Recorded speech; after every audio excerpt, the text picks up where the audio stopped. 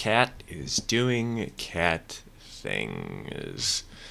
I let her into my room so that she could sleep in the bed or whatever, but she's trying to get on my lap. She's trying to sit on my keyboard. Like, cat, please, respect my space. I beg of you. Anyways, hello everybody. Happy Friday. I don't have too much to say. Today I figured I would try and kill two birds with one stone by just trying to clean up the Sunday session save so that when we actually have a session on Sunday, it's ready to roll. So that's our goal for today. Cat. Yes, exactly. Cat.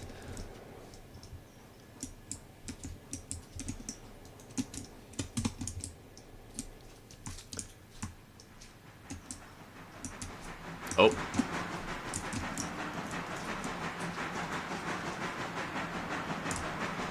Hold on, did this pass Bryson? Okay, it did, thank goodness.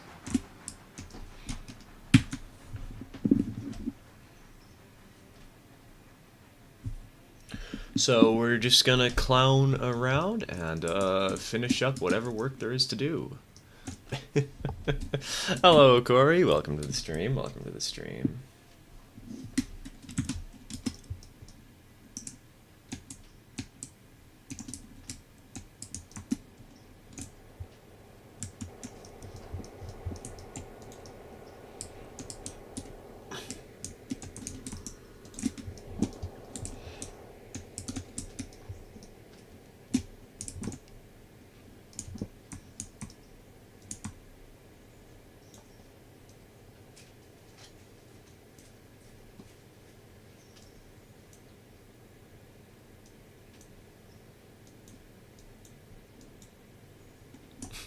Like the Sunday save more because there's more stuff. Big train, big wow. Very true, very true.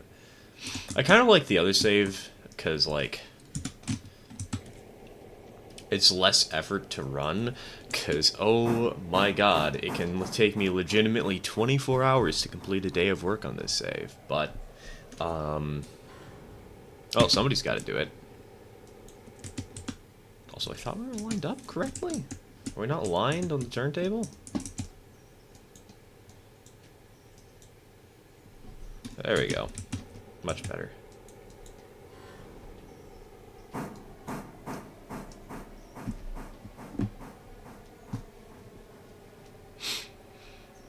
Hello, Ginger. Welcome to the stream. Welcome to the stream.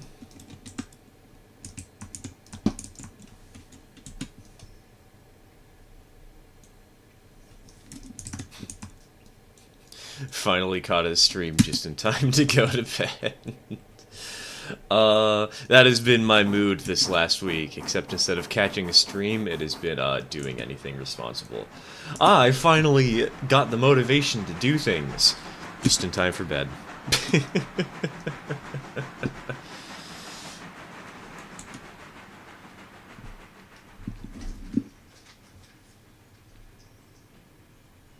My god, Durian's eating plastic on the floor.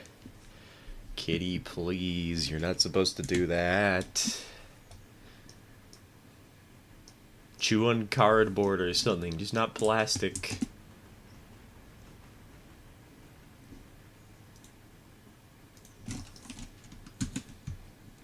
Hello, Max. Welcome to the stream. Welcome to the stream. Just got the 080 on in my game, all the switching power. It's a nice engine. I actually use it on the main line just because it's so powerful, because, like, this thing's, what, the third strongest engine? Oh, sorry, the third strongest steam engine in the game.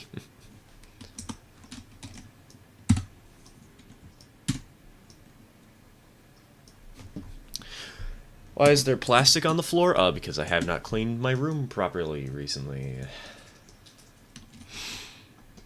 Been focused on other stuff like the merchandise and on trying to get a P.O. box set up, and tomorrow my father and I are going to do something exciting.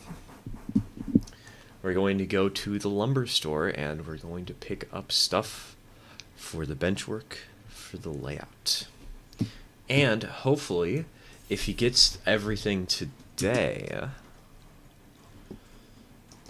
we will also have the tools to actually set up the layout.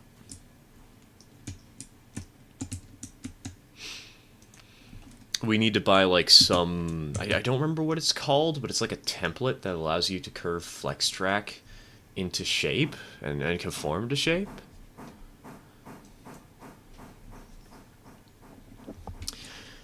Hopefully, if he gets the 18-inch one, we're going to be able to complete our layout tomorrow. Admittedly, that's a bit ambitious, but I've got my fingers crossed. I'm hoping, I'm praying.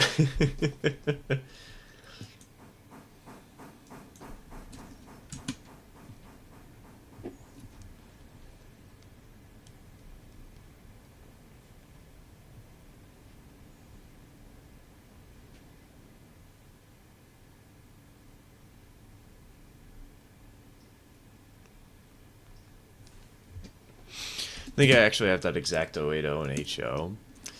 It's an old brass 10 Shoto model, and it's like a dead-on match for that one. It wouldn't surprise me. Isn't this like a US array design? Didn't Lionel, like, commonly make this too?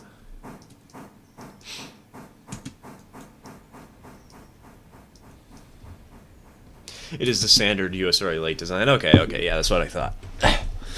Because I know some people mentioned that they had it in Lionel in a previous stream. Are you going to play Railroads Online when the new update comes out? Probably.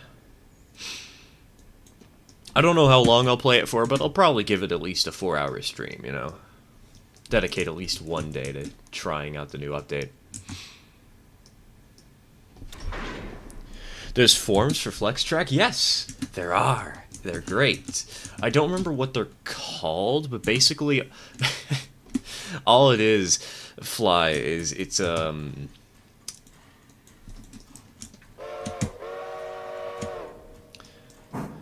just a piece of metal that you put between the rails,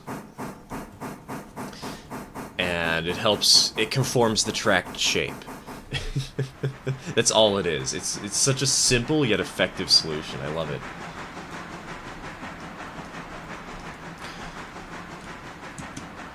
I wish I could remember what they're called, though. I can't for the life of me.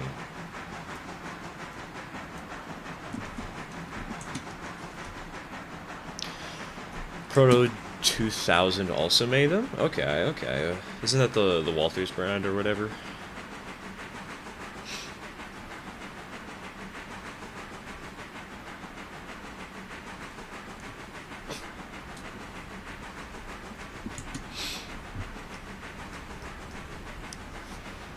Oh god, thinking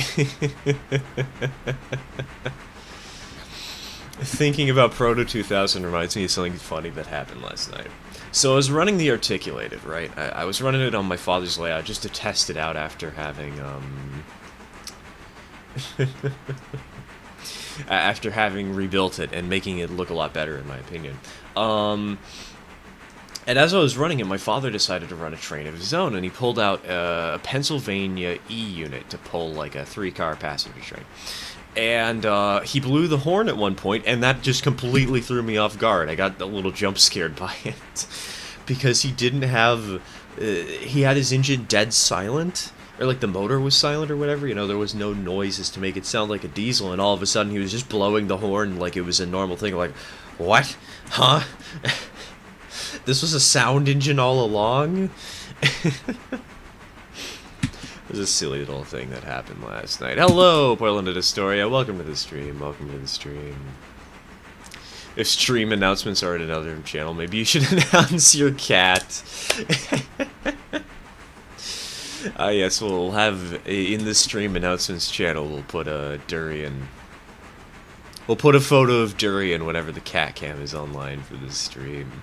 Ping roll, yes, I am planning that, Bob. I didn't have the time to set it up before the stream because I was a little bit lazy, and I only remembered to do it 3 minutes before the stream. But we'll get that for Sunday. Just turned 14. Hey, happy birthday, man. Happy birthday. And hello, HO. Welcome to the stream. Welcome to the stream.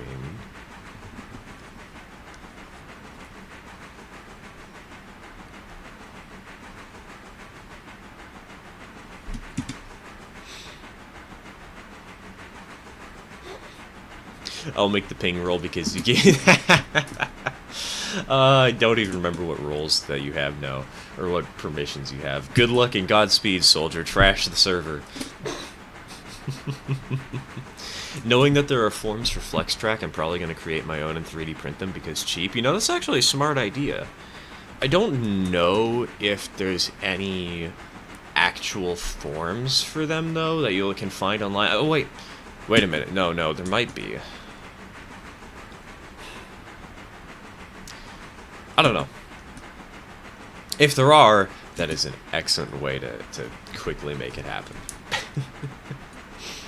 If there aren't, good luck making it yourself.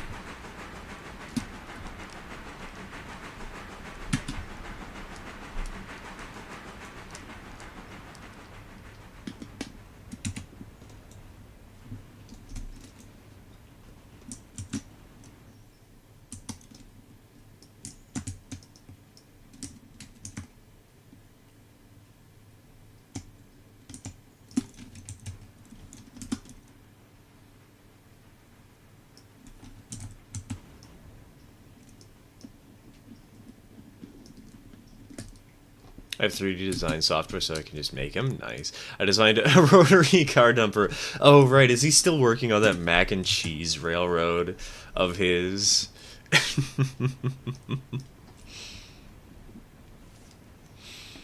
God, that thing is going to be so cursed.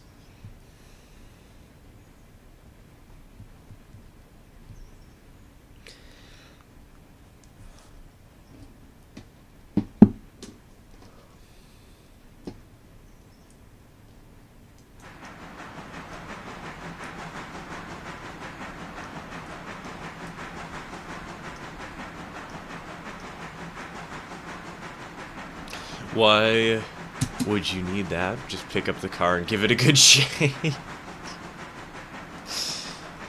Flip it upside down. It's the easy solution. Apparently someone made a grilled cheese using bread made out of mac and cheese. I honestly kind of want... kind of want to give that a try.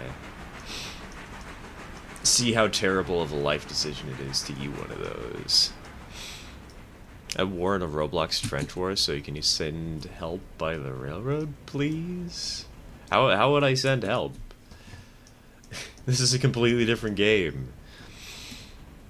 I've noticed Dak and a few others haven't been around as often since the massive boom when you had like 100 plus viewers per stream. I know, it's kind of been interesting to see the sort of shift in common faces on the streams. Since about a month ago. Or not a month ago, 2 months. God, it's so hard to believe this game has been out for 2 months already. It feels like it's only been a week.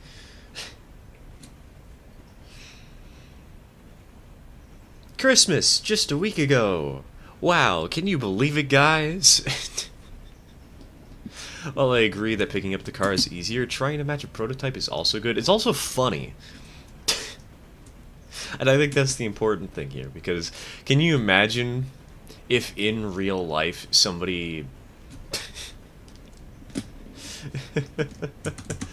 somebody actually went out of their way to set up a rotary dumper in standard gauge for, for mac and cheese.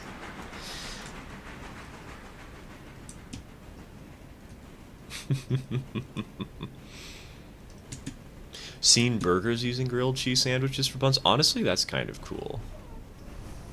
Hi, cat. Please don't stand in front of the microphone. Thank you. She's back to eating plastic on the floor. Reject humanity, become egg. Con, what if you just went for... What if you were both egg and humanity? Reject humanity, embrace Dr. Eggman. Want to know the weirdest lash up I want to do in Rares Online is Shay and a Betsy? I feel like I've done that before.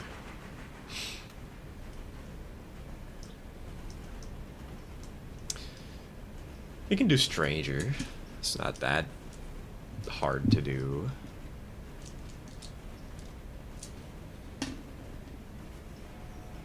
For standard gauge, you pay a dragon to pick them up and flip them. Yes. Perfect.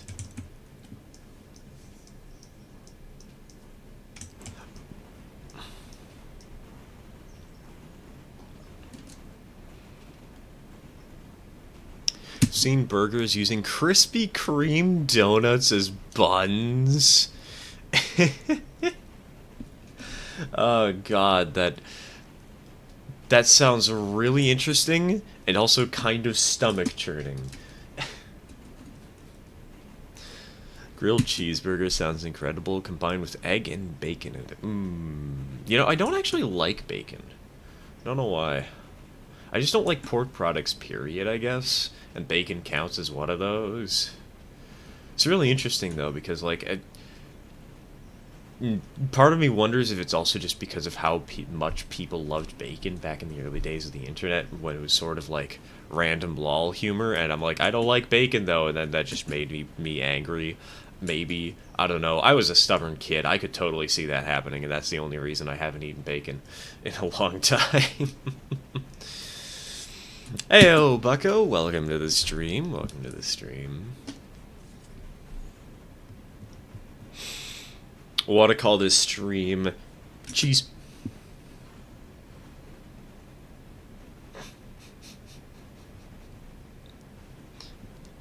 Mac and cheeseburger. Resigning as mod, I can't rock with someone who's trash-talking bacon. Don't worry, Bup, I'll trash-talk other things. I'll make it even worse. I'll make it so you actually want to resign. It's all part of my plan. Hello, W&E. Welcome to the stream. Welcome to the stream.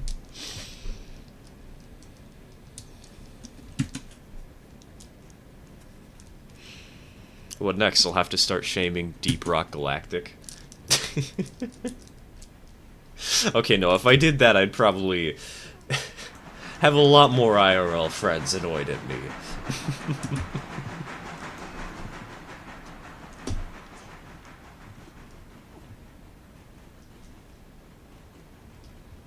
Decided I'm going to get one of BLI's new Paragon 4 GS4s. Ooh, they made a GS4?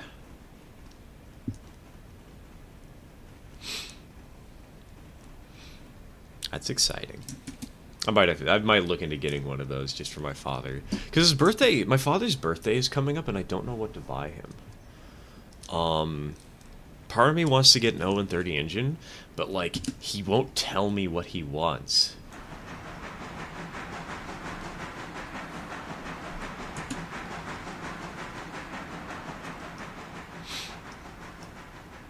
For no particular reason, if you wanted something 3D printed, what would you want? Honestly, I don't know.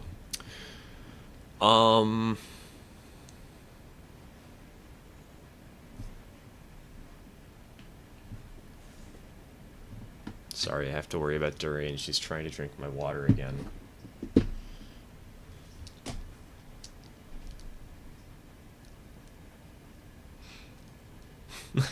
Why does she keep trying to drink my water? Do I really need to get a tumbler for myself? Just so she won't drink my water?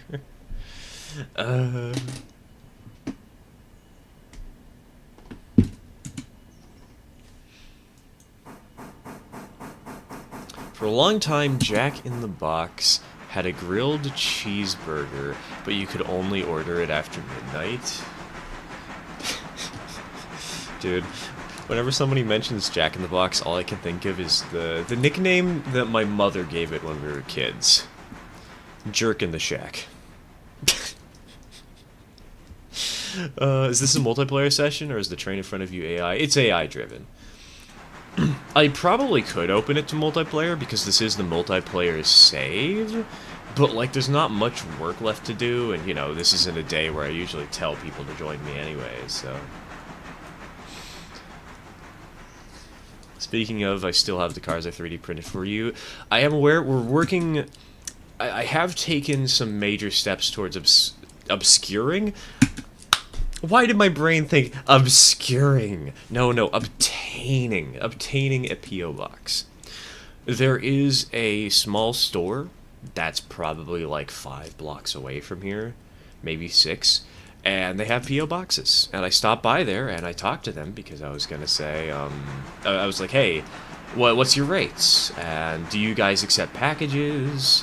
How do you handle this stuff? Would this be the right fit for me? And I talked to them for like 30 minutes, and they told me to go somewhere else. So there is a place that I'm eyeing. It's about a mile away, mile and a half, somewhere in that range. It's a little bit farther away, but it's going to be much better for trying to do what I want to do. Also, I feel sorry for the guy behind the counter when I was talking to him about the packages, because one of the stories he told me was apparently there was somebody who bought a P.O. box there, and they bought the smallest kind specifically, and dude got like 10 packages a day, and they didn't come to pick them up. They would get 10 packages a day, and then they'd pick them up like once every week or every month.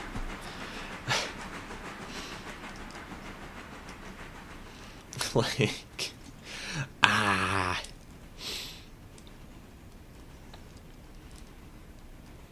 why would you do this? The store is like the size of a food truck or two, nothing more. Why would you do this?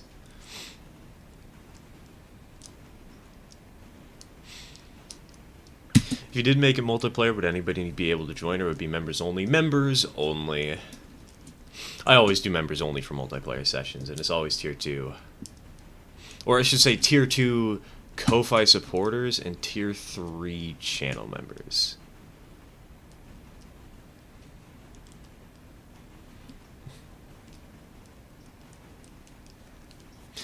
We don't talk about Bruno, no. They even have a Western Pacific. Ooh, silver orange paint scheme GS4. God, people keep forgetting those exist. They're also kind of nifty, though.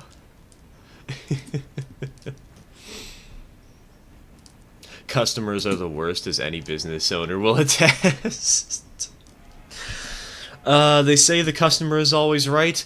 Wrong. The customer just always knows what they want, not necessarily what they need. Or what they're doing. The instant you open a P.O. box, I'm gonna send out the few 130 detail parts I forgot to pack with my giant lot. Dude, I feel like there's probably a list of like 7 to 10 people who have random items they want to send me, and I gotta get it sorted out. I must P.O. box.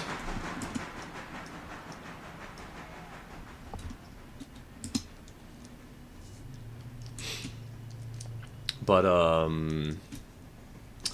what was I gonna say about P.O. boxes? Right, the one thing I was planning on doing this month, I got 6 passenger cars off eBay. They're stupid, like... they're mostly combines, and they're all Disney. And they're all garish. They're worse than the Thomas Kincaid ones by a mile and a half. And so I'm going to repaint them, and I figured I'd sell them online and sell them as pseudo channel merch alongside the actual channel merch.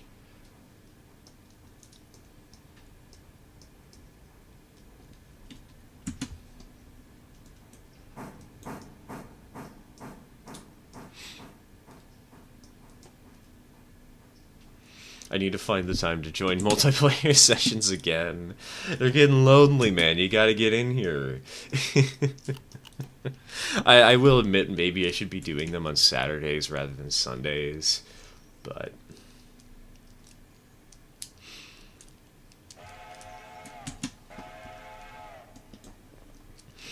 Because that way, I know some people have, like, church and stuff to do on Sundays. That's why I personally chose to do it, because my father's not at home on Sundays, and so I annoy him a little less. But...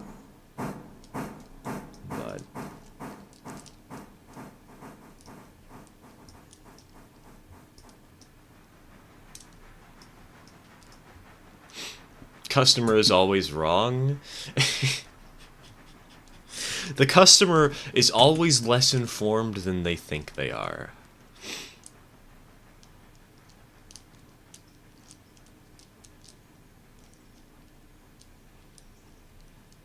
I recently got my 6th engine on SNS, and it being a tank engine, I turned it into a tender engine via just shoving a tender onto its back due to it eating through coal faster than my other engines. Hey, tank plus tender locomotives were a common thing for a while. Can you explain what you mean by we don't talk about Bruno Ferrero's online?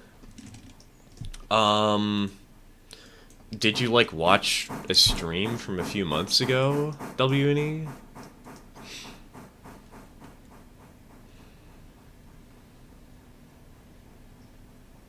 Did you sell the Atlantic or not? I did. It's gone. We don't need it anymore.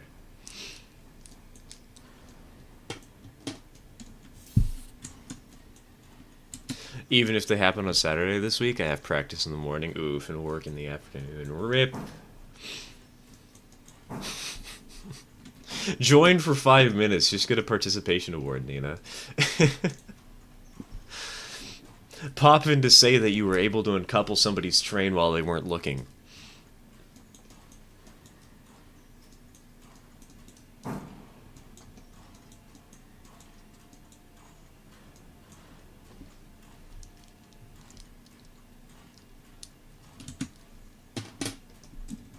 Oh, while I'm here, actually, where's the log train at?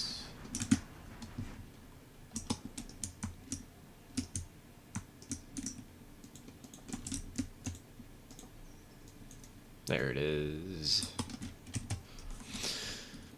Join long enough to say, "Hi, I'll switch you for the house track. You're welcome," smiley face, and then just leave.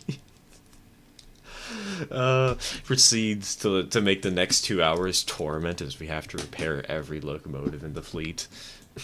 Because nobody knew which house track you were talking about, and everybody had to jump ahead to look, and you threw them all. It's the perfect plan.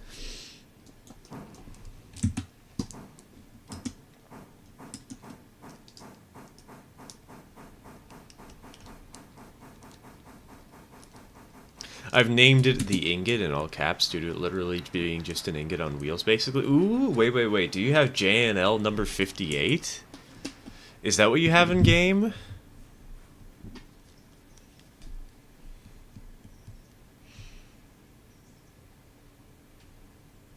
.58 is such a goofy little engine. I love it.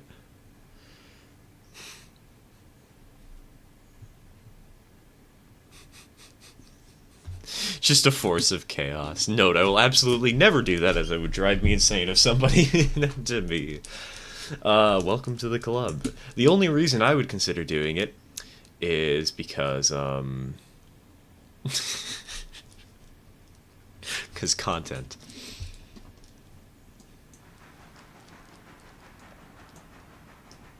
Earlier this week, I managed to confuse and slightly terrify some of my friends by telling them I would rather have trains than a girlfriend.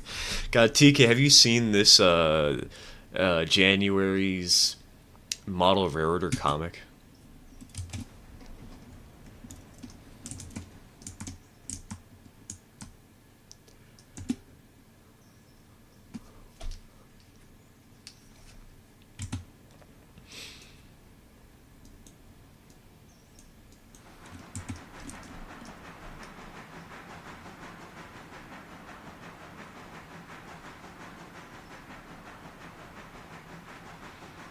All SNS engines are fictional. I'll post a screenshot of it in the Discord for you viewing when you like it. Alright. It really sounds like the J&E number 58, but I guess there's only one way to find out. Oh yeah, looking at that, that's not J&E 58. 58 is a lot bulkier.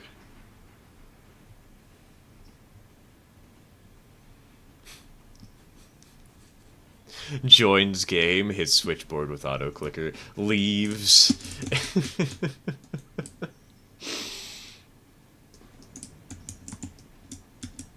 Hello, TTT. Welcome to the stream. Welcome to the stream. What's J and I, number 58? It's J and... What is it? Hold on. Let me remember the number and name of it. God, J... ampersand E58. Is that the correct engine I'm thinking of? Oh, wait, no, it's J and L, right. J and L number 58 is an 040 Porter that I think was built to like 2-foot 3-inch gauge. But it's a really interesting Porter because it looks like a brick, dude.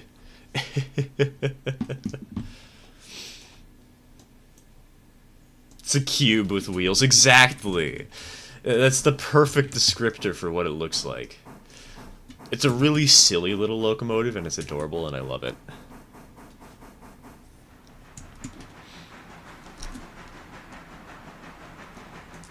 140k subs and my channel still sucks hard. How do you feel? How do you think I feel with 5k, you know? Me just trying to make sure I can actually publish a video once a week. 2-foot 3-inch. I think it's 2-foot 3-inch. I'm not entirely sure. It might have been converted to 2 feet after a while. I know it had some really weird gauge though for a while. And there was like a whole fleet of locomotives, all with this same really boxy style. It's a crazy little locomotive, and I love it. How is number 9 Sweetheart doing? Good question. Where is she? Is she over here today? Yes, she is. She's currently parked in the sheds. Getting a little bit of repair, it seems. Took 2% damage somewhere. Didn't the current owner regauge it to like 1-foot 11-inch gauge because the FRA regulates 2 feet and above, and he didn't want to deal with the FRA? I would not be surprised if that was the case, TK. That's I do remember that he had some trouble because his railroad got reclassified for something.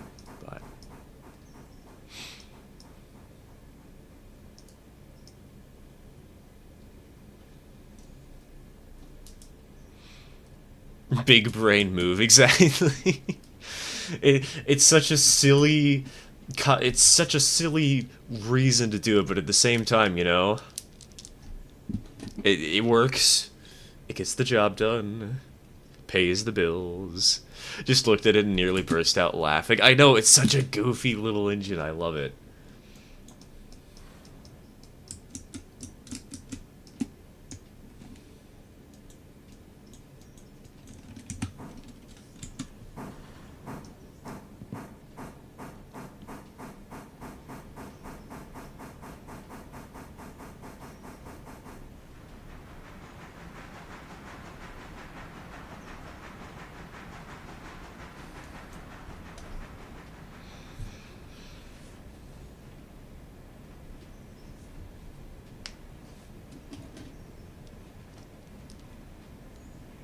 Going to the South Devon Railway next week. I'm going to see Duck and Oliver from Thomas and Friends. Ooh, fun.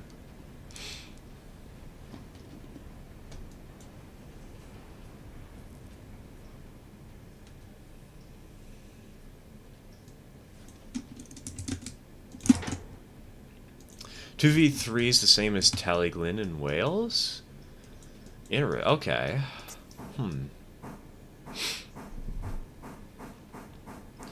I think it was an American railroad, though. If it were me, I'd regauge it to 1-foot 11 and 63/64 inches. Just to piss someone off at the FRA office. Oh, you're cruel, TK. I love it.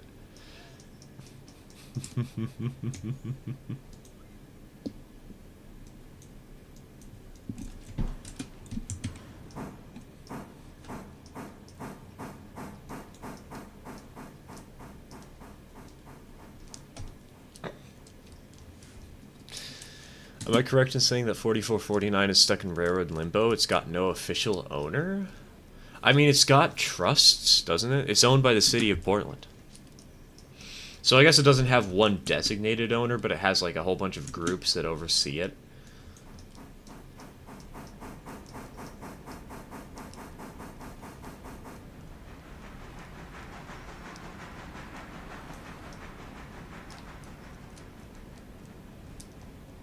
I'm back in $120 poor due to a little something called my transformer died and I had to get a replacement.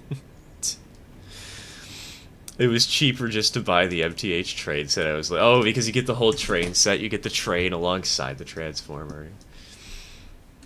I've actually seen an eBay listing of like 7 transformers for $35, and I've been kind of tempted to get it just so I can set up some really cheap and quick layouts for friends and stuff, or for like kids.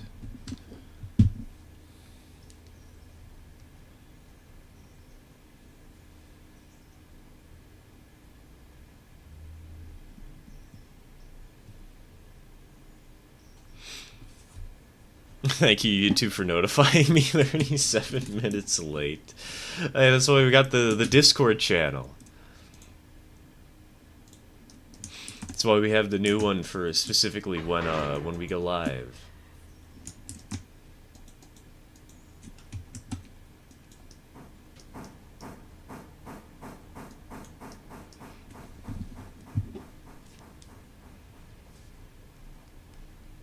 Speaking of which, I think...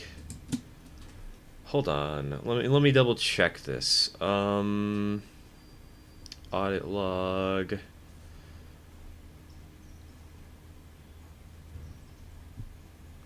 Yes! Perfect! Okay.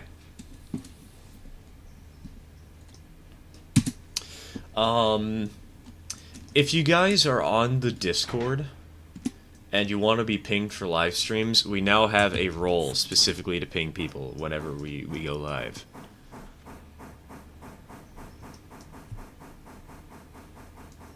Imagine being owned by an entire city. Anyone tries to even scratch 4449's paint, the entirety of Portland will go after them. I wish that was true, Godzilla. Unfortunately, back in the 70s, it very much wasn't.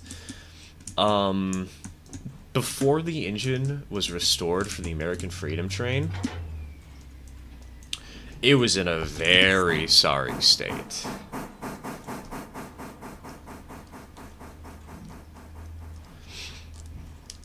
The engine was,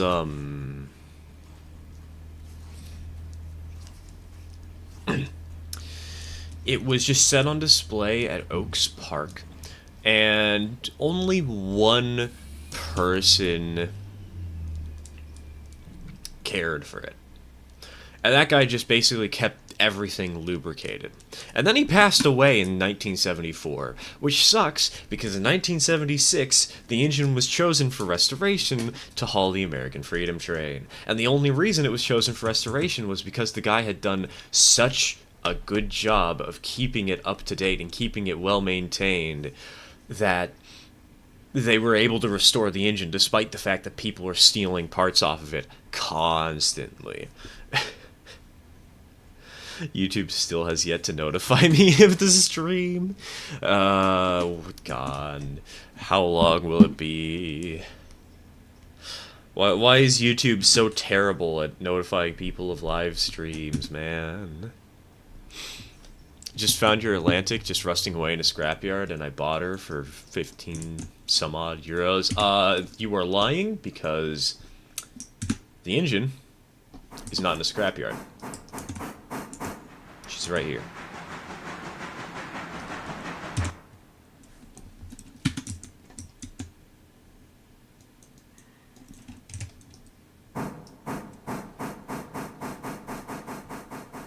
Is 4449 the last GS4 remaining? Yes, but it's not the last GS class remaining, period.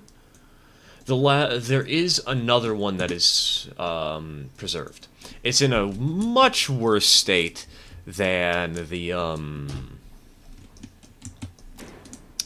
4449 is, but there is a GS6 on static display. I believe it's 40... I I don't remember what it is. 4464, I want to say. I actually know the guy who was the foreman on the job for moving 4449 out of Oaks Park. Ooh, he came into our store a few months back. That's got to be one heck of a story. Moving such a big and such an iconic locomotive. 4460, that sounds about right. I wanted to say 4454, but I'm pretty certain that's just the engine that a lot of people model for some reason. 4460 sounds right.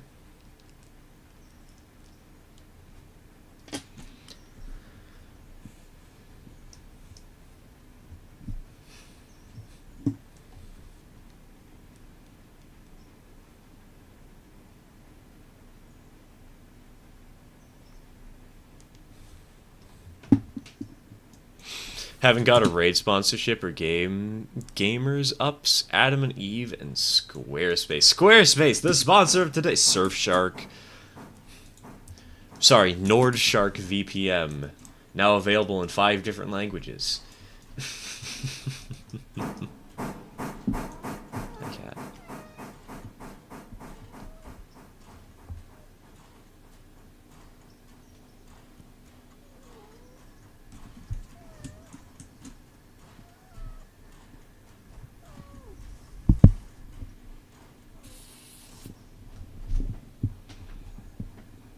Seen 4460 before. From what I heard, I could be wrong. The entire boiler was sandblasted from the inside, and it's practically just a giant metal tube with nothing in it. That's kind of sad.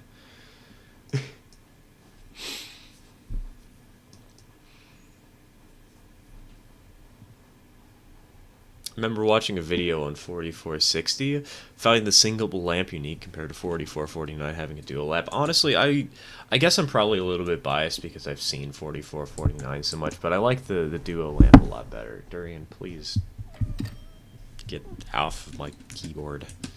I know why you just... I need my space. I need to be able to do my things.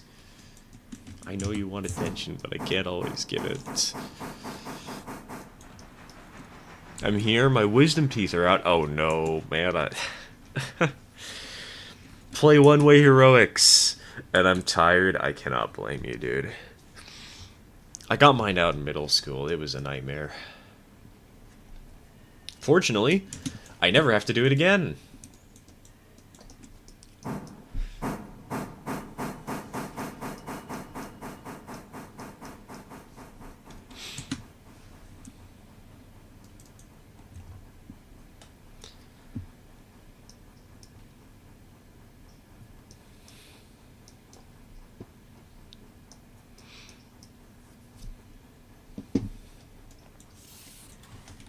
What is the smallest tender engine on your railroad? Probably number 1.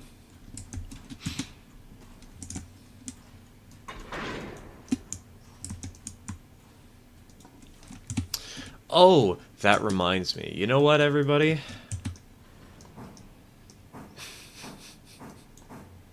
How many people are watching the stream right now? 20? It's this good enough to do a poll.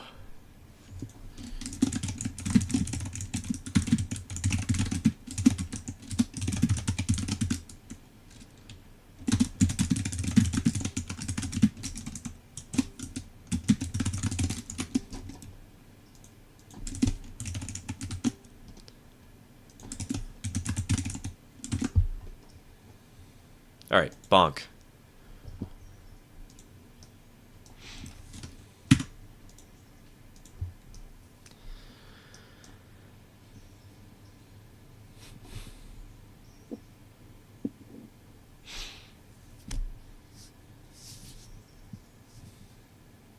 Just realized that the A4 Pacifics from the UK and the GS class have the same numbers.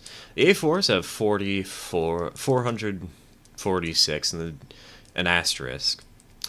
Excuse me. And the GSs have 444, 445, and 446 numbers. Take notice of the final ones for the GS. Interesting coincidence. Big chunk of one of my teeth fell out the other day. Jeez, I hope you're okay, man.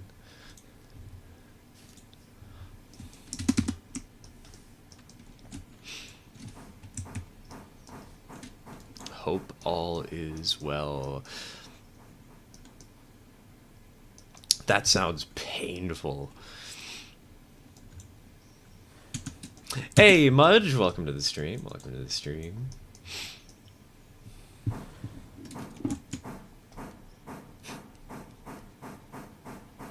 Welcome to switching out the sawmill ASMR while talking about breaking teeth and pulling out teeth.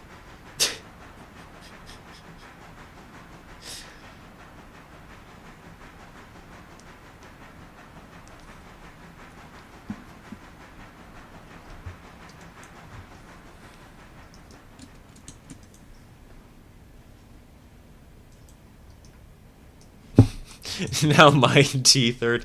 Yes, perfect.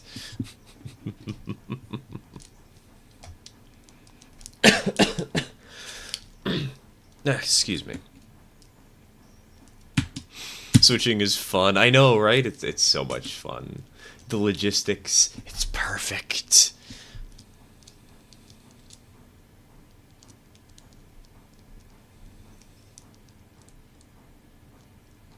May I say a small story which I've made from now on dubbed Toothy Lunch? I am afraid, but I am intrigued. Go ahead.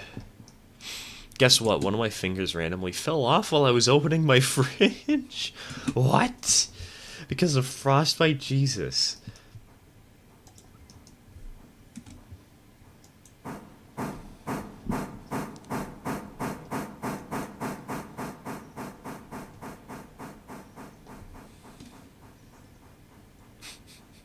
The creepy clown voice.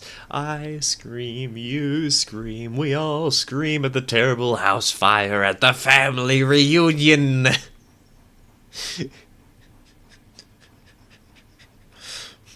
What do you mean terrible? It's just an awesome fireworks show that happened to go a little bit awry, and there may or may not be some missing limbs and a house on fire at the same time. But how is that terrible? It's just shiny. It's pretty. Did you know that a YouTuber, Stir, has a human tooth collection? News headline in 5 years. Don't give me a new hobby. Train's already expensive enough.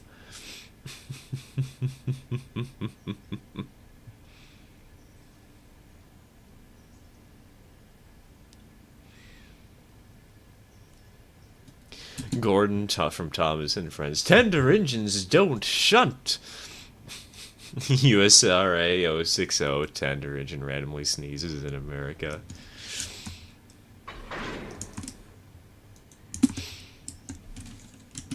Oh would like to know your location.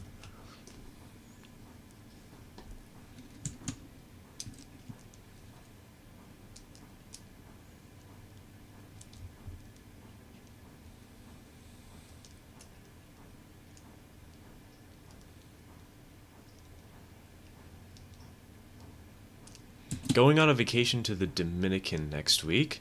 Bad thing is that we're getting back on the Tuesday after next week at 5 in the morning, and Mom wants me to go to school after that. Ouch. Sleep deprivation.mp4.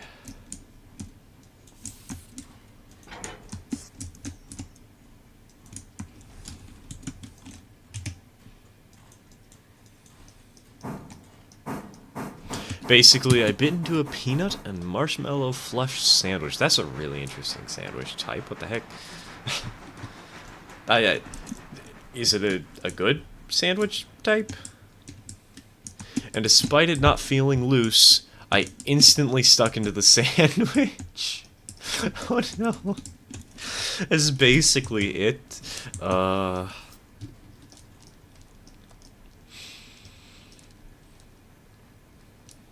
Ouch. Been reading The Great Gatsby for school recently, and there's a character who uses human teeth as coat buttons. I think I read The Great Gatsby a while ago. I do not remember this, and I'm terrified.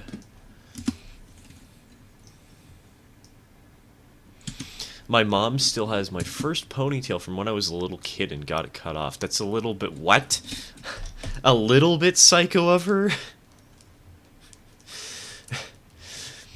I mean, I guess it does kind of make sense. It's a major memory in the lifespan of your family and your child, but like, hair? What? Why? Why not get a photo or something, you know?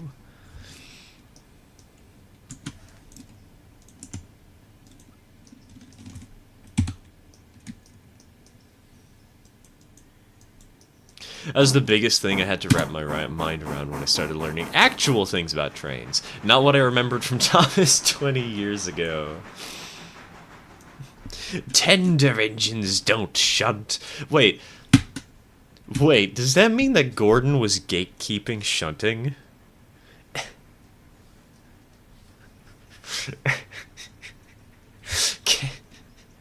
Gordon from Thomas the Tank Engine. Gaslight, gatekeep, girl boss.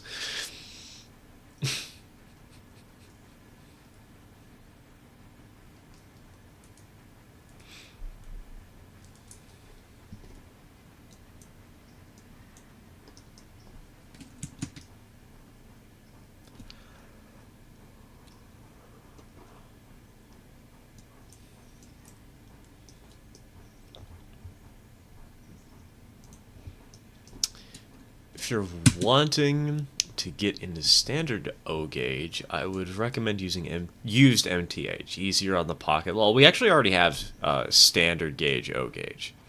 We have a USRA 060 and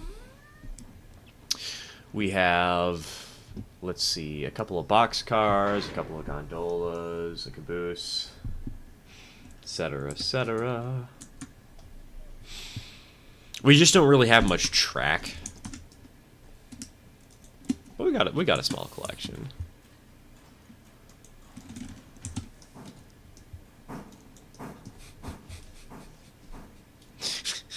Gordon was 100% gatekeeping, shunting, and oh god, girl boss Gordon.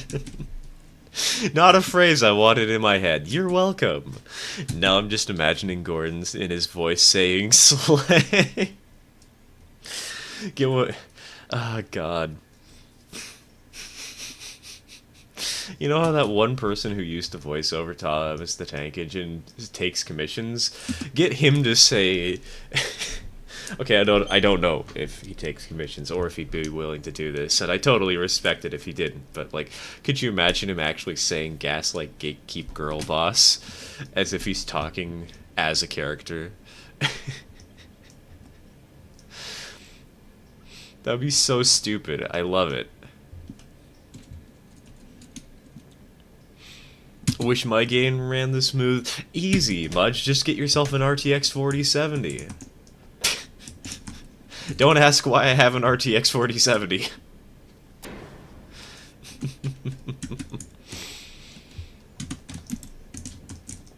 Don't know why, but I love this locomotive. A Streamline GS class with a round tanker-like tender like some other Southern Pacific locomotives. They're pretty engines, especially with the paint job, you know? Good old Golden State.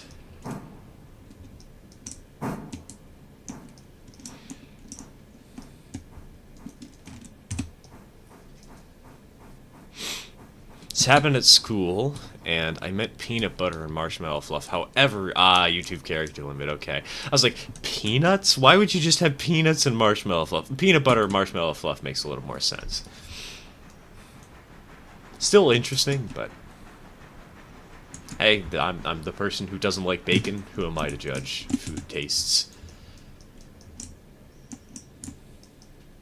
Have you heard of the prototype Strasbourg Thomas that could move under its own power? Its eyes were made of flammable materials. On front of a boiler, the eyes melted and caused a fire. I've seen the Thomas that they have in the modern era, but they had one that caught on fire. That's so stupid and so good. I love it. Still at the beginning of the game, and how the hell did you get all those cars? Don't worry about it, man. Don't worry about it, vehicle stuff.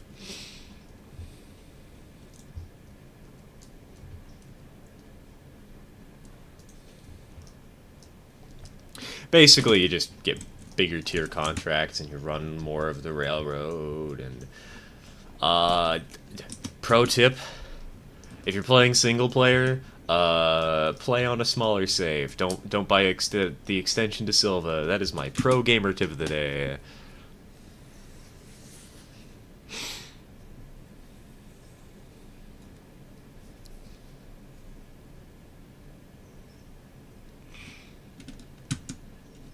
Tender engines in the UK, they're tender, not like the US, so tender engines in the UK don't shunt. I'm pretty certain I've seen tender engines in the UK that were designed for shunting.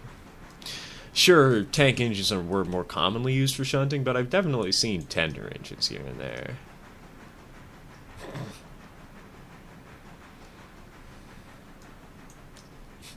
Spoil the ON30 project? I mean, how long's the poll been going on? 11 minutes? Well, the poll is only at... It's only 60-40, and I feel like it is a kind of big grab. I'm not sure I want to spoil it if it's only going to be around 60%, or like a 20% majority, you know?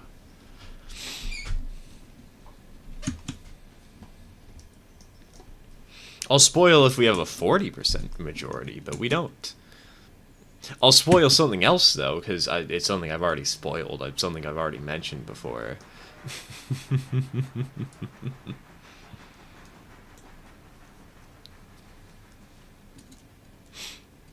Crown mechanism on the loco has failed, and I am about to die in a boiler explosion. Say your prayers, everybody. Learned that the hard way. Silva to Tanantala is a pain. Yeah. It's best done in multiplayer. Wait. Did the engine go down the entire hill without any cars on it? Am I going to have to do some car surfing? Wait. What do you mean? What do you mean I forgot?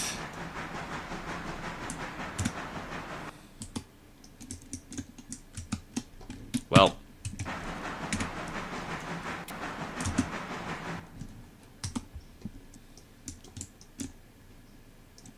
Will say I wish there was a way I could do absolutely zero switching in rare order. I just want to do the road work. That's fair, that's fair. Simple, just play multiplayer.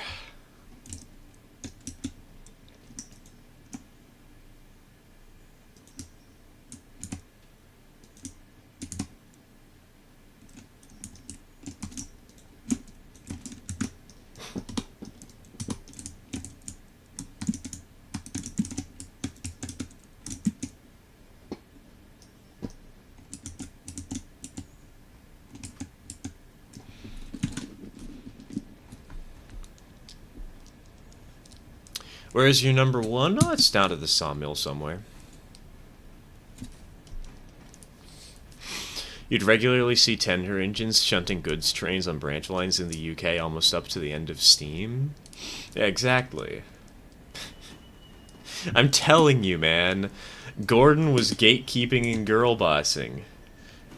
And gaslighting, all in one.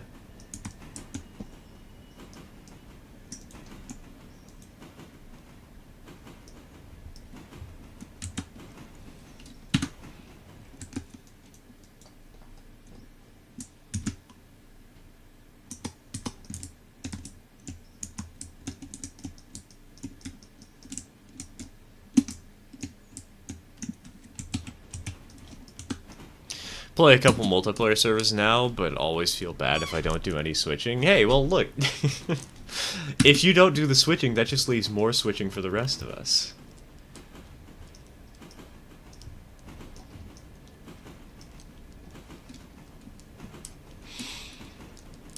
Climb up red marble is so stressful, but so nice. I know it's gonna...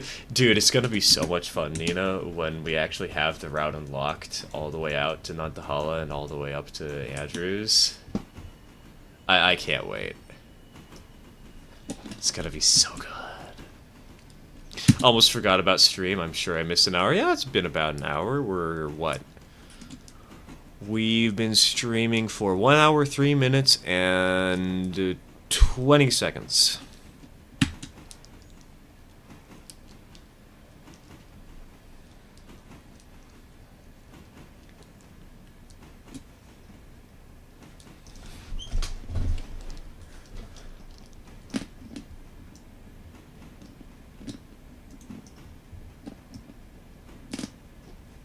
National Coal Board even had some tender engines that would shunt and pull coal trains in the mines.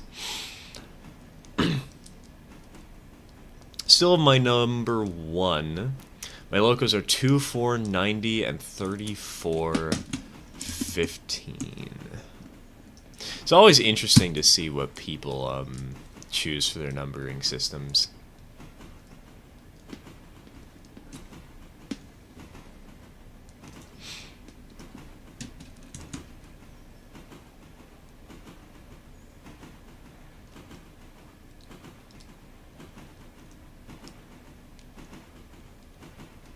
Recently ran a 26-car hopper train to the coal mine and railroads. Oh god.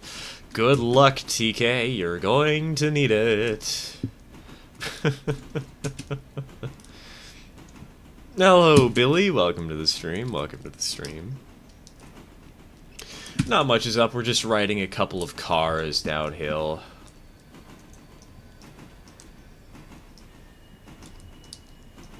Actually, hold on. I can just apply and release the handbrakes using this little thing. Perfect.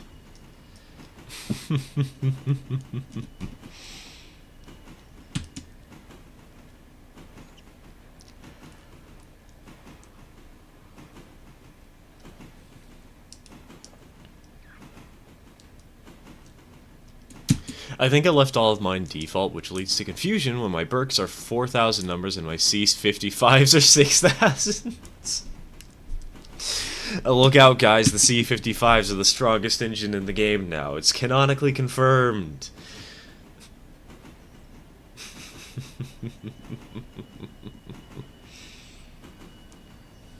Where are your numbers 2, 3, and 4? Engine number 2 and 3 are in Alarka, and number 4 is in Silva.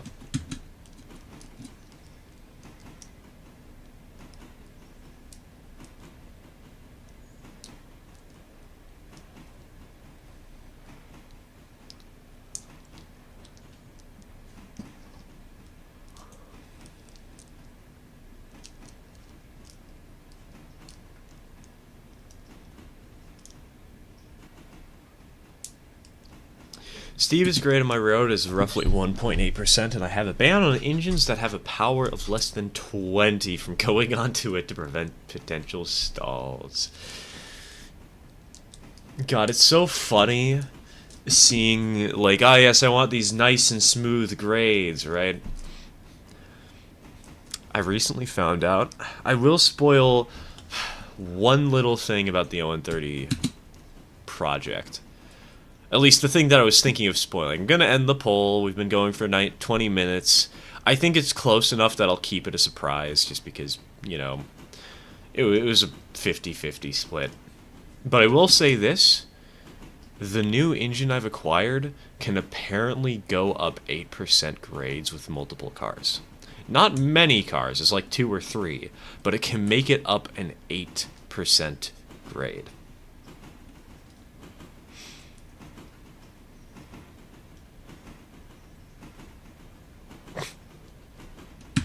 Yesterday I made over $500 on passengers without the observation car. Nice. At one station. Imagine what it would have been with the passenger car, Rockstar.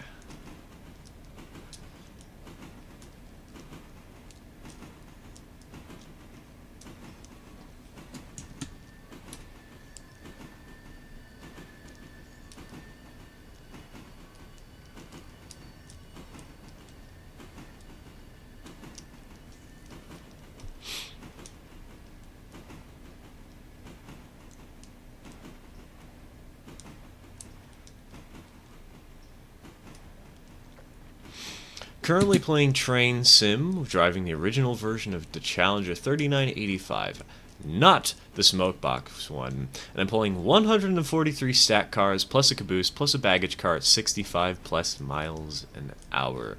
Coincidence?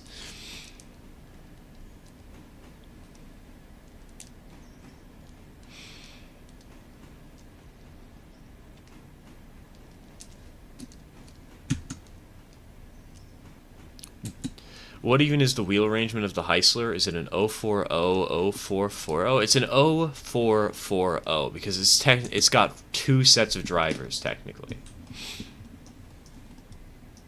Same with the Shays, which is really funny to think that technically like a Class C Shay is an 04440.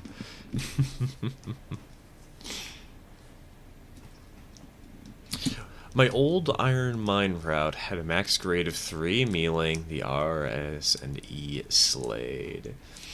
Man, I wish I had the balls to lay at a 3% grade. Then again, I did have the balls to lay at 12% grade. That was fun.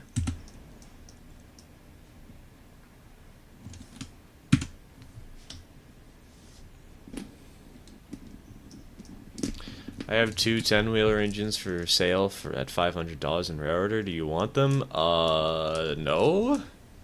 Because, again, I know you like doing these things where you're willing to sell things outside of the game, but that's just not what I do, man. I'm not the kind of person who does and plays along with those sorts of requests or suggestions.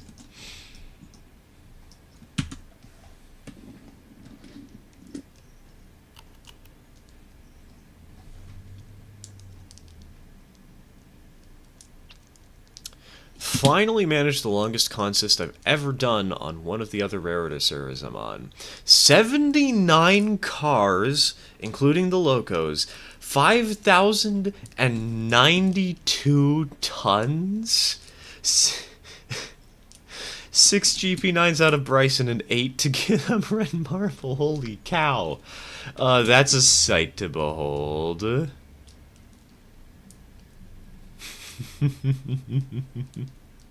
Was that the bright idea to go from Freight Depot straight to Iron Ore Mine via a long 2%?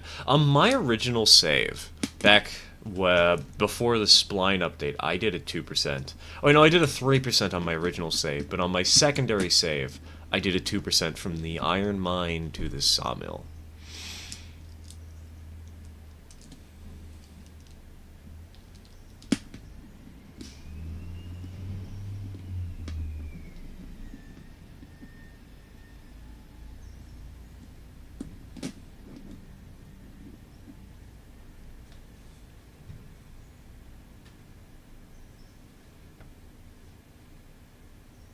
All of it was for the Andrews Interchange in Snowbird up there. It was great. I think I recorded it passing a crossing somewhere. Dude, I would love to see that behemoth just rolling past.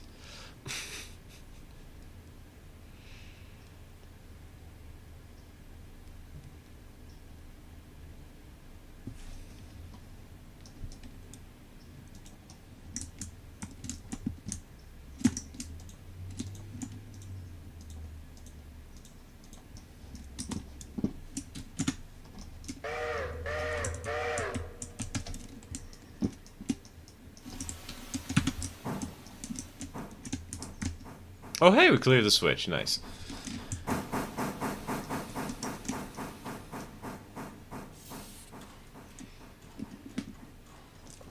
One time I was driving on Soldier Summit in Train Sim Classic. I was triple heading some Western Maryland consolidations with 87 loaded gravel hoppers and a caboose. How steep's the grade on that map?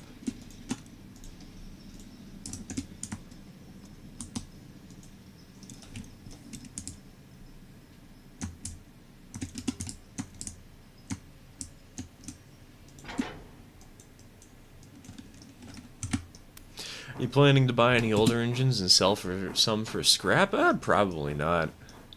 No reason to buy engines I'm not going to use, you know?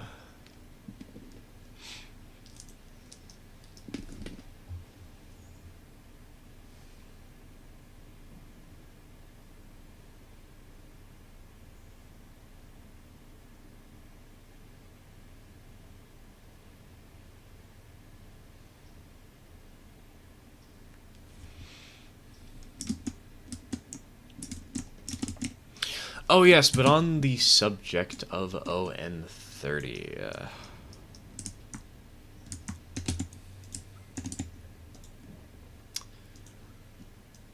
I did mention this earlier in the stream, but since the poll was tied, and I don't want to spoil the actual cool thing other than the thing you guys are currently speculating is a geared engine.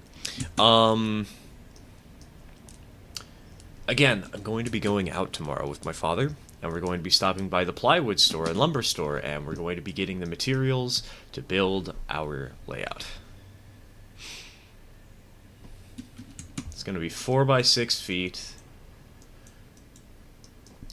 The one thing I'm really interested about and considering is whether or not I should add, what's it called?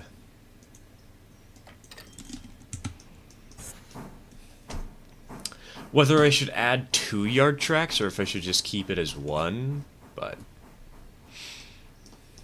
Because there's going to be a small yard in the layout, but right now it's only 1 track. It's literally just a single track yard as a stub end spur. How much money do you have in the game? Good question. Let's see. $862. Pay no attention to the loan.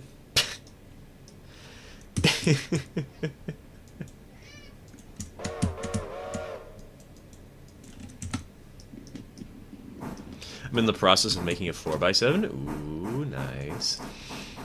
See, for me, I was actually originally going to make the layout 3x4 feet. But I decided against it because we have some bigger engines that we were going to work on. You know, we got the Forney, we have the Articulated, and we need a place to run them, and so we need a broader radius. So, going for a 4x6 with some 18-inch curves.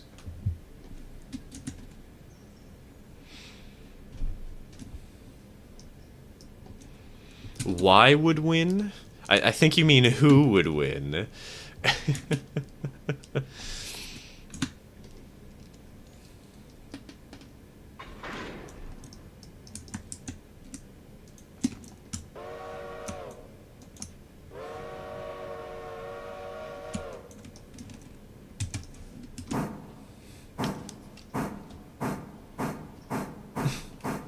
We're not on the single player save, we're on the Araloma!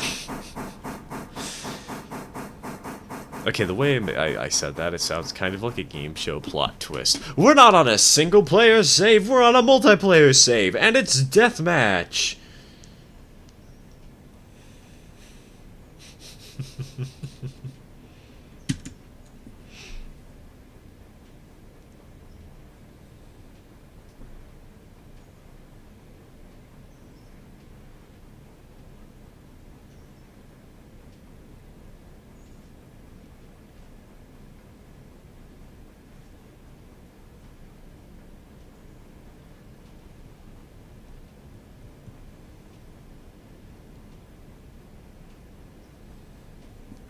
Just realized Union Pacific made an entirely new consist for fruit. They did that a long time ago with Southern Pacific, the Pacific Fruit Express. Yeah, exactly. Aren't there, like... Isn't there also, like, a juice train out east that CSX runs or something?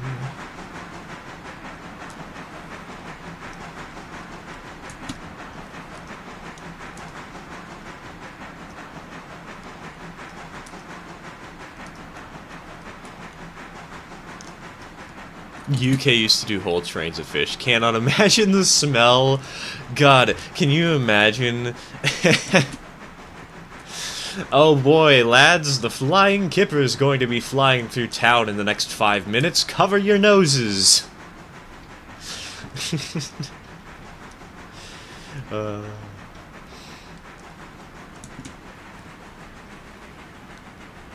Tropicana juice train. Hey, yeah, that's the one. That's the one. Just a whole train of all white reefers, nothing more.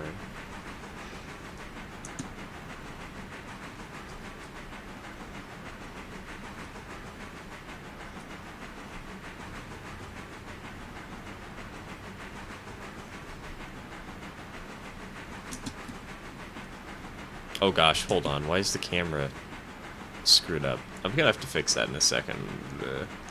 You know what, guy? I could just leave it as a wall camera. You guys just want to look at paint dry with Durian in the corner.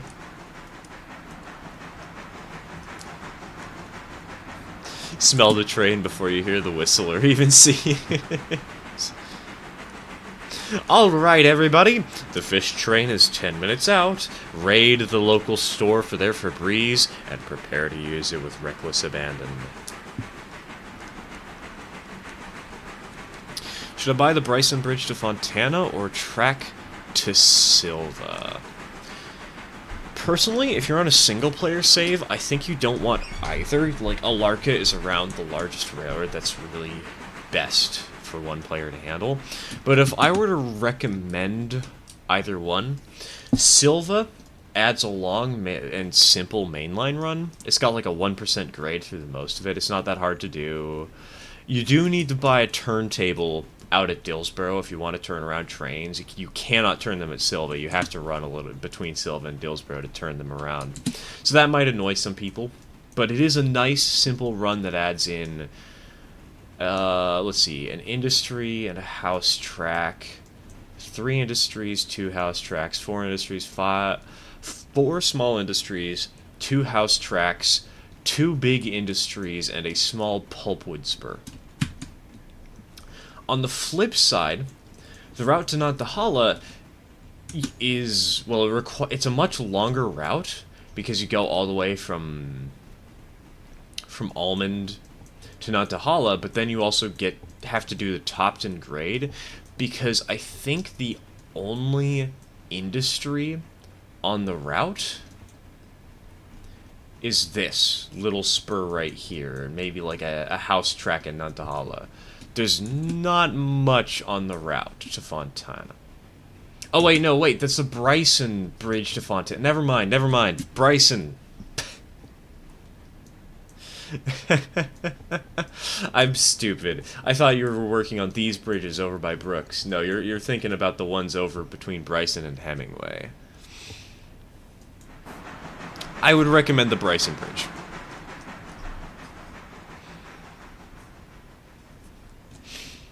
It unlocks Alarka Junction, which gives you Robinson Gap Coal, which is a nice moderate to large industry that gives you some nice coal hauling and some fun operations of bigger trains.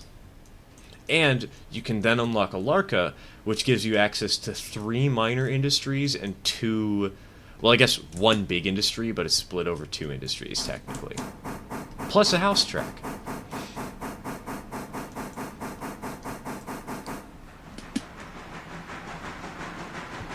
And it adds an interesting hill to worry about because the route between Bryson and Hemingway is like 2%.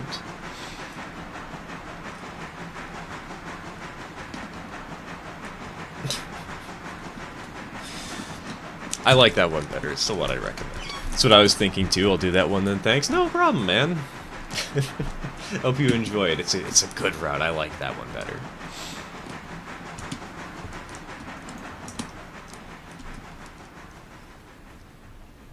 What would be the stupidest product to be transported by boxcar for a snowy mountain town during the 1860s? Cattle.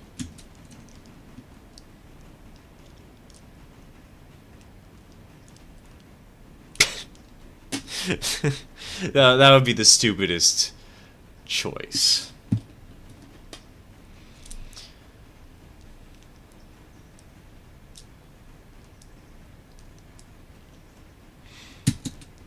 The British had an entire train service for dead people? Oh, I remember that. I remember seeing the Train of Thought episode for that.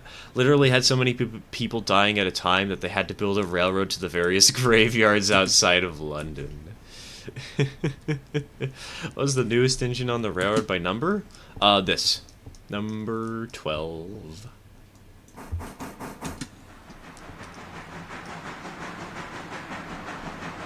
Heyo, T14, welcome to the stream,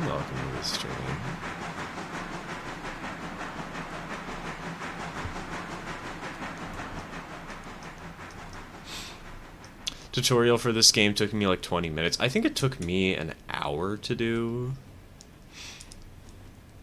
I don't remember. It's been a while. Thomas and Friends character does everyone think is the biggest Chad? I have not watched Thomas and Friends in forever, so I am going to have to go with Daisy. Sydney in Australia also had a railroad going out to a graveyard. A church group in Canberra purchased the station building from the cemetery and moved it brick by brick to Canberra to use as a church. That's kind of cool. Few old-timey mental institutions also had railway connections. From what I remember, weren't there actual, like, narrow-gauge railways that were built inside mental institutions?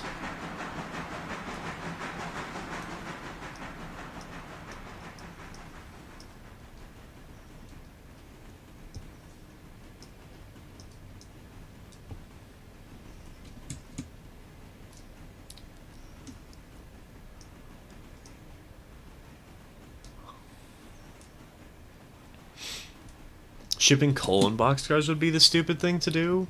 I mean, grain was shipped in boxcars back in the old days. That was a common occurrence. So coal honestly wouldn't be too much of a stretch. It's another one of those items that's sort of... I mean, it's not like a grain, but it's like grain in the sense that of how you load it, you know?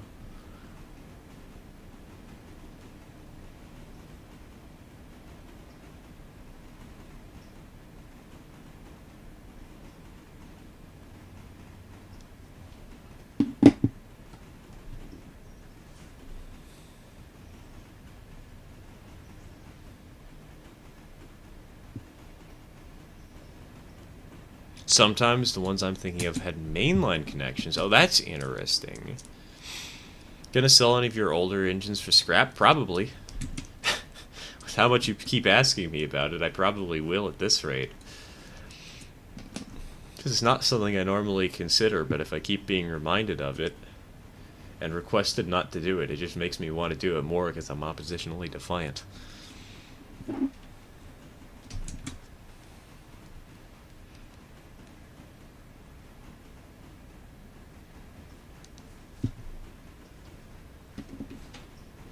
Okay, let me see. Hold on.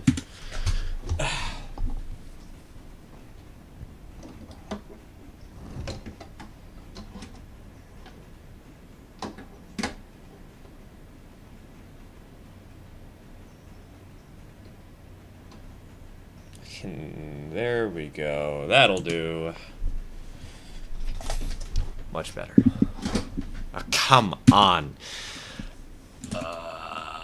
I just sat down. Hey, kitty, it's okay. You don't need to worry about anything.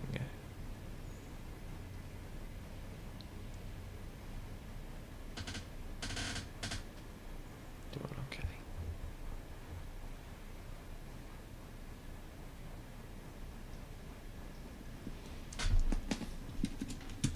Alright, let's do that again. Camera.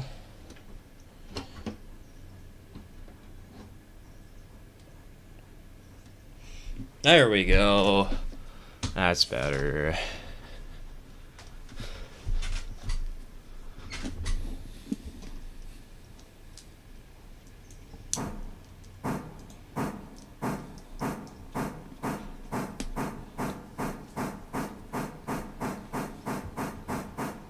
That needs to be a short. Don't worry, that's what was running through my mind at the same time.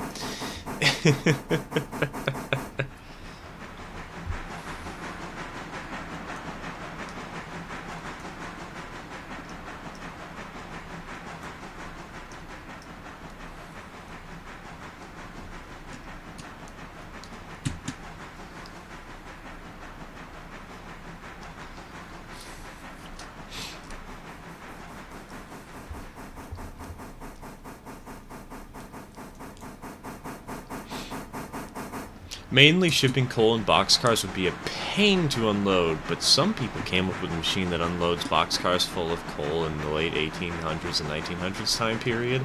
I mean, again, they did have grain, you know. Had that for the longest time.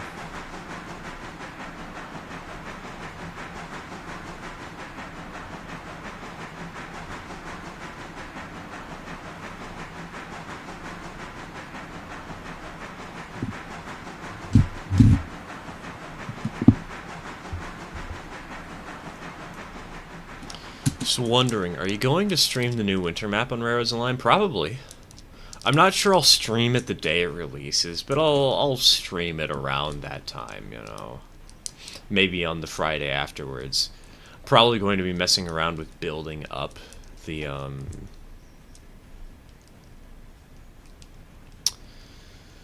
a map, just a custom map. Maybe off stream, maybe on stream. Maybe we'll have a bonus stream where we just chat and chill and people complain about the game, including myself.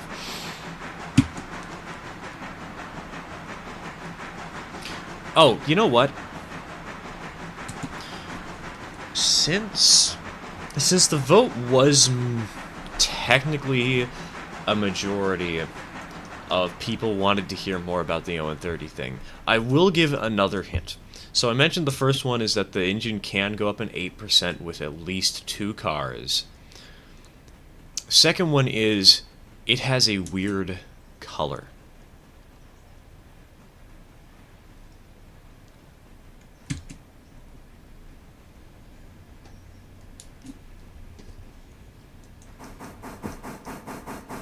Have you thought about getting a diesel or steam engine for life? I've considered it. I've actually seen there was an 040T Porter engine, 15 tons. I don't remember how much it cost though, and it got sold at some point. But I was I was only considering buying it because it would be funny. It probably would have bankrupted me immediately. Would not have been worth it.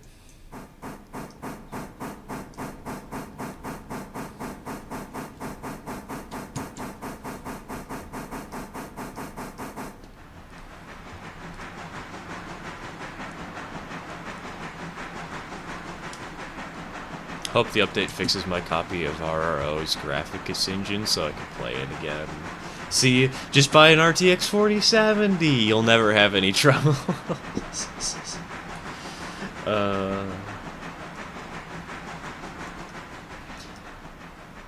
Still find it funny that I went for the cheapest brand new RTX 4070 and it's been doing me proud ever since I got it, and I've never had any troubles with graphics. I've had troubles with rendering things because my computer can be slow, but never any troubles with graphics. You know Alfred/87546, the fan character? I am not a Thomas the Tank Engine fan. Like, I watched the show when I was a kid, but I don't know the show that so well that I know about fan characters. Heck, I don't even know about normal characters that they've added in more recent seasons.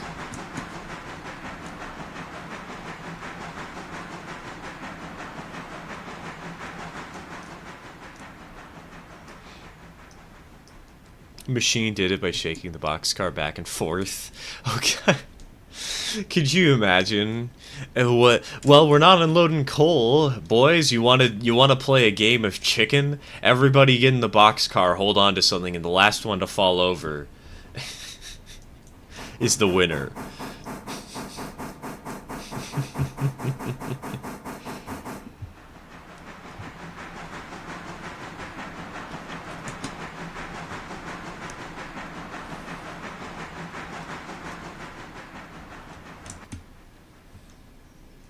One of my friends is going to be coming over soon to get prepared for his school's Valentine's Day dance on February 15th, because apparently the 14th isn't good enough. Isn't the 15th a Thursday? Why are they doing it on a Thursday? What's the point? Why?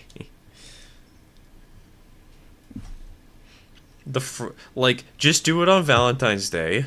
Or do it on Friday. Or do it on Saturday. But why Thursday? The one day in between the most convenient options.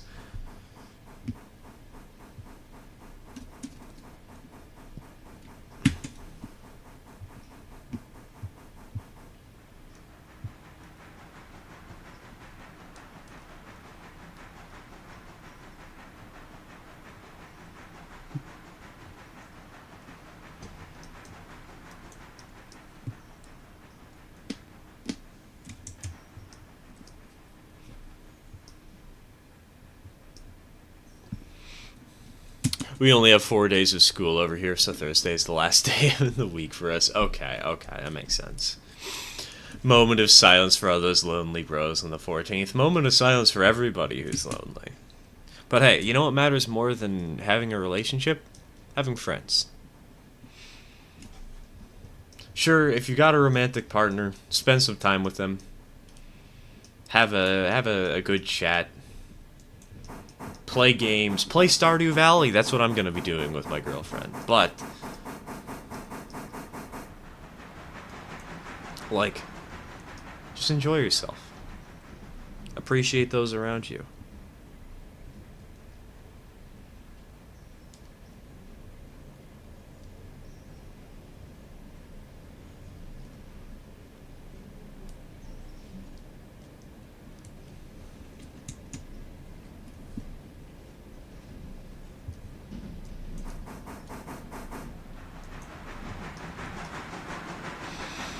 My school's having a dance on the 14th, so I don't see why his can't. That's strange.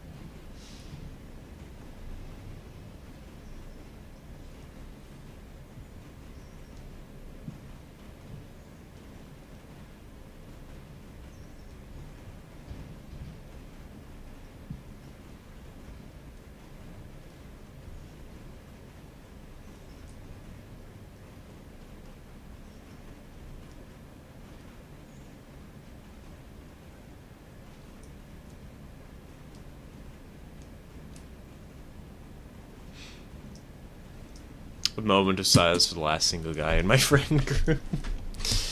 See, if you really want to make Valentine's Day memorable and also probably get mocked horribly, just bring a body pillow to prom.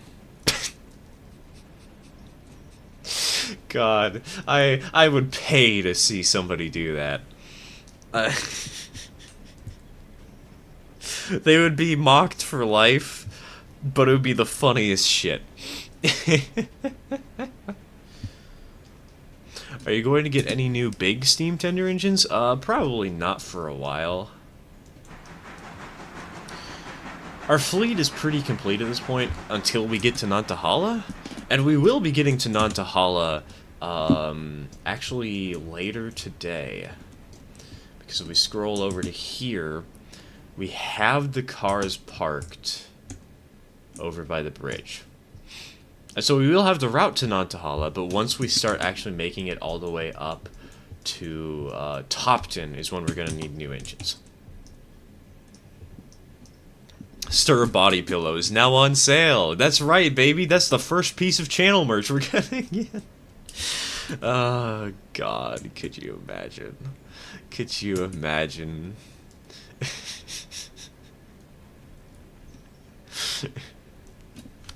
Oh, that's such a cursed idea. I hate it and I love it, Bup.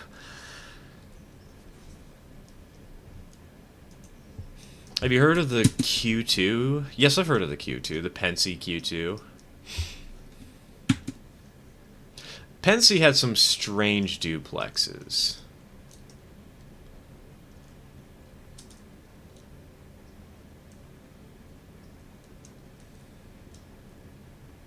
To cop the Ultra Kill body pillow. wait, there's Ultra Kill body pillows? What? Oh, that's great.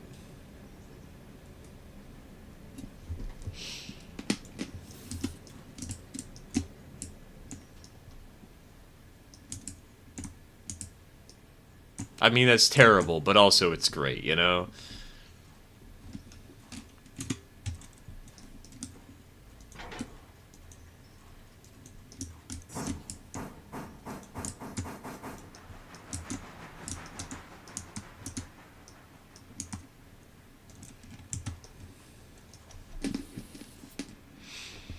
instead of talking to my crush, and I've been trying to come up with a plan to reverse the effects of zinc pest, because I'd rather do something physically impossible than ask her out. TK, you gotta do what I did. Get her to play Stardew, and then see how she reacts to certain moves.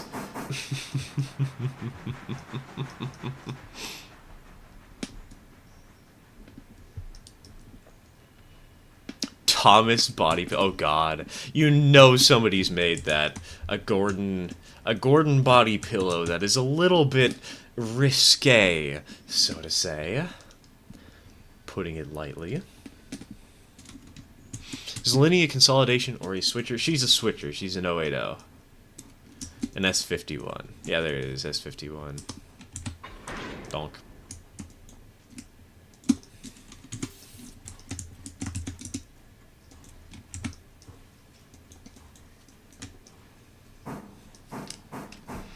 How often do you stream?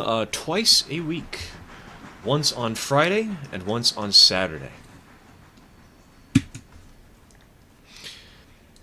And, excuse me, I feel a bad cough in my throat.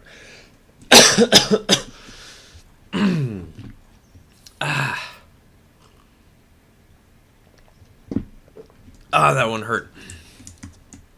Anyways, usually at 12 p.m. or noon Pacific Standard Time, and on Fridays I play single player games, and on Sundays I do multiplayer sessions with channel supporters. Ironically, she's the one who convinced me to start playing Stardew. Unfortunately, her parents don't allow her to do online multiplayer, so we can't play together. RIP. That sucks. Taking my boyfriend to the National Railway Museum for Valentine's. Why do you think I know so much about trains? I got it from my boo. Nah, it's sweet.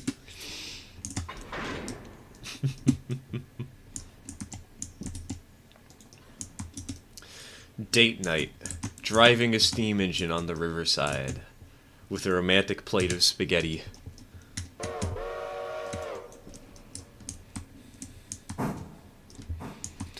Heyo, Panak! Welcome to the stream. Welcome to the stream.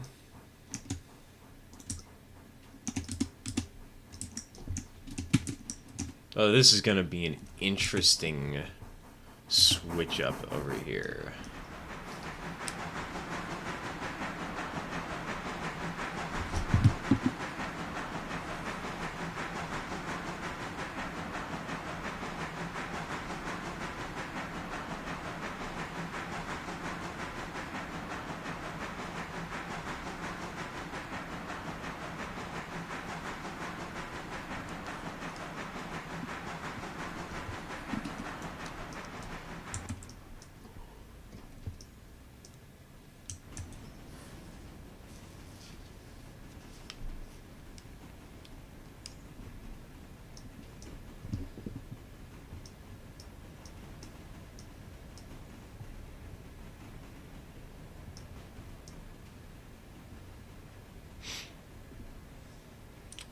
God, why is the webcam flickering again? There, let's change the color of the light to fix it.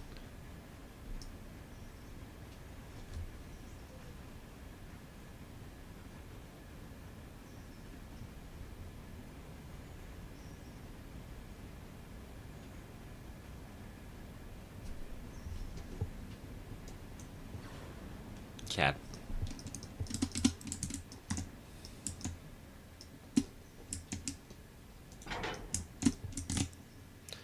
Fun fact, did you know that cats are good? That is the entirety of the fun fact. Thank you for tuning in today.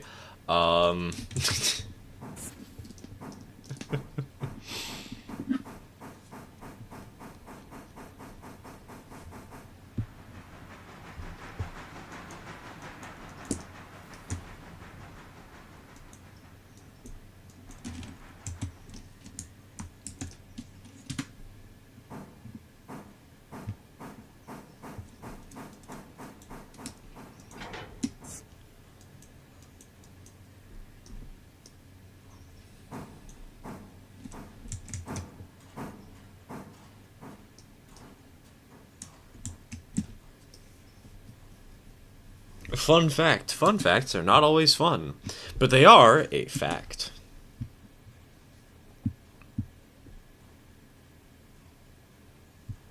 Probably. Probably. Let's go to Forbes and prove the fun facts. Fun fact! I am in your walls.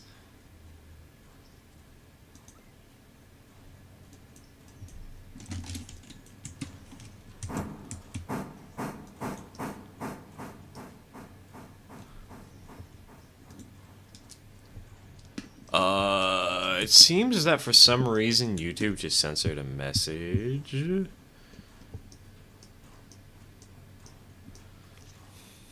I don't know why it does this so often, and I hate it. It is so stupid. Just let people speak. I don't care if they're swearing. I want to hear things. I want to see people chat. Come on, game. Come on.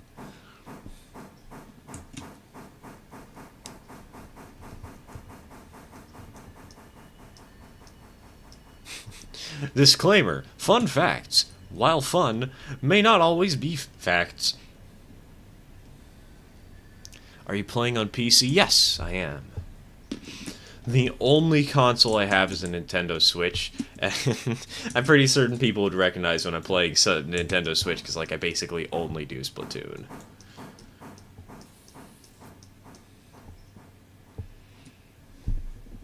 Actually, that is true, now that I think about it. I do have Mario Wonder. I need to finish that game. I started it, but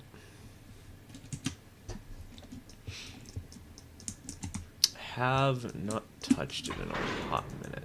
Donk. Donk. What's the game? This is Railroader. Released last year in early December.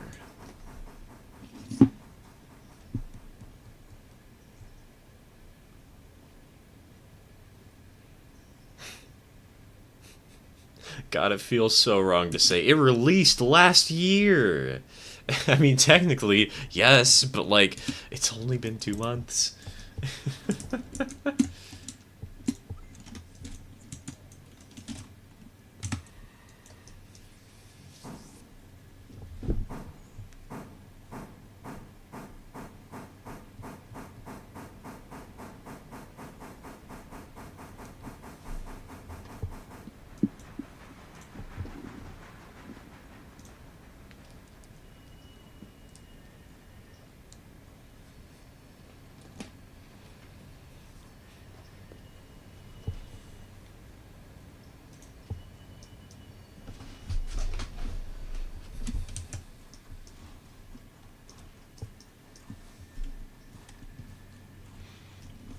I think the message that got censored was mine. Could be. I didn't see the name on it, unfortunately, but I know that something got censored. Do you know what a Shay is? Yes, I do. I was considering getting one recently in ON30. But unfortunately, the bidding war I was looking at skyrocketed up to about $300, and I don't exactly have that kind of money right now.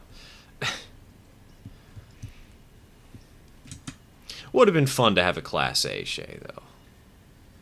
They're cute little engines.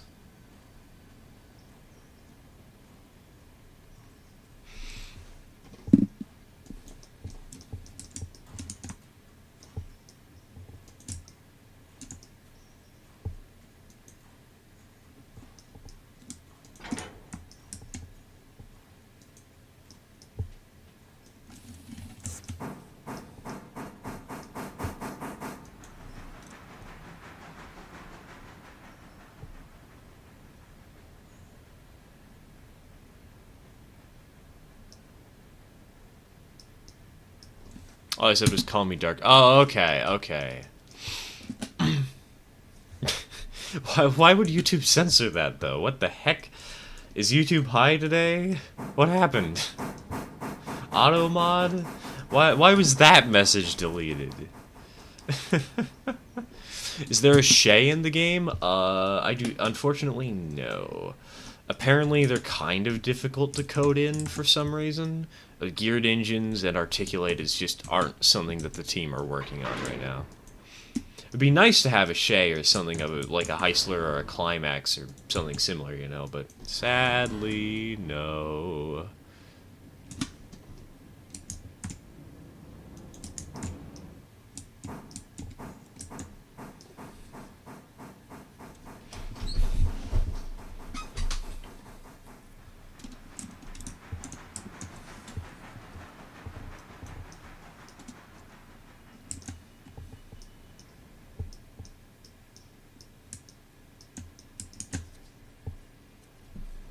Was the oldest engine on the save? Didn't I answer that question already, Max? Didn't you ask this earlier in the stream?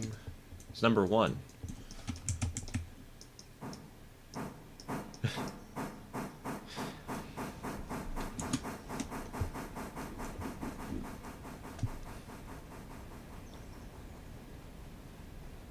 It's probably really hard to make the gears rotate in the animation. Yeah.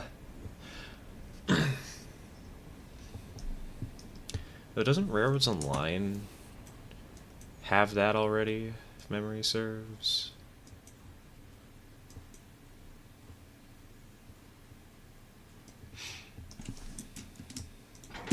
I don't know, it's a different game and this is a different engine. Will you ever go back to making Railroads Online videos again? Maybe. Right now I'm more interested in Railroader and in ON30. So...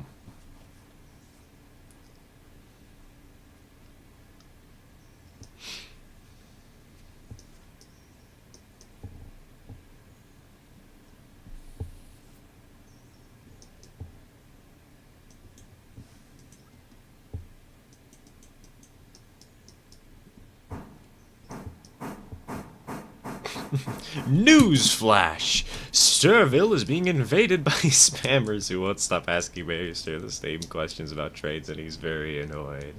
Oh, don't worry. You haven't seen me really annoyed yet. I'm gonna go Super Saiyan.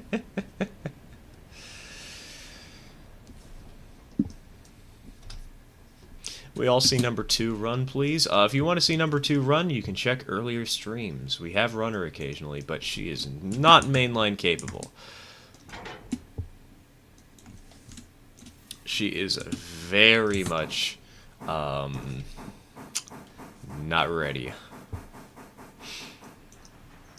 She's just a switcher that's for one of the many small branch lines. When are they going to add a cab forward? Probably never. Because there's 2 elements to articulated engines that are holding them back. I don't know exactly what the problems are, but what I do know is that the articulation is something that they're having trouble fitting in the game, and they're not really focused on because they're trying to work on other features. But also, this is based on a real-life branch line railroad. And that branch line railroad has bridge weight limits, and if you tried to bring a cab forward over a bridge like this one, you might have a couple of problems.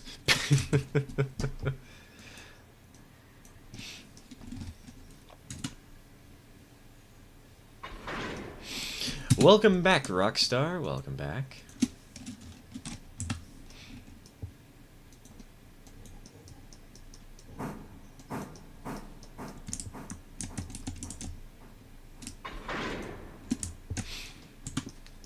As we're switching out Locust Pinco, baby.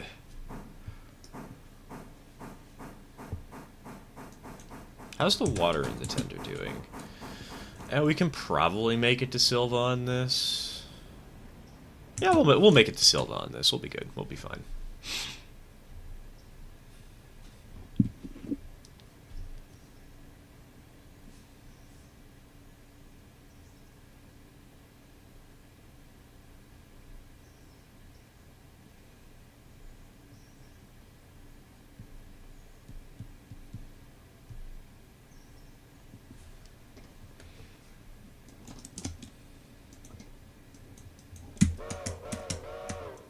What are you doing this stream? We are switching out the local. Most of what I'm doing today is just making sure that I have spotted all the cars, because I'm preparing for Sunday's operating session. Killing two birds with one stone. I'm live streaming and chatting with everybody, and I'm preparing for the next live stream, because I know I'm going to be working really hard on a video tonight and tomorrow, and I would rather not have to also do this on top of that. What is the most expensive train? Probably the Berkshire. The Berkshire, hold on. B65 is currently $3,600 versus the GP9. Okay, never mind, the GP9 is slightly more expensive, which is interesting because the Berkshire is slightly more powerful and has better factor of adhesion.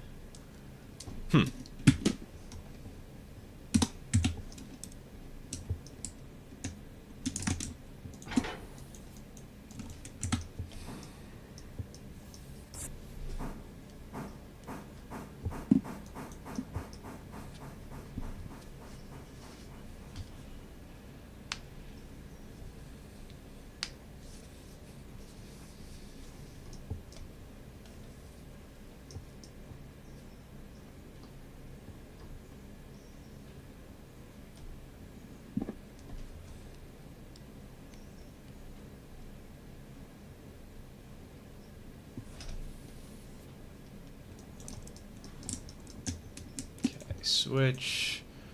Let's go ahead and back up.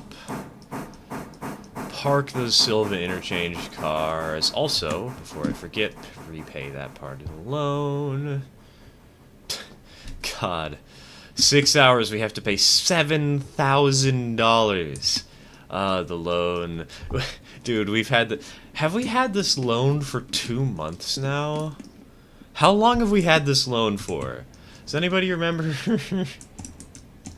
I think we've legitimately had this loan for 2 months in-game. Make a video on the new Railroads Online winter update. It'll be available on the beta branch on Monday. I probably will. I mean, it's a pretty big update, and those videos do get a lot of views.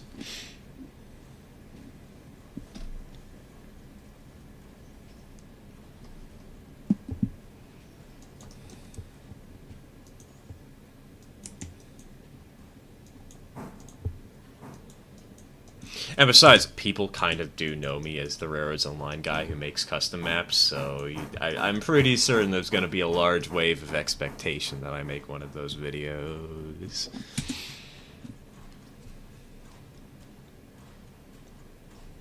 And a map. Map shouldn't be too hard to do, though.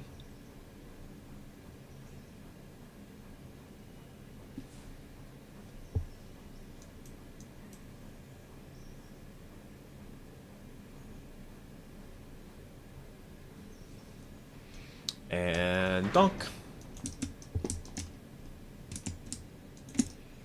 Connect the glad hands, disconnect the coupler, puller forwards.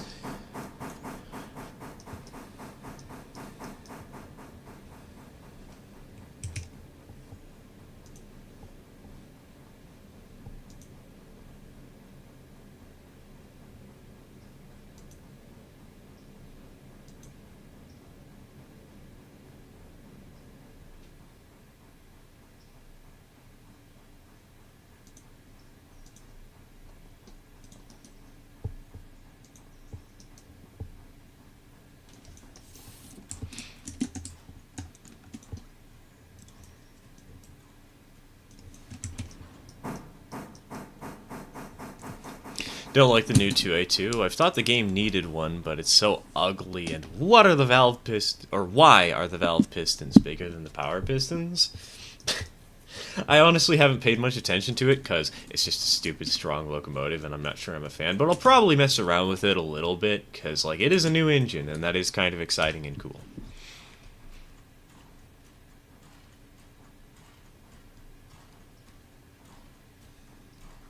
It's 3:58 a.m. Jesus.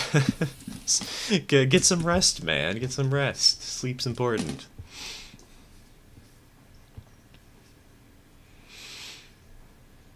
Take care, and thanks for tuning in.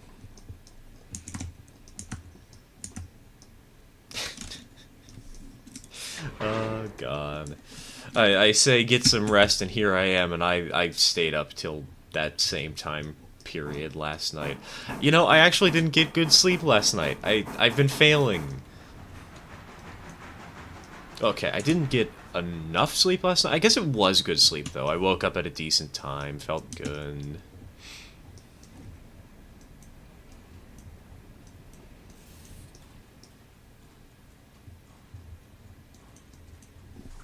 Back, just had to help my friend because he burned the food. Oof, hopefully...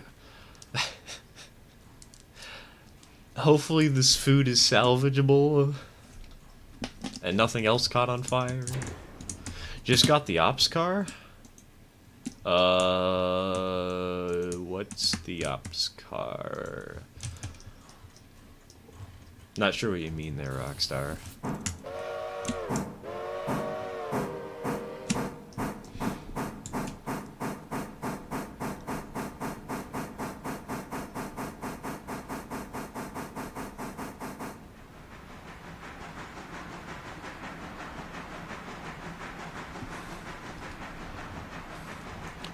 Oh, you mean OBS car. OBS, not OPS. I see, I see.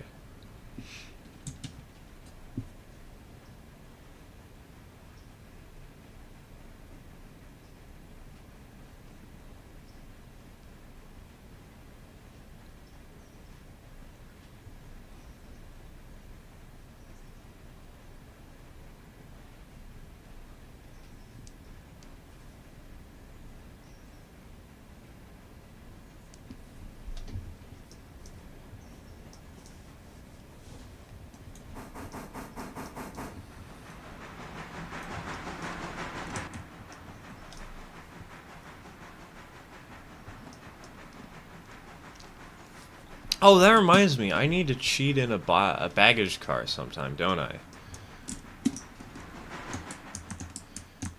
Because we have the passenger train over here.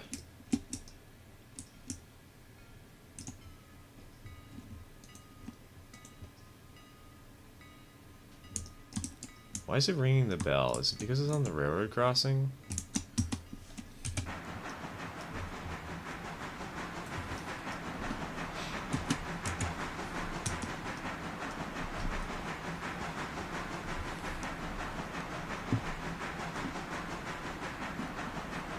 The new 282 in Roads line is actually a Vulcan compound, so that's why the valve pistons are like that. It didn't work out too well IRL, so they were pre-built into normal two-cylinder engines. Interesting. I've heard of the Vulcan compounds.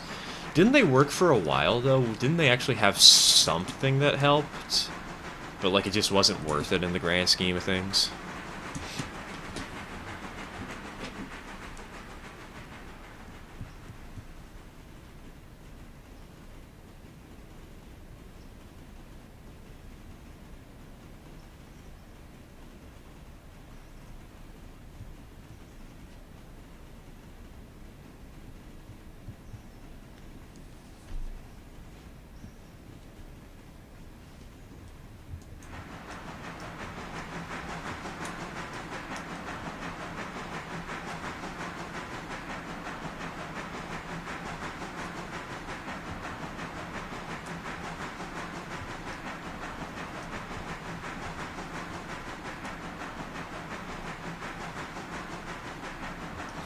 It's so weird that the main reason I'm excited for my vacation is we're flying out of the big airport in Toronto, and I like the architecture there. That's a very strange reason to be excited for a vacation, but hey, you know, if that's what you like, that's great.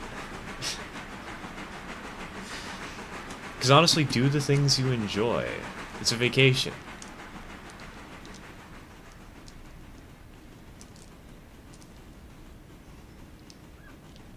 Do what best suits you. And if that includes looking at the architecture of an airport, that's awesome. That's great. Ow, my hand. Fuck. That hurt.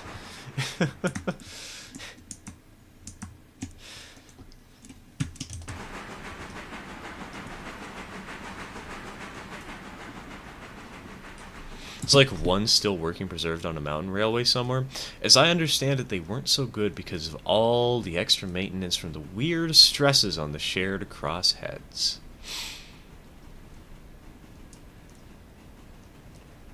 Plus, compound locomotives generally weren't that great regardless of the specific system. Oof, rip. I haven't heard much about them, so I guess I'm a little bit uninformed, but I thought they had some sort of benefit. But if only one is preserved, I guess not. Why are 442s called Atlantics, 260s Moguls, and 462 Pacifics, and 484s called Northerns? 484s were originally from the Northern Pacific, so hence the name. I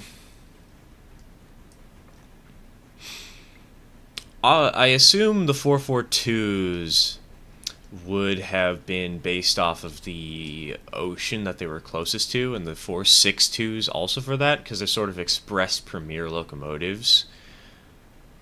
I don't know why they'd be named after oceans for that reason, but 462s originated from New Zealand on a run that parallels the Pacific. There you go. Is there a locomotive with a 222 wheel arrangement? Yes. Those were called singles, I think.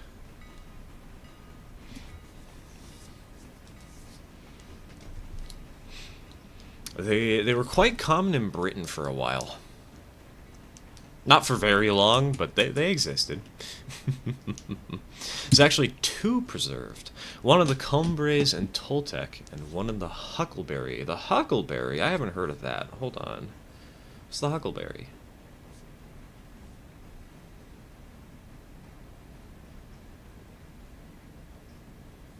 Excuse me. Ooh.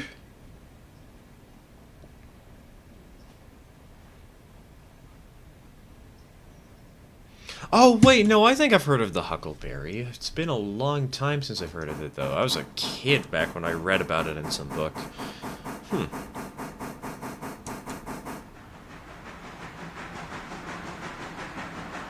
I'm back I just got back from doing a massive round of dishes. What have I missed in the past half hour? Good question, TK. What have you missed? I don't remember how long the half hour has been. Ugh.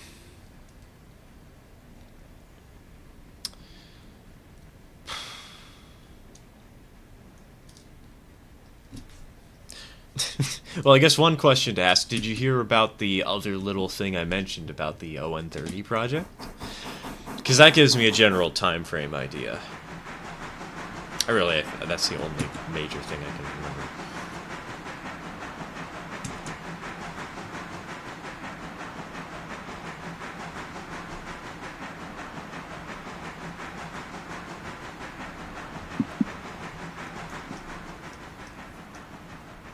Do you know that one of Flying Scotsman's siblings is called Sandwich? Well, now I think I did.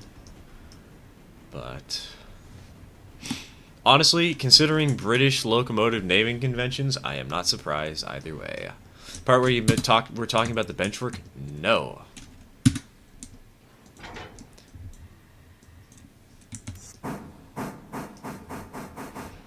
It was a very small little mention. Benchwork is important, benchwork is cool, but I was thinking instead about the other hint for the locomotive. Or the other detail, I guess. It might not really be a hint, I'm not sure if it would be common knowledge or information.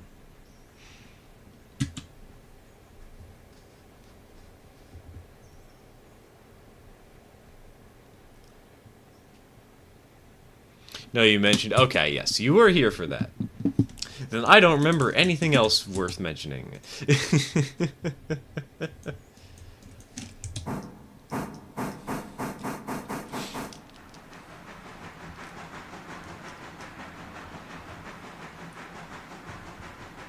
Eggplant of the North.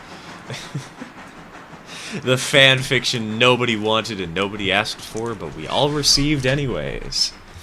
Hey, welcome back, Mega.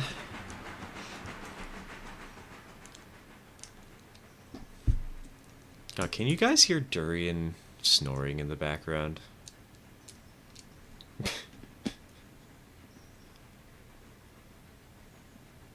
It's so cute.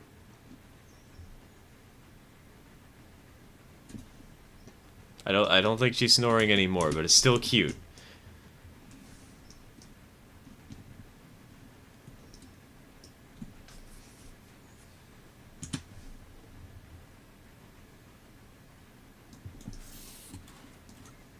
Not really. No. Okay. Well, I'm gonna have to pick up the microphone next time that she's snoring.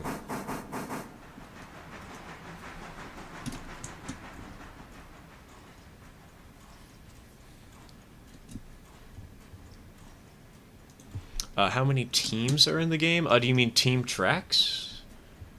Steam. Okay, never mind. There's the answer. There are 1, 2, 3, 4, 5, 6, 7, 8, 9, 10, 11, 12, 13, 14, 15, 16 steam locomotives currently available.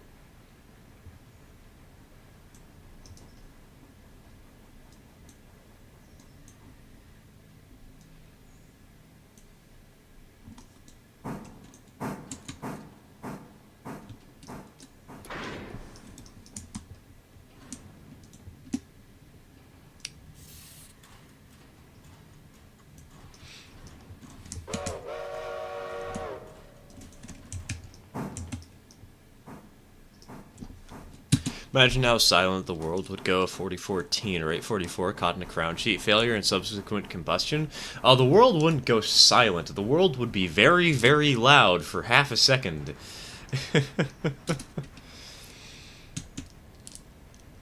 How are you doing the live stream? OBS. I'm just using Open Broadcaster software. Or whatever it's called. It's free, it's simple to use, it's pretty robust. It's not perfect, there are a couple of features that it's lacking, but like... they're very minor things for the most part.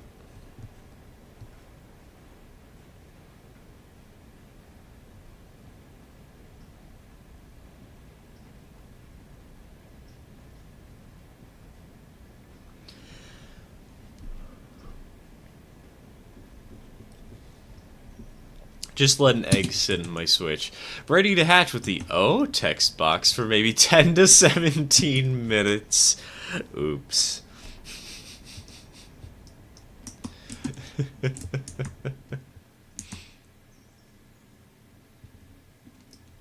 Roseville Yard explosion. The foamer crying would fill oceans. Could you imagine? The foamer crying wouldn't just fill oceans, it would flood the world.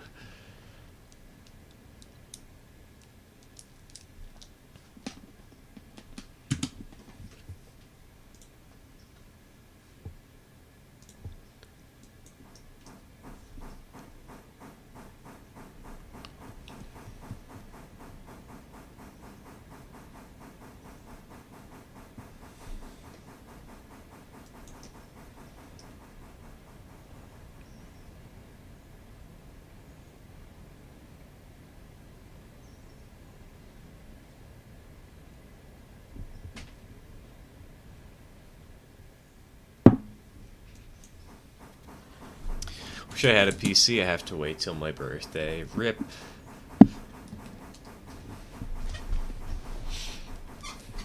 How long is it till your birthday?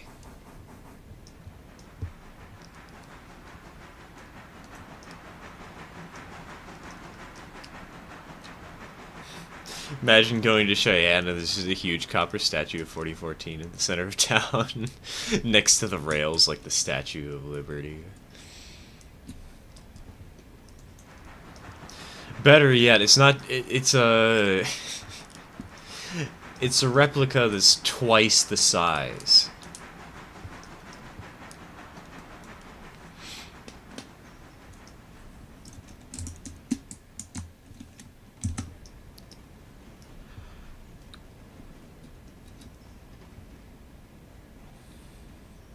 So you just have this truly massive copper statue of the 4014.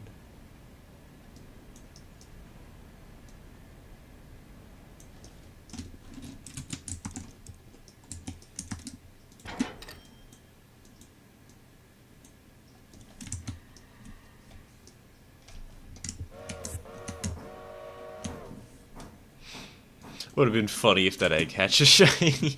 Could you imagine? Ah yes, I'm hunting for shinies. Proceeds to completely put on hold the one shiny that you get. The one time. And it's just, no, I'm not getting the shiny.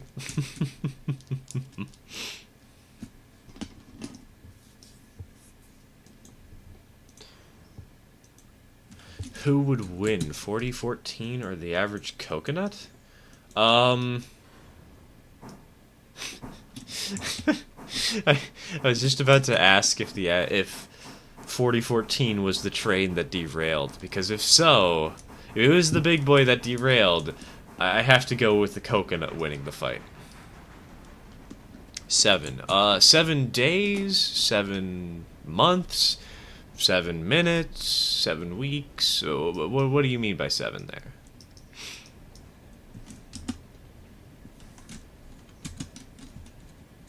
$4,005 was the one derailed? Okay, okay. Could you imagine if they restored the one that derailed? That'd be funny.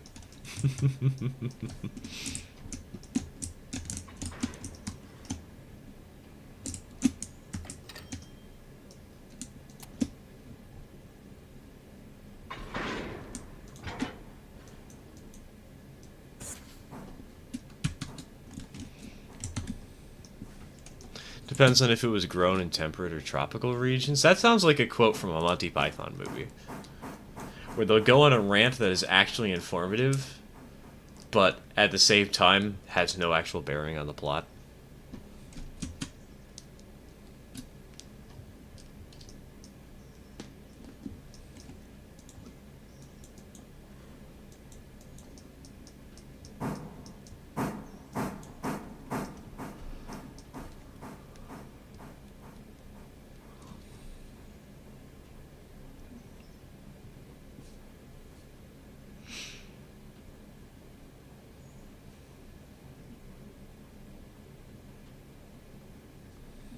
Don't know why, but I find the Milwaukee Road Hiawatha accident the worst. Its coupling rods froze up at 90 miles an hour. Oh, Jesus. Before tearing off and tearing the frames to hell. Holy cow, that's, gotta be one heck of a day to remember if you're the engineer on that train.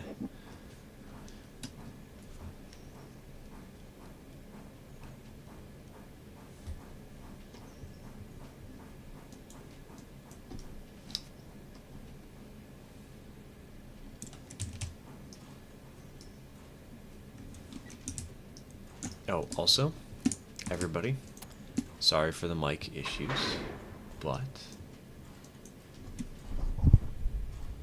Oh, come on. Please tell me she's still snoring.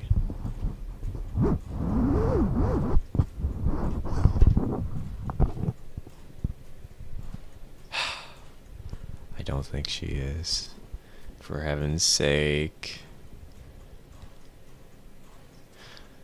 Yeah, she's moving too much.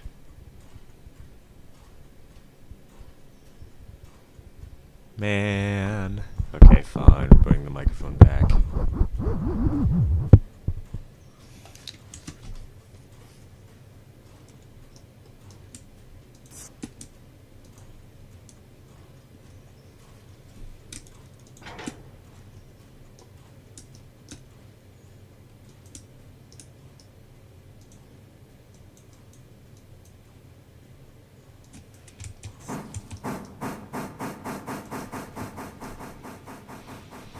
Railroad accidents just ain't what they used to be.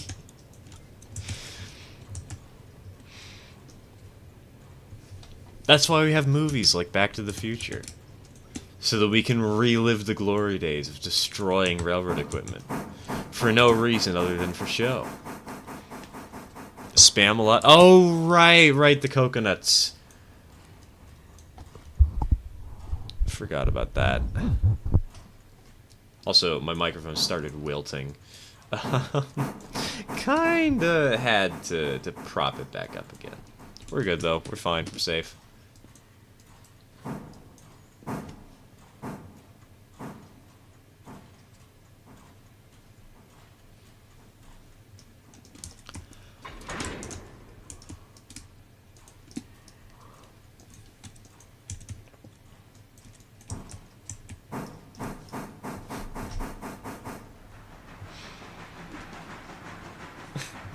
I'm built different.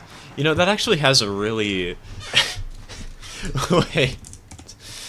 You could use that in a Thomas the Tank Engine parody.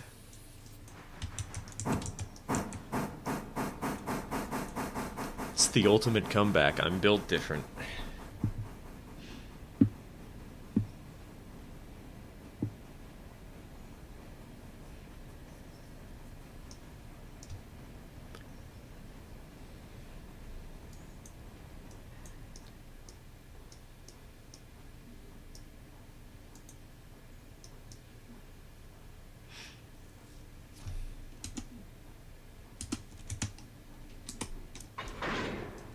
Alright, and with that...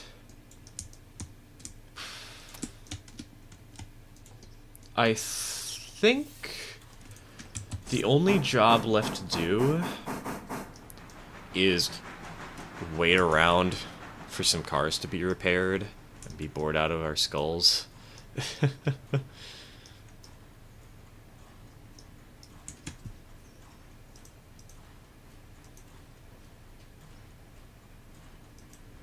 YouTube isn't showing me the comments from more than 3 minutes ago? Thanks, YouTube. We love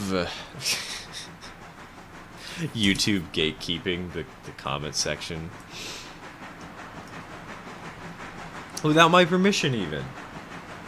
We love it. It's so great.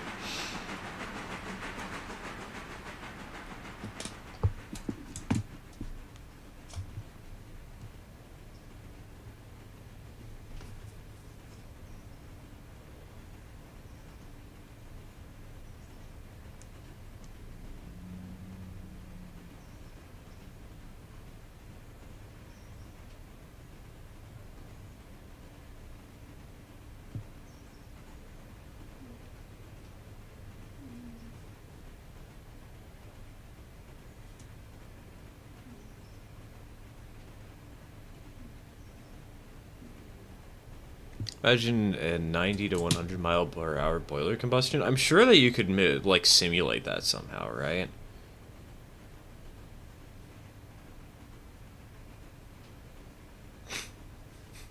You can make that happen in Blender. Totally wouldn't terrify everybody. What are you talking about?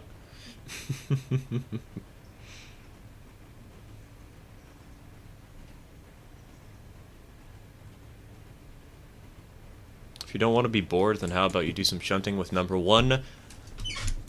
No. I'm not bored anyways. I'm having fun doing what I'm doing. Just thinking, hey, we've got more jobs to do. I'm trying to make sure I know what I have to do for the end of the day. Oh, I could also turn around the passenger train. That's another opportunity.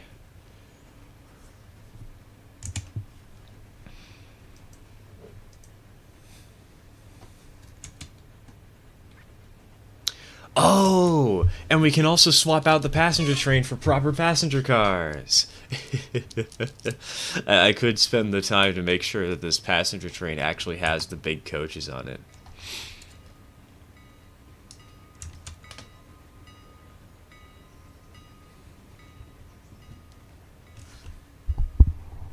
Also, I think Durian is snoring again. Not entirely sure. It's hard to tell. Oh, she totally is. Hold on.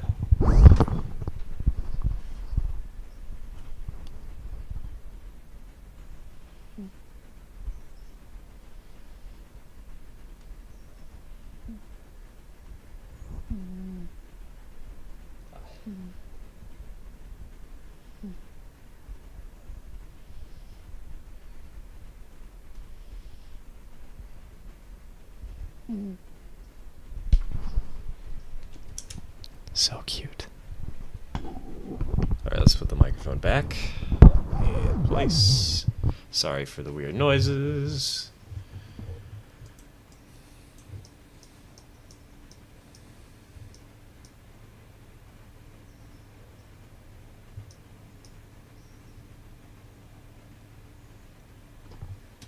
Imagine if 4014 was an FEF3 or a GS4. If it was, then it wouldn't be impressive because it wouldn't be a 4884. It'd just be a GS4. Don't get me wrong, another GS4 would be nice, but then you'd kind of lose the excitement, you know?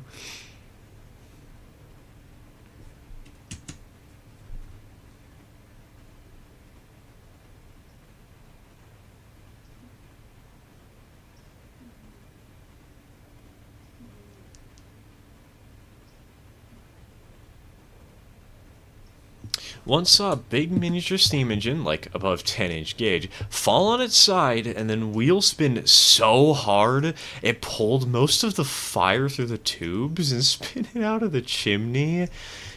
Damn. That's impressive. Last comment before I head out for the night. Alright, take care, H.O. Take care. Thanks for tuning in, man. Have a good night.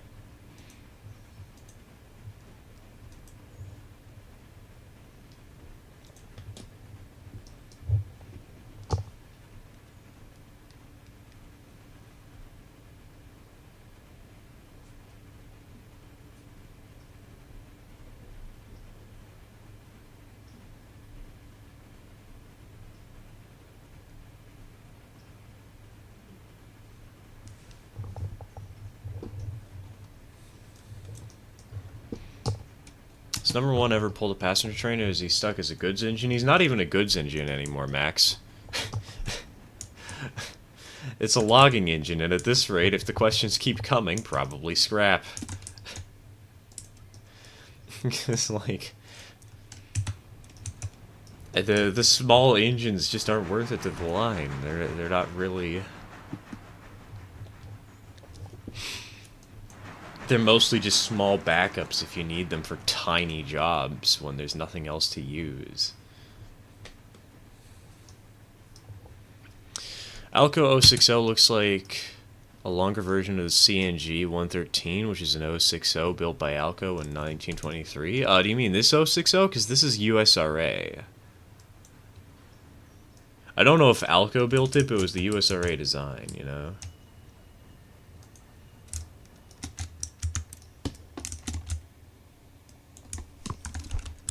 God. My microphone. For some reason, the microphone stand I have really likes making it so the microphone starts wilting due to its weight.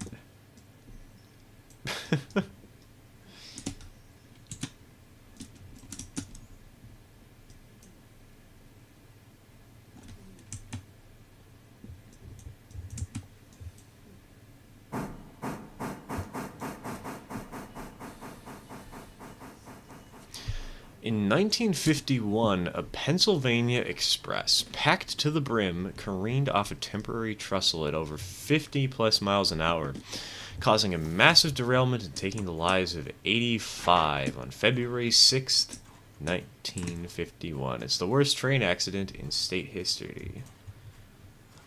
What state?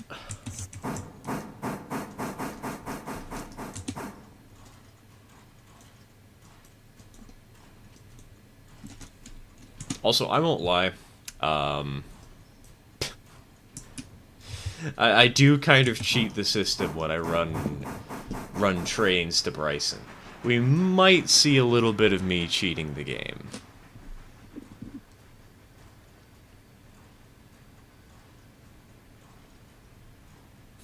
Just a little bit.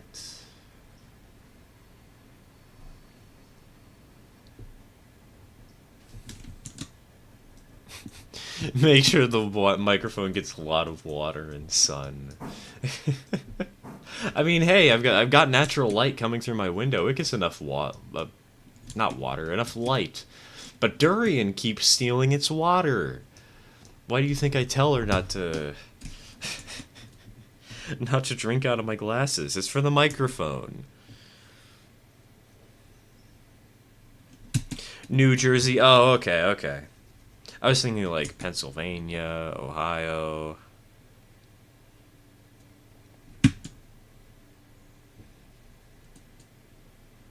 What's the smallest engine in the game? Haven't you asked this question before, Max?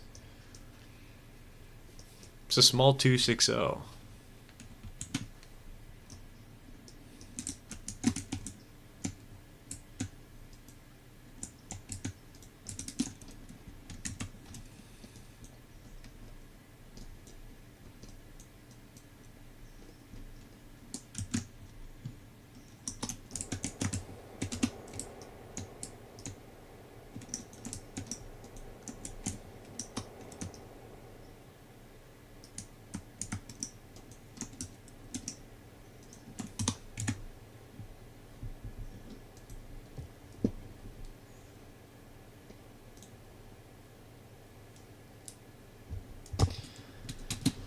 Only 3?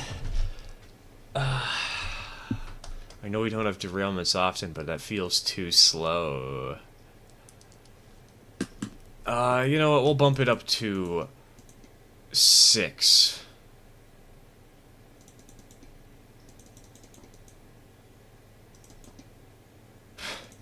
Why? No. Why is it going to take forever?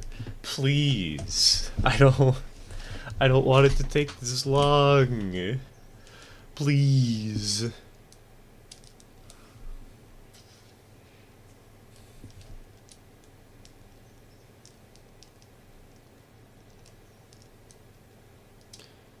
New Jersey had some gnarly wrecks, especially in 1951 and 1958. I feel like I've heard about them before, I just don't remember them all that well.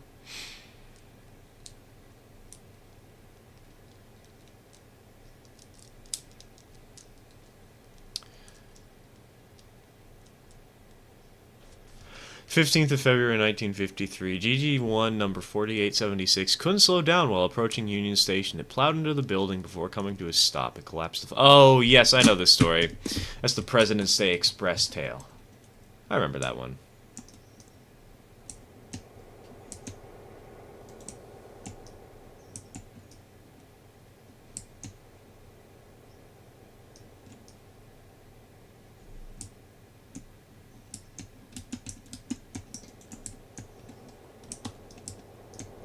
Heard that tale before.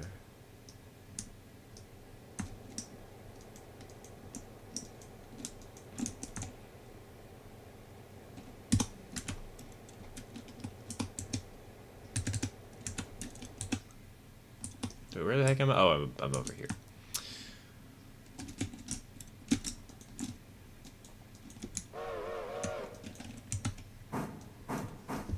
What happened to the Berk? This is a different save. The Berkshire is no longer... Or we don't have a Berkshire on this save.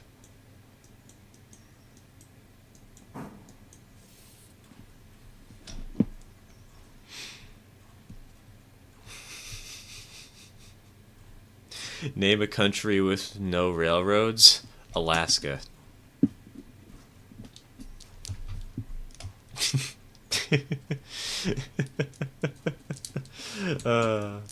I love saying that as an answer for any location question. It makes so many people annoyed because everybody's like, that's not a country. And then usually there's some provable fact that is true about the state, and I'm just pulling things out of my ass. It's great. It's fun. Thoughts on Railroads Online getting a Class 125/K27 in the next update? You all know my opinion on strong engines for that game and how much I dislike them.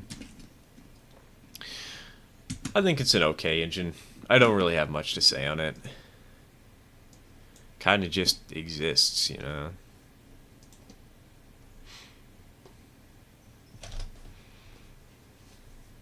It's got a kind of goofy appearance.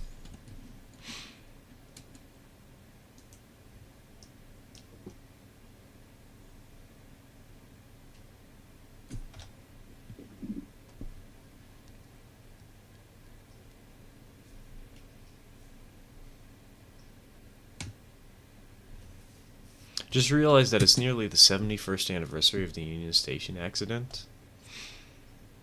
Oh yeah, it is almost, isn't it? Because it was on the if it was on the 15th. Yeah.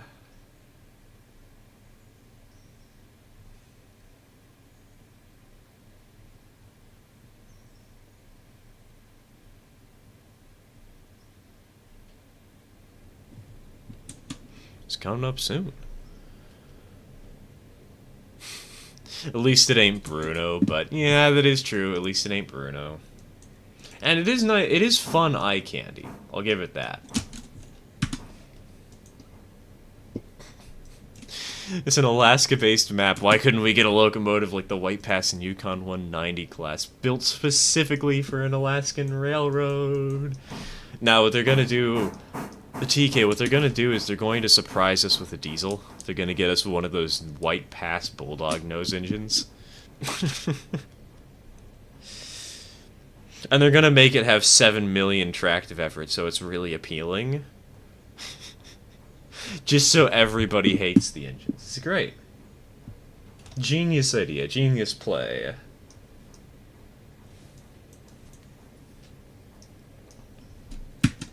Welcome back, Mega. Welcome back.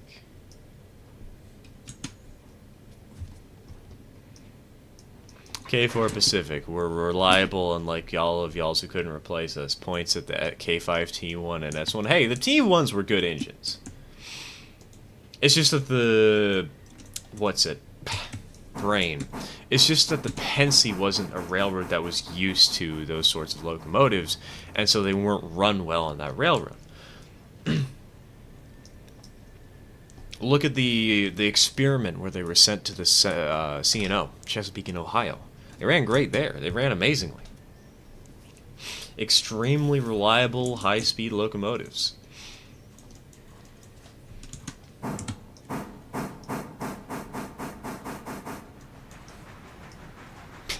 Current opinion on Railroads Online just got muted from Heiss's Discord for talking about it. Jesus. That's fine. The game definitely has its flaws. Oh, talking about the game, it is not your opinion. I'm fine with talking about the game. That's okay. That's perfectly fine. Like...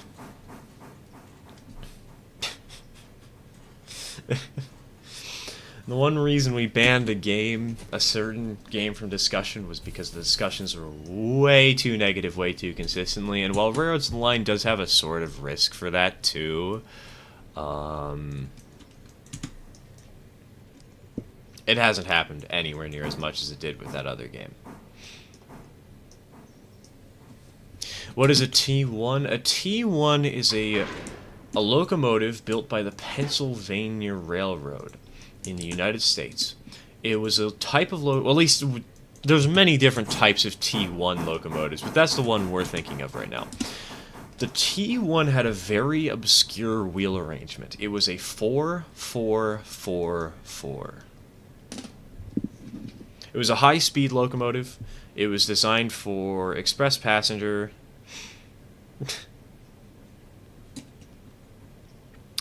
And of all the things in the world, it was a, it had some shark nose streamlining, which was an interesting choice. It's a big boy? No, it's not a big boy.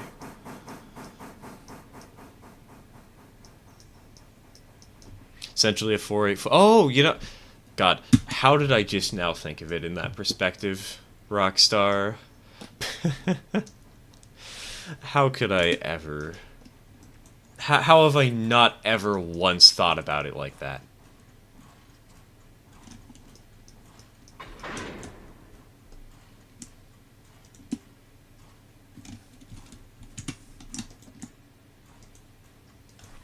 Railroads Online is fun and nobody can convince me otherwise. It's the only train game that meets the niche that I like.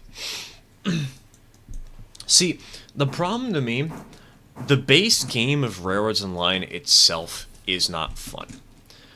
There's a lot of flaws in how it's actually designed and how you can play it. But the fact is, it's so open that you can choose however you want to play and how you want to organize things, and I find that fun. I find that entertaining and interesting.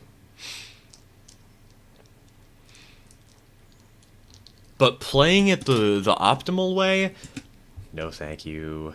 I will happily pass. There's no other game like Railroads Online. It's thanks to that we are here. That is very true. There will be eventually, but... Do they have Santa FE 3754? I assume you mean Santa Fe. No. The biggest engine in the game is a 284. We don't have any 484s. Excuse me. I have no clue where that burp came from. 22nd of May, 1915 at...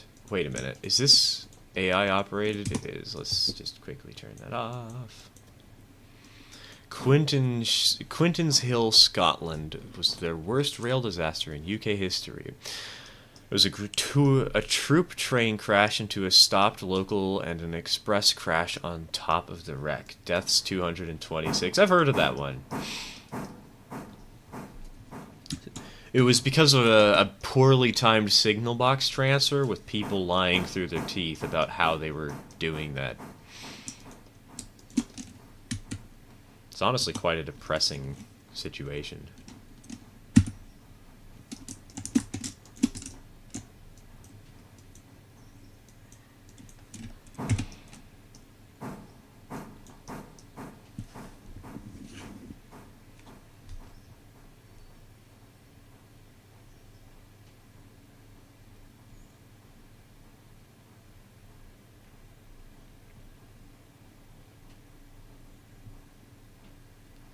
What do you think Railroads Online could do to stay relevant?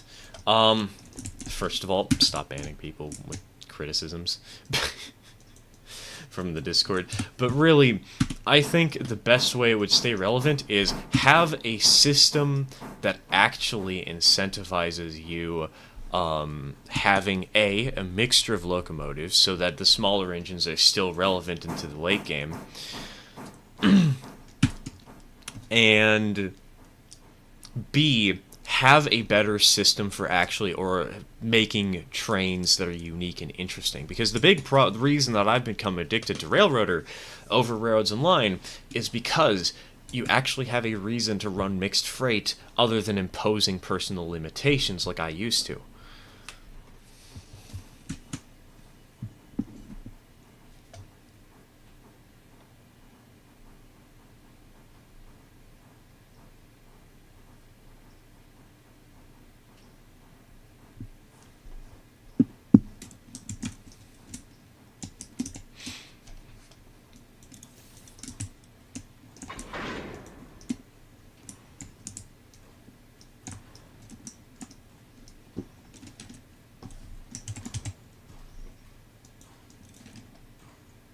Oh, wait, hold on.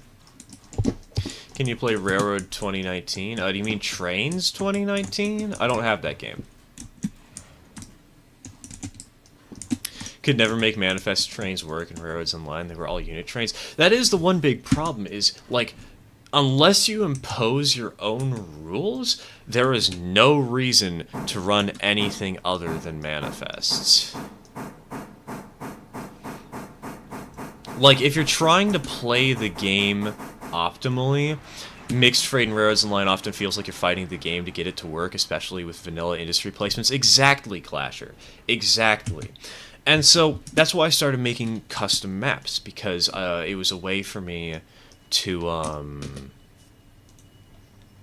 sort of justify running those bigger trains and running mixed trains, right? But the other thing is, that's why I made all those rules that are on my website. The game rules that allow you to change things up and try something different. Like Steel Pegasus, where you're only allowed to buy 30 cars. Late game is where manifests could work. Exactly. Like, the only time where manifests really can work is late game. But by that point, you've already completed the game, so, like, what's the point? Which is personally why I'm willing to cheat. It's why I'm willing to buy some mid-game locomotives and some extra equipment to start off the game and repay it as a loan over time.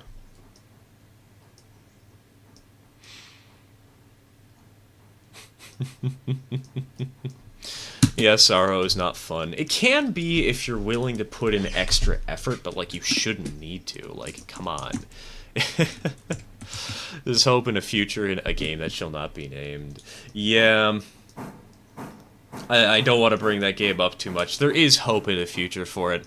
I don't know if... oh god, I've been sweating this whole time. Really? I'm still skeptical about it, optimistically, but...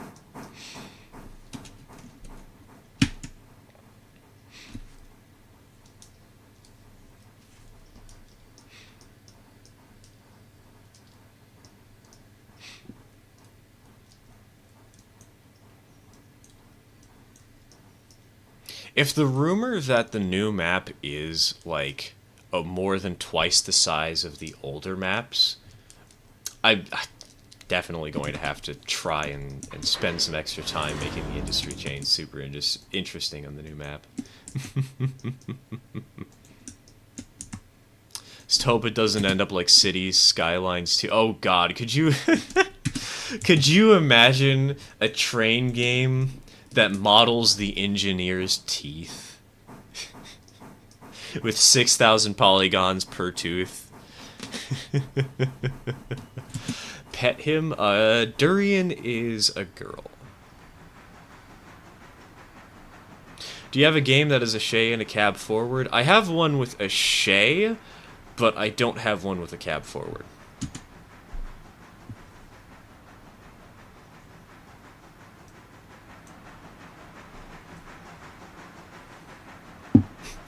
Hello, sir. It's Tony. Have you paid your taxes today? If not, you know what's coming. Paid $90 for a pre-order. Worst mistake I've made recently. Oof. Yeah, I heard it's got a lot of problems. I personally haven't played it. I haven't touched regular City Skylines in a long ass time, so. What's the game that has a shay? Railroads Online, the one we were talking about just a moment ago. That's got its flaws, but can be made fun if you're willing to put in the extra effort. The shay that it has is a Class A, 2-cylinder, 3-foot gauge. Very similar to Mishkal number 2. Cat deserves a pet. Cat is sleeping. I mean, I could pet the kitty, but, like, also, I don't want to disturb her rest. She's so cute.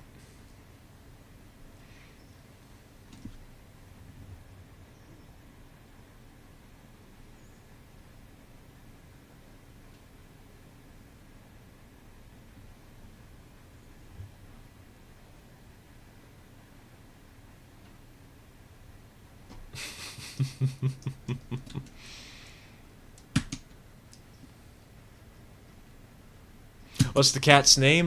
Durian. We got her 2 to 3 years ago, back in April.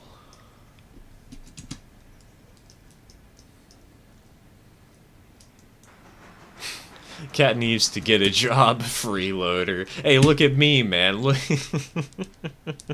If anybody's a freeloader, Tony, it's that one moron who keeps streaming twice a week.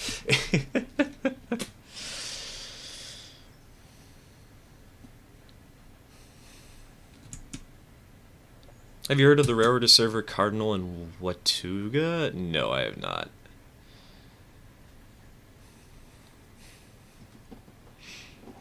I do usually pay attention to the Railroader Discord. I do check the channels where they promote, where people can promote their own servers, because honestly, it's kind of funny seeing people post there like 3 times in a week. Can I have the cat? You can have her other cat. You can have Pearl. I don't know where she is anymore. You can have Hestia. Wait, no, not Hestia. Sorry, Harriet. Hestia's the one that's still alive. Right.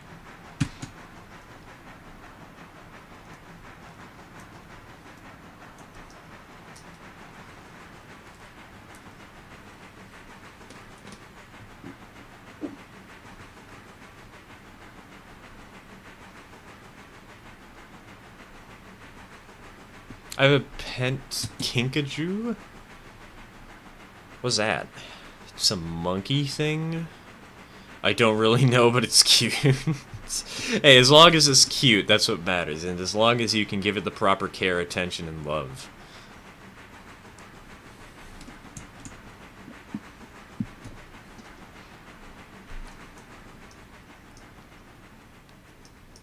Cardinal and Watuga is pretty much IRL railroading. I would never be able to do true IRL. I can do things that are similar, that are adjacent and fun, but true IRL is just a little too much for me. I don't need no elders though. Got enough of that. Nah, you'll just we'll give you the one cat that passed away in 2009.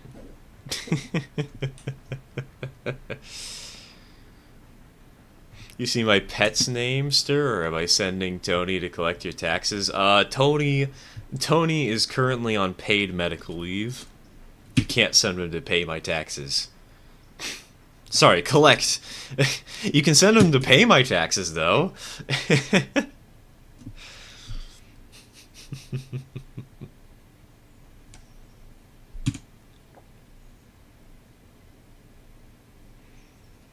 Oh, the kinkajou's a little cute animal. That's adorable. I like that. That's pure.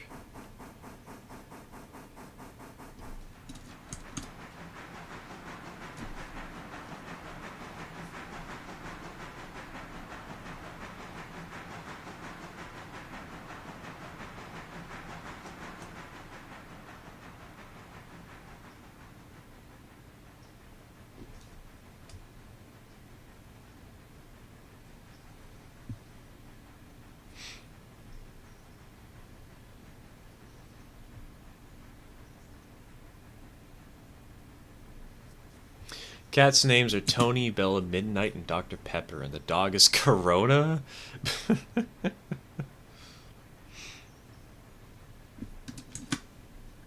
That is a peculiar choice of name, considering the last few years. Though, isn't there also a beer that's named that? I don't drink beers, I wouldn't know.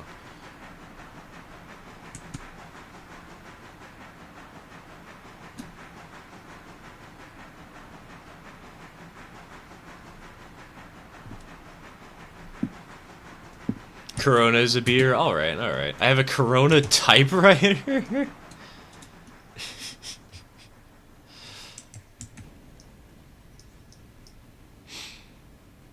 Bro, I'm on a plane, and somehow the ground crew got a hat stuck in the air conditioning? That's one heck of a way to have a flight delayed. What? Anyone know when the next big update for Railroader is? I'm a bit scared and unsure to try and get on the Discord. Railroader doesn't announce their updates before they happen unless there is a video on their YouTube channel. So if you haven't seen anything on their YouTube, don't expect anything to come anytime soon.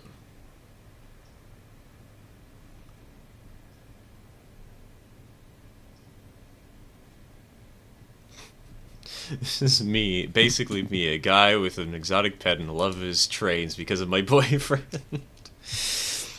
Based.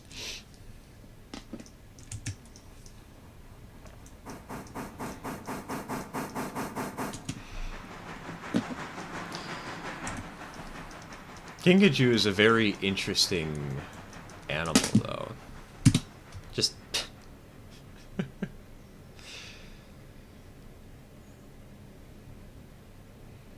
What are these? Are these actually monkeys? Or are they something slightly different?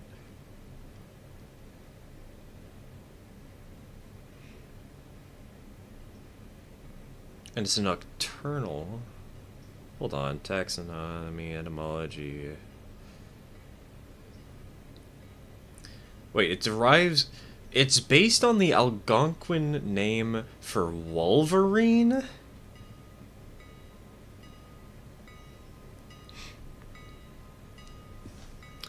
That's a weird choice, but okay. Can you give a short story about the animated man in the bottom right? Like a fictional story, or like how did we get it, or... Oh, what do you mean by story?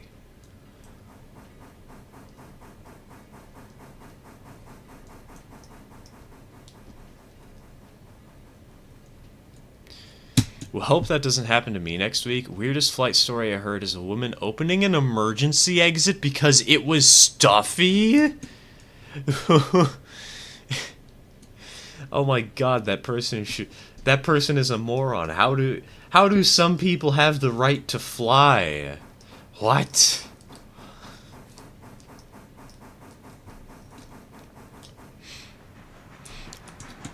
I don't fly often. As some of you might know already, my mother was in a plane crash. She survived, but it sort of scarred her for life. And so when my family came around and my father was a train nut, yeah, we kind of just rode the Empire Builder across the country.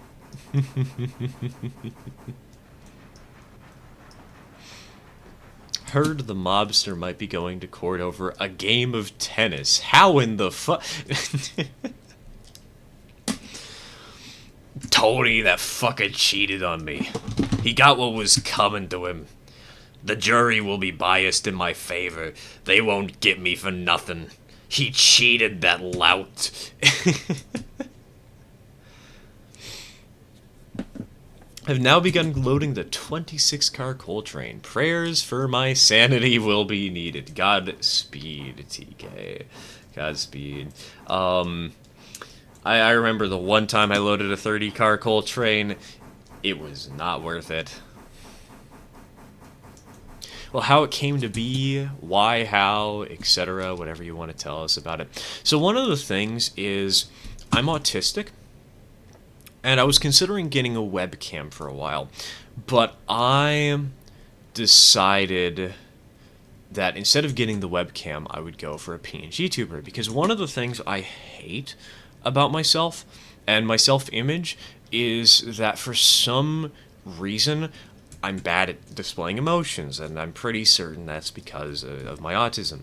And so in order to try and better combat that, I decided to get a PNG tuber, because this way I could have a simple little character that helps to sort of portray how I'm feeling. It's not perfect, you know, there's only 1, 2, 3, 4, 5, 6, 7, 8 emotes to work with, but it's a nice sort of compromise that allows me, instead of worrying about facial structure and how I look in the moment on a camera, I can instead focus on using my keyboard. And so that sort of, it also gives me a different sort of sensory input and something to think about. And it works a lot better for me on live streams.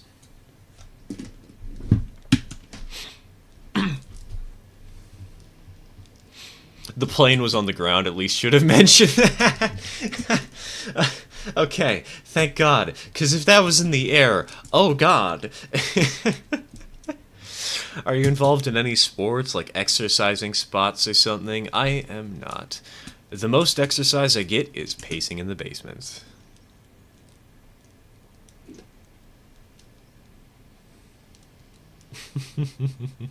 Face reveal when? I already did one last month, actually. I can probably grab the picture and put it in the Discord after the stream. I'm comfortable with sharing it, because, like, I'm not uncomfortable with showing my face in general, I'm just uncomfortable with showing it live, because I am always afraid I'm going to screw up somehow, you know?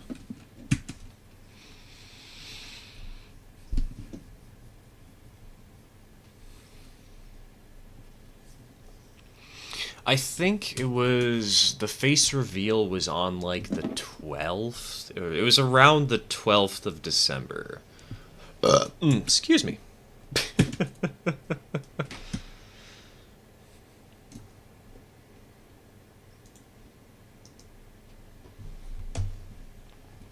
Give me an angry voice? God, I can't do angry voices unless I'm trying to act out a scene.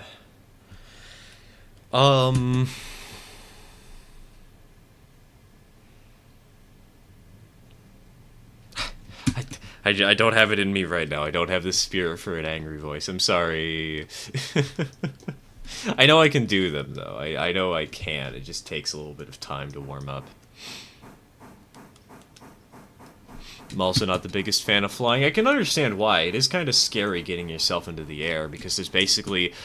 If something goes wrong, there's basically no chance of escape, just praying that the pilot can fix things, you know?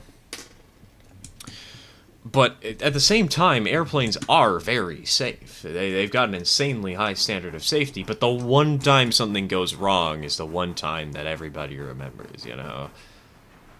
It's not even the heights, it's the people. You know, entirely fair, especially because, oh my god, planes are cramped.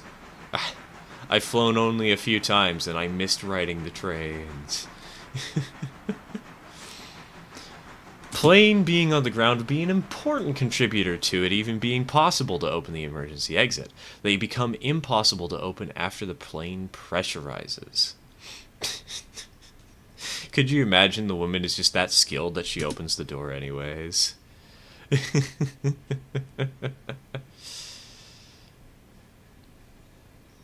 I also have ASD. Communication is also a weak point of mine. Yeah, it's always been a weak point of mine, which is kind of impressive that I'm doing YouTube. You know, it's really impressive that I'm on the spectrum, and here I am, scared that I'm going to mess up talking to people, and yet talking to people is my job.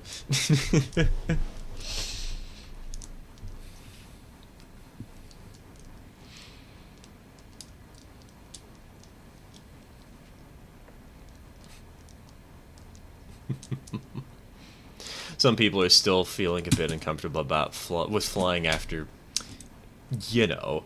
Yeah. It's entirely fair. And then there's it's my family, which basically didn't fly just because of things. Yeah. Stuff. Oh, right! I'm an idiot! I forgot. We have a train over here to run. Oops. Let's get that sorted out while I still remember it.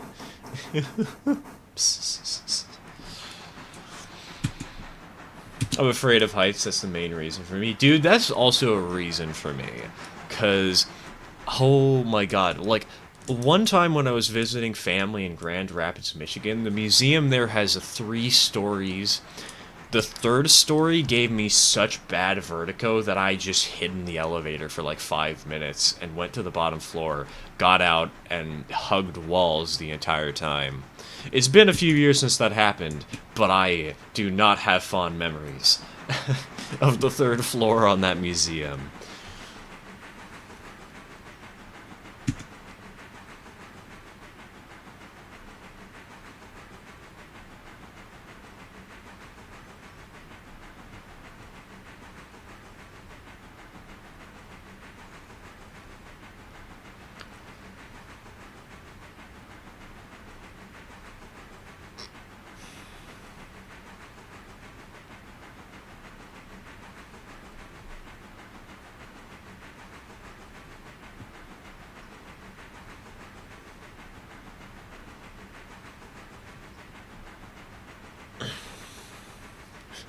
I went to Australia. My boyfriend had to hold me all the way to Australia and all the way back from Australia because I was shaking.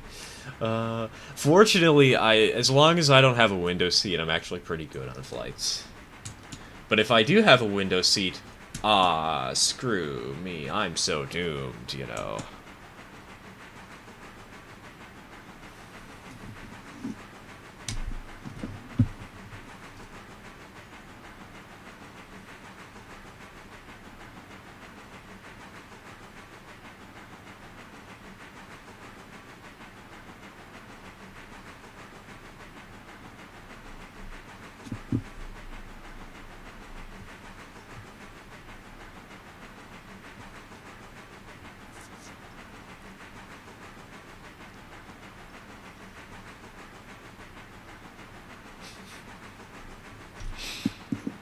Do you like 765? I haven't actually seen much about 765. I know it's a locomotive that exists. I know it's the nickel plate Berkshire or whatever, but That that is about the extent of my knowledge.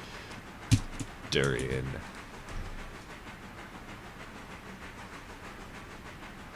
We have cat.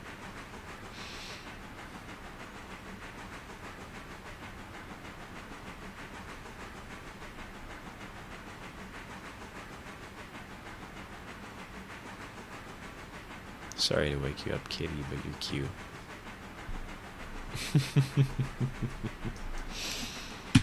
Should have heard her earlier when she was snoring.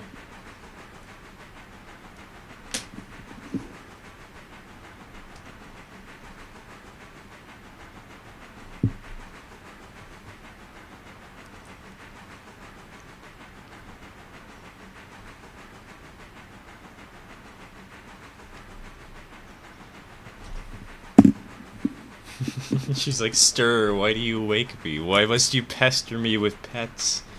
The attention is appreciated, but also, I want sleep. Loving the new passenger. I know, right? At the start of the stream, we actually had an AI-driven passenger train here in Bryson, and I completely forgot about it. I'm like, oh, did it even stop at the station? And it did. I had to double check frantically to make sure it wasn't leaving Bryson without its passengers, but we got there in the end.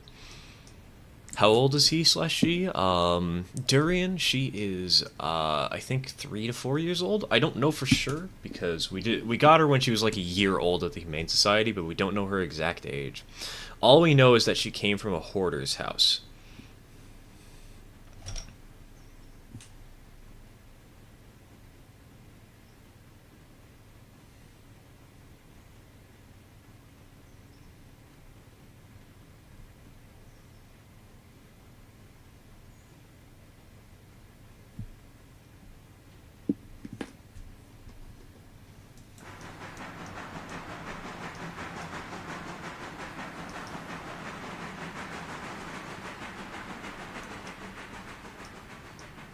So young and sleepy. Our 14-year-old Pele sleeps less than that lazy thing.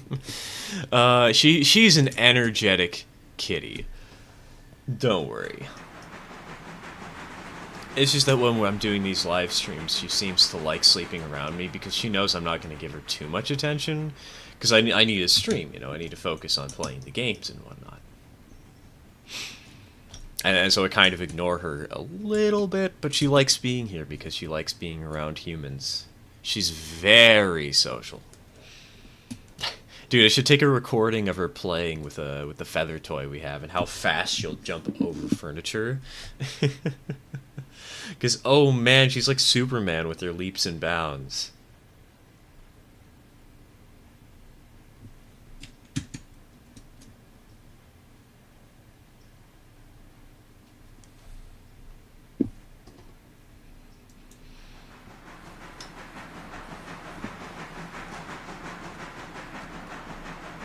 Want to hug her, she's so good. Girl cattos can be so cute, but then that time of the month hits. Durian has been spayed. Guess where I live? On the East Coast. You know what? Let's say Rhode Island. Because why not? Saturday here now, time to sleep. Alright, take care, Pontus. Sleep well, dude. Sleep well. Get yourself some good rest.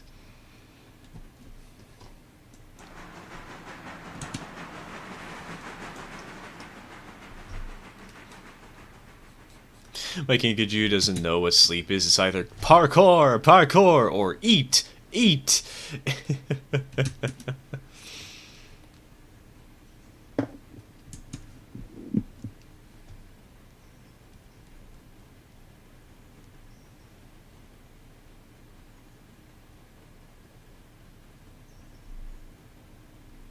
Rip dirt from the Nevada. Oh, did the Nevada Northern have like a mascot kitty that hung around the shops or whatever, and they passed away recently? Oh. You know, my father and I, we need to get out to the Nevada Northern. He was planning this excursion and this trip, actually.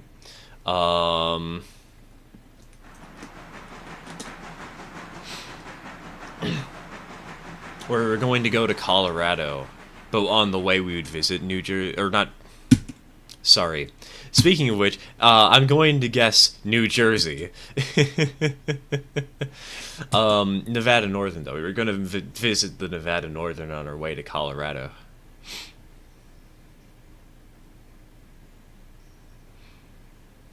July 17th, 1955, San Bernardino, Chile was the site where an express train crashed into the back of a stopped local due to fog.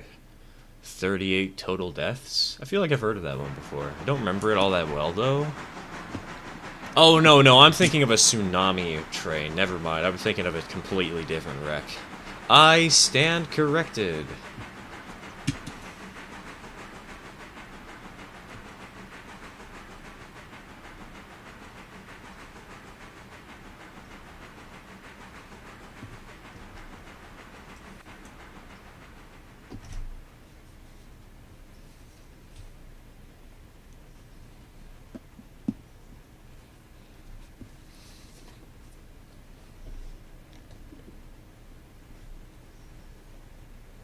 Wonder what when new locomotives will be added to this game. I haven't played in a while. I don't know. It's probably going to be a bit. They did mention that they were planning to have version 1.0 release in early of 2024, and they'll probably add a few new engines then when there's the big update, you know?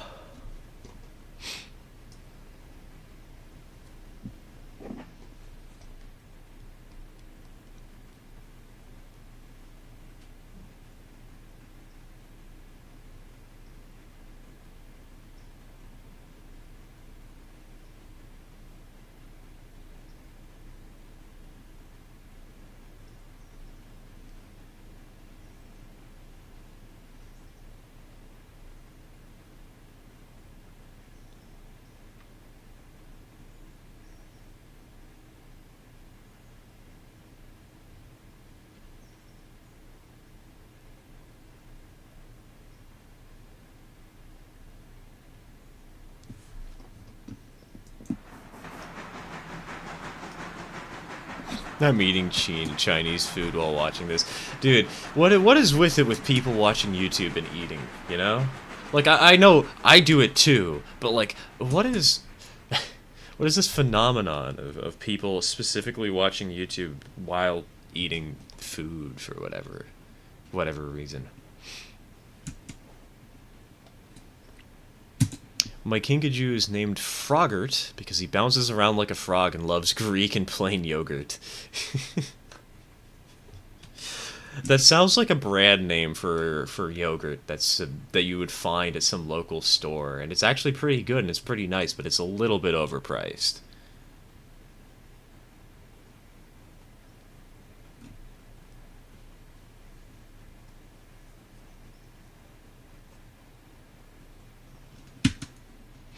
Watching your stream makes me want to stream the game more, lol. It's actually really cool because I searched for games with some realism since I worked for CSX, which is a totally different era, but you can do proper brake tests and such. It's pretty neat. Yeah, this is a... I mean, the Steam simulation isn't exactly the most realistic, but... it's nice that you can do serious operations. That's the part of the game that I love the most. Me out here, though, just slamming the brakes every 5 seconds and being like, oh, yep, we're stopping the train. Yes, I'm responsible.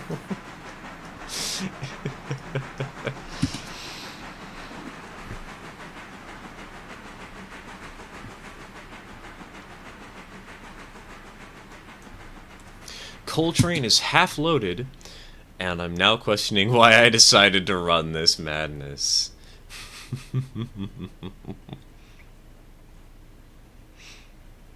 Me trying to avoid PSR at all costs. I'm willing to do PSR occasionally, but, like,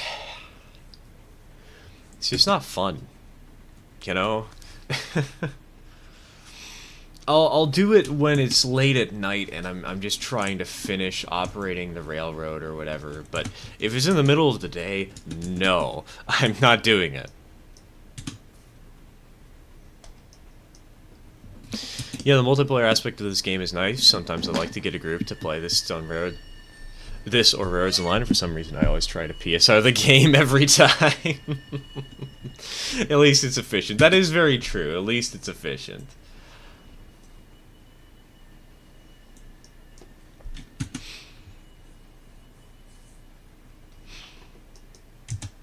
That's why I do it on well, this stream actually. That's why I'm kind of doing it on this stream, where I care more about getting things to where it goes than making sure the trains look good along the way. But man, the eye candy when you actually get your train going to the proper destinations and like set up correctly and got a caboose on the back and it's heading facing forwards, hauling like 12 or not 12, like 20 cars. So satisfying.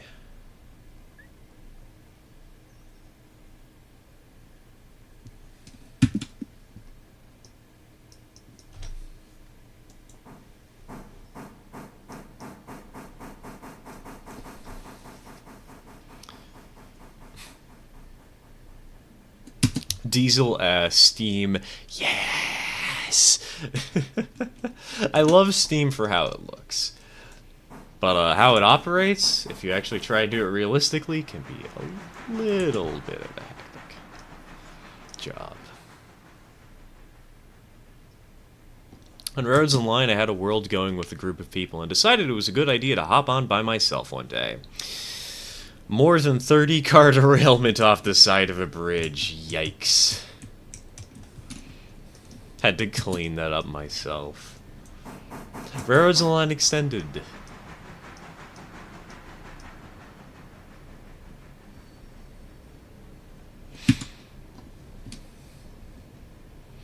Now that there's no need to babysit passengers, ran freight behind it on AI, and presto, Otto gets to ride in the caboose again.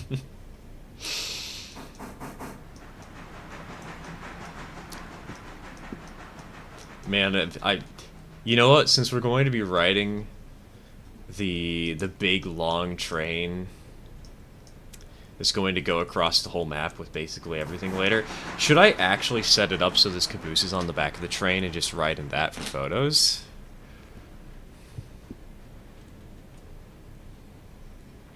Multiplayer has become the only thing that gets me to want to play Railroads Online anymore. Operations are just such a pain in the ass without at least a break, man.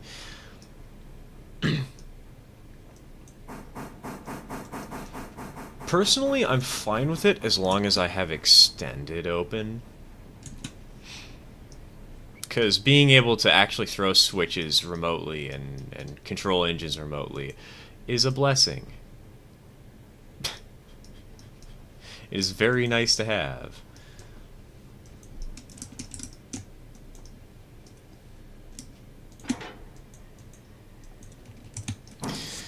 Do you watch Thomas the Tank Engine? Nope. I watched it as a kid when I was, when I was young, but I haven't watched it in ages.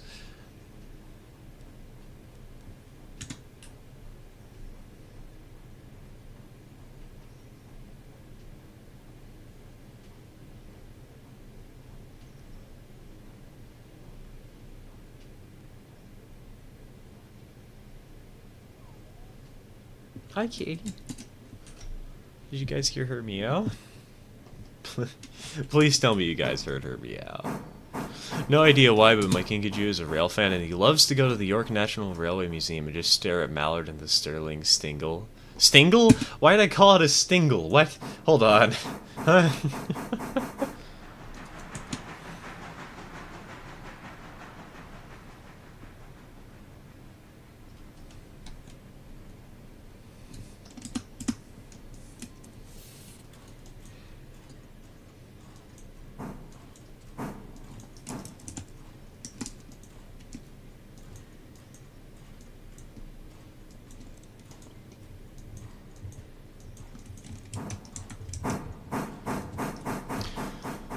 Reboot version is terrible. I know. I've seen the All Engines Go previews. Like, what is this?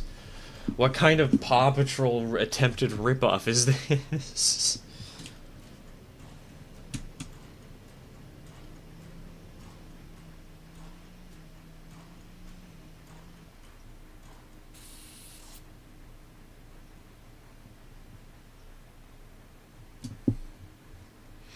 Do a DPU sim by taking control of the rear loco, set in railroad or to HUD controlled, and sitting in lead unit and operating head end by mouse control. Oh, so like you do the head end in first person, but you do the distributed power with the little lower left menu. That actually sounds kind of fun. Like the CGI on the model, but the model more. Yeah, the model's a classic, you know. Kinda hard to beat the model series. CGI had its hits and its misses. At least we can agree that CGI wasn't all engines go.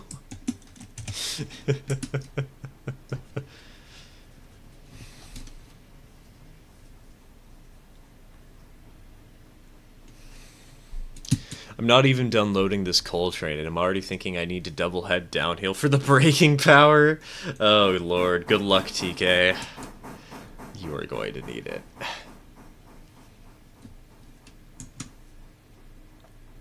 Imagine an alternate universe where we didn't even get Bweba? Okay, the question is about Bweba.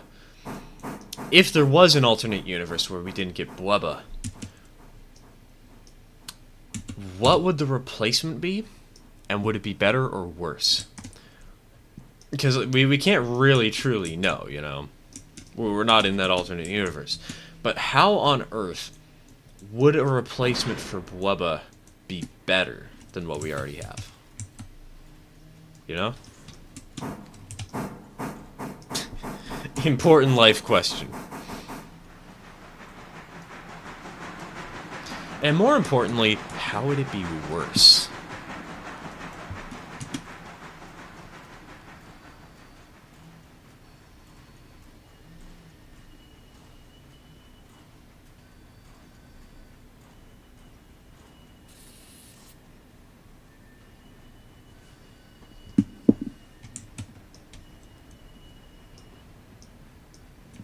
Simple. Put Edward and Henry back. Oh, right. I forgot that they murdered them. Like, completely. They just took them off to the side of Tidmouth's sheds and shot them in the back of the head.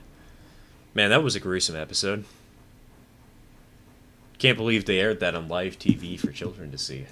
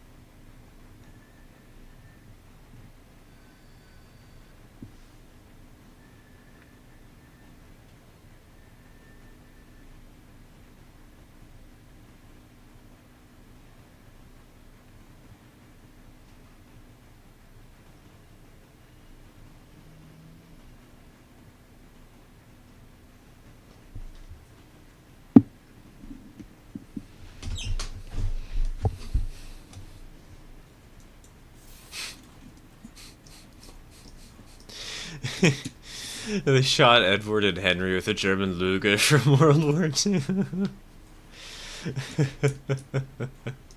Lost 106? How lost is it? It's right there in front of us. Are you sure, Otto? Are you sure this isn't just the disguise?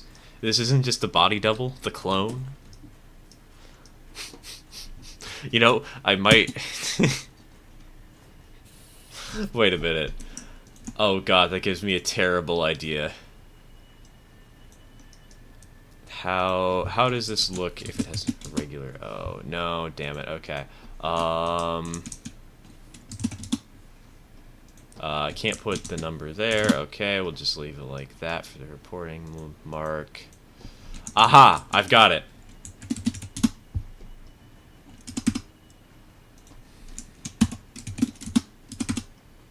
There we go. Okay.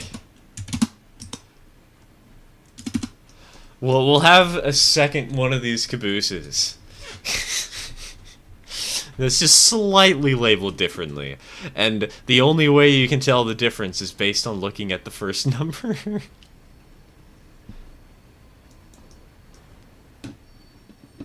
Also, wait a minute. Hold on. Hold on. We've just been going downhill at like 30 miles an hour and we didn't even come close to derailing.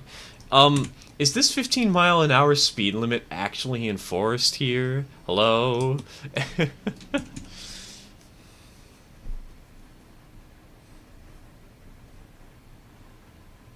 What do you think is the worst rail disaster you've ever heard? Probably that one in Ireland. I think it was in Ireland. It was definitely in that sort of... It was either in Ireland or the UK somewhere. And it was an issue where a train stalled on a hill, so they split the train in half, and the train rolled back down the hill and crashed into an oncoming train. Taiwan rail disaster, that sounds about right. Had a lot of kids aboard. A lot of kids perished. Rest in peace, you losers.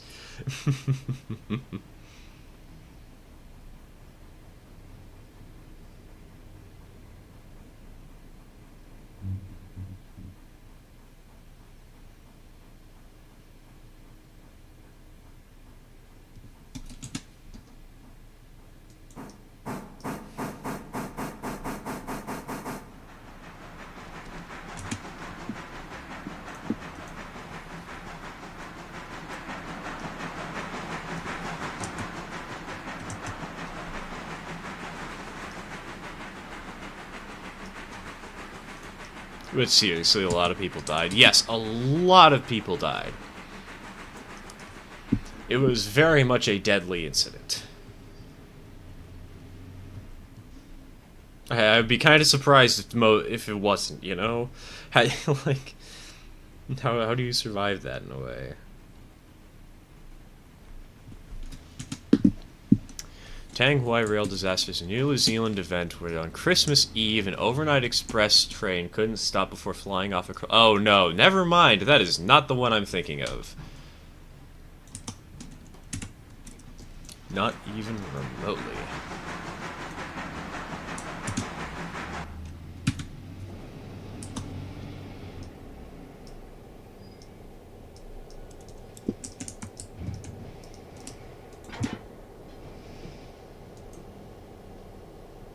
Oh wait, hold on, I wanted to grab this engine.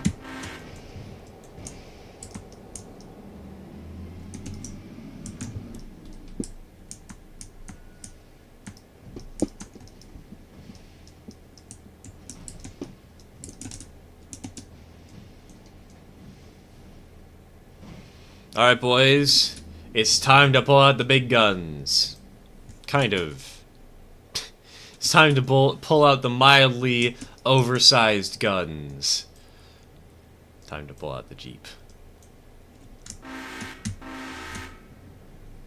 Wait.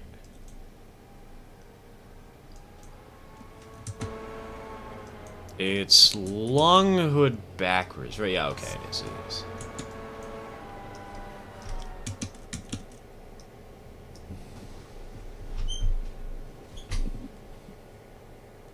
Someone's garlic bread gets smushed. Man, you're just making me hungry now.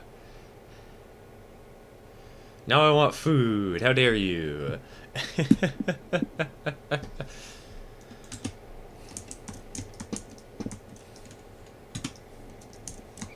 The Armagh train crash. Yes. That sounds right. That sounds right. It's the one you're thinking of. It's the one I think you're thinking of. That sounds about correct.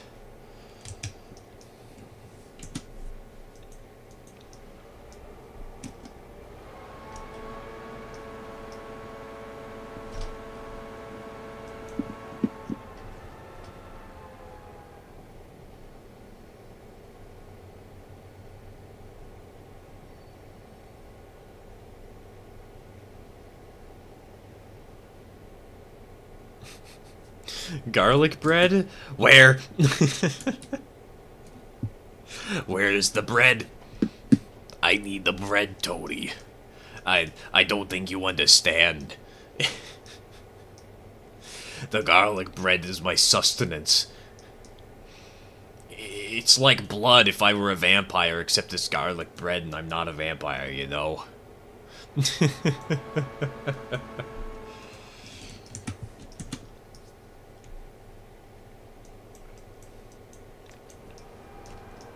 Can I friend you on Steam? I usually don't accept friend requests on Steam. It's a little more of a quote-unquote private location for me.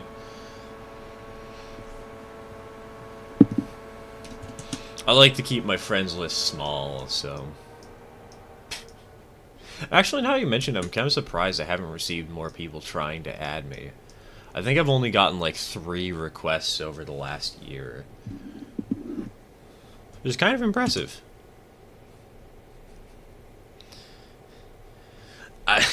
McDonald's? Who the heck said McDonald's? I ain't doing McDonald's. Are you insane? Come on now, we got Burgerville over here. Burgerville, better, way better. Who the heck would sin with McDonald's?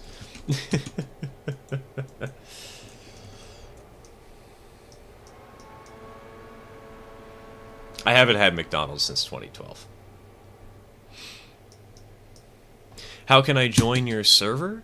If you mean Discord, there is a link in the description. It is free for anyone to join. If you mean the game server, however, I usually play on Sundays with channel supporters, either Tier 3 YouTube memberships or Tier 2 Ko-Fi memberships.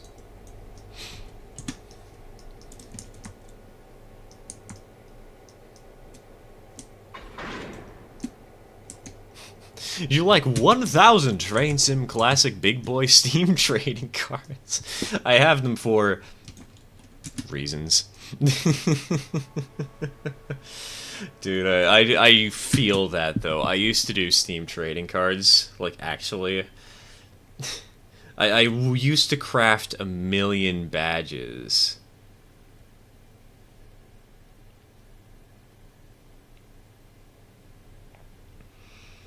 It was back in the day when, God, you guys want a fun little story? Back from high school years?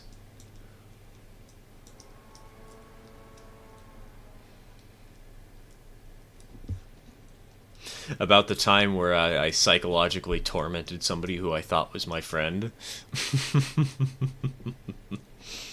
Ah, the good old days. More cursed Stirlore. Honestly, it's kind of depressing Stirlore more than it is cursed Stirlore, but... Story time, story time. So, back in the day, have you heard of the Camp Hill rail disaster? You think I have. It sounds like a disaster I've heard about. I feel like I recognize the name. So back when I was in the first 2 years of high school, in the small private school that I went to, right? There was one friend of mine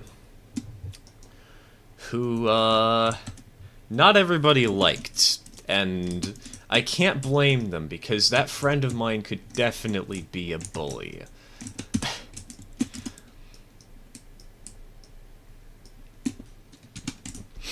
And I remember that they said some really, really nasty stuff to some people.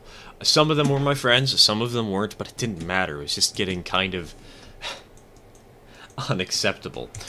But I still considered them my friend at that point in time, you know? And so I didn't just want to completely destroy the friendship, but I decided to do something to irritate them. I decided to do something to make them very, very annoyed.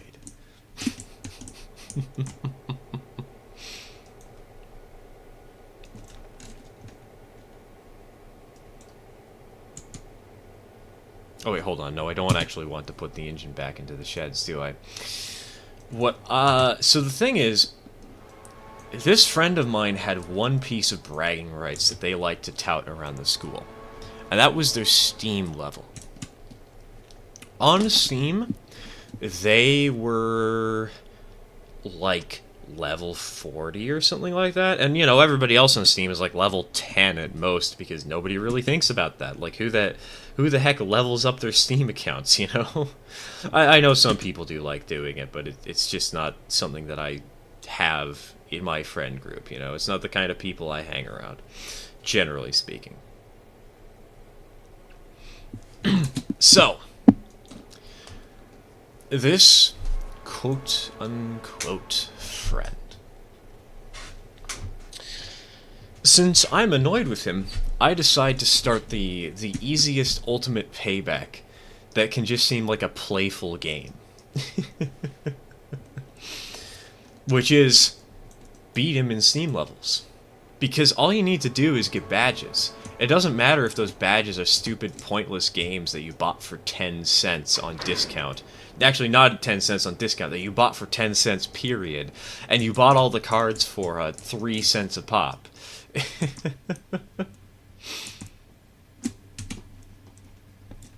So, I go around and I buy basically all of the cheapest badges I can and min-max my level to beat him.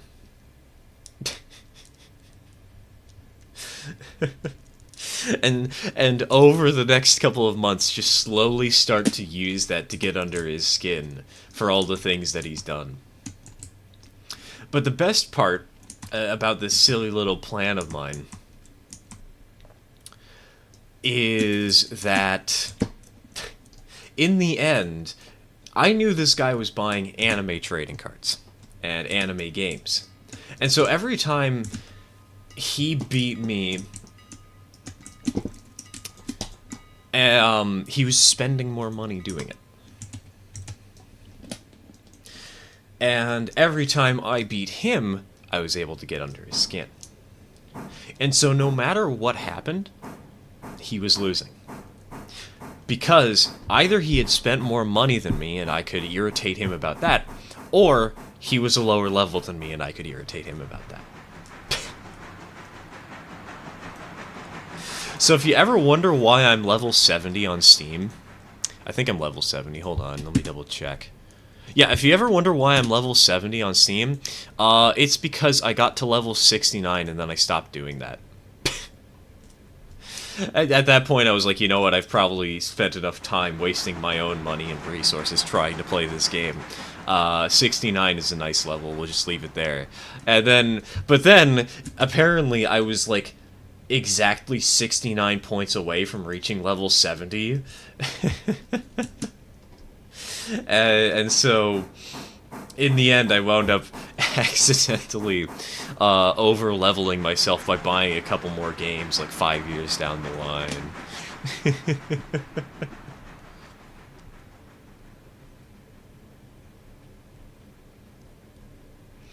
Just know, for a while there, I unintentionally was 69 points away from getting to level 70, which means that I was level 69, and I had 69 points left.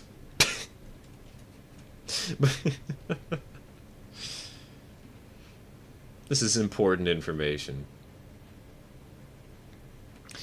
Earlier just had a rail crash where an express crashed into the back end of a stopped goods, and 2 more local and express crashed on top of the wrecks.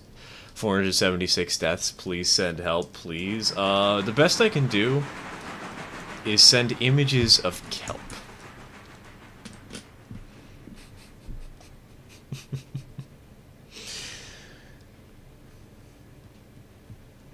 The Splatoon jokes. How I've missed you so.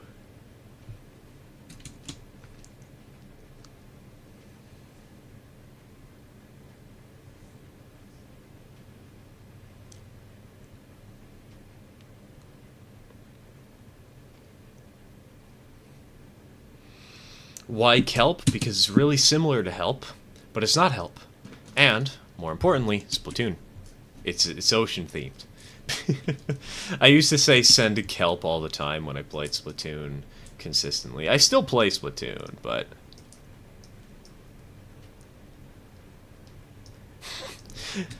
Irrelevant story. Got to ban my first Discord user today and told him the story of when I got banned from a Discord because of you. Nice. Yet here we are. Still going strong. Well, kind of. Admittedly, I should... I keep putting off joining for operating sessions when, like, you guys and Jaylene are all hanging out together because either I'm too tired or I'm just not in the mood because of these streams. It sucks. All 26 cars of coal are loaded, and now it's time for me to double head down the mountain because I need braking power. Good luck, TK. And let us know when you derail and let us know how terribly it is. How terribly it goes. Just reminded me of Send Dudes. Gee, just get a bunch of construction workers with the biggest muscles you've ever seen. I'm in a fight! I need more men!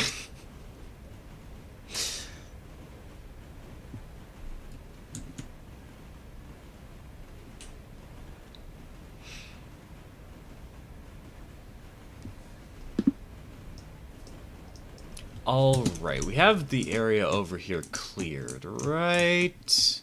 Yes, we do. Okay. So we'll put this thing on the turntable. We'll do the usual turning method. Oh god, we're going 35 miles an hour into a turntable. Maybe let's not do that.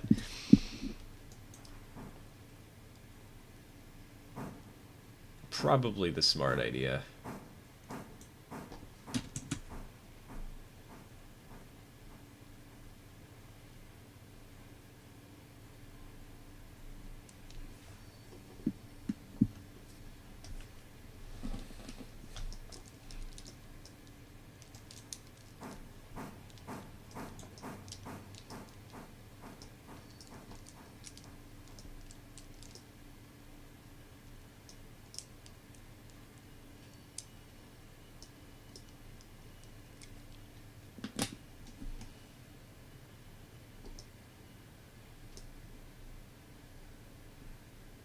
Alright, and bring her to a halt. Uncouple. Looking at an... Oh, right. I forgot. Shaq is currently sitting in Bryson, and it's staring down at the diesel.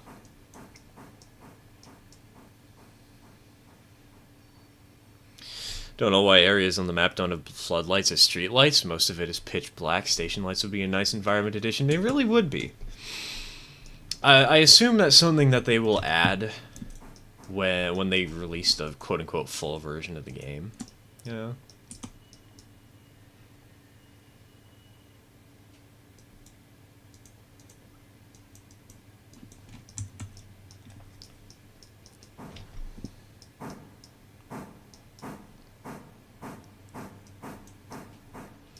What the flying bananas are you doing to the observation car? Turning it around. Eventually. I gotta take a second.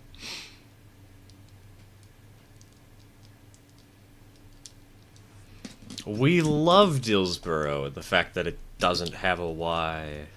I mean, okay, it's not that bad, but it is mildly annoying.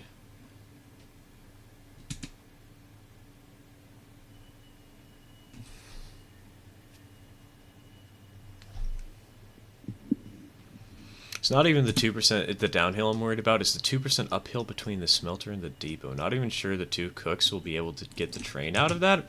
TK, why... This is Pine Valley, right? I'm assuming it's Pine Valley. If it's Pine Valley, why would the coal mine route go down to the smelter, right? Like, why not just have a bypass route that,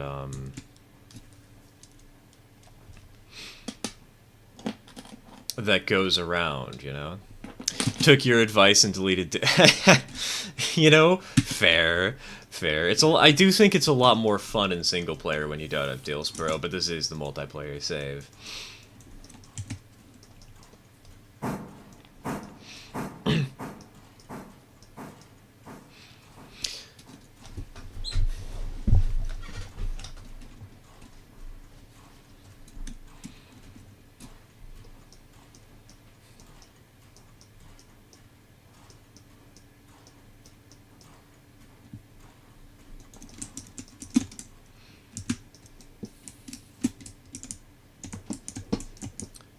And flip it. Turn it around.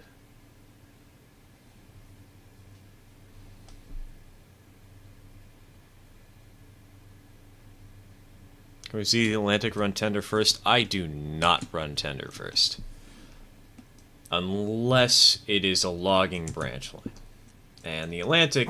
Well, the Atlantic might be going to a logging branch line, but it's probably going for scrap.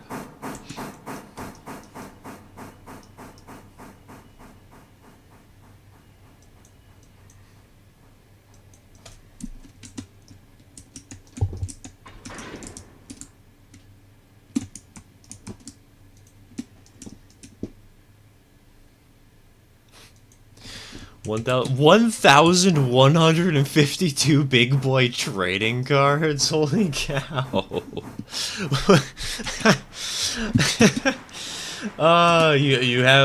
You know your type. That's great. That's glorious.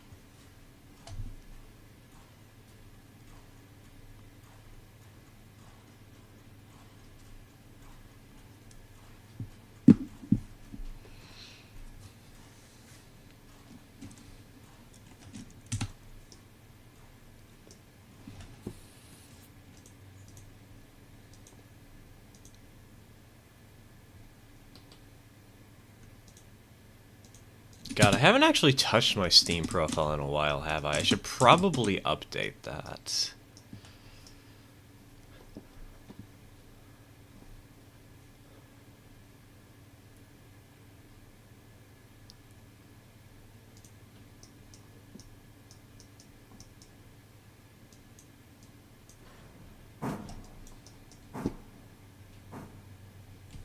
Do you know Heist and are you friends with him? I don't know Heist, no. I don't really know any other YouTubers all that well. The people who I can say that I know a little bit better than some are... Well, Kerbo, he's been on live streams occasionally in chat. I haven't really talked to him too much, but he's been around. And Canubis Productions is somebody I knew in high school. I don't really know him anymore, unfortunately, but he was a good friend. Well, okay, admittedly, I didn't know him the best in high school, but he was a fun person to be around, and I considered him a friend of mine.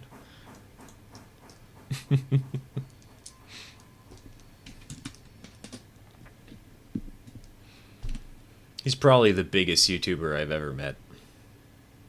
Which is funny, because I recently saw a post from him saying, hey, you know, I should probably post more videos.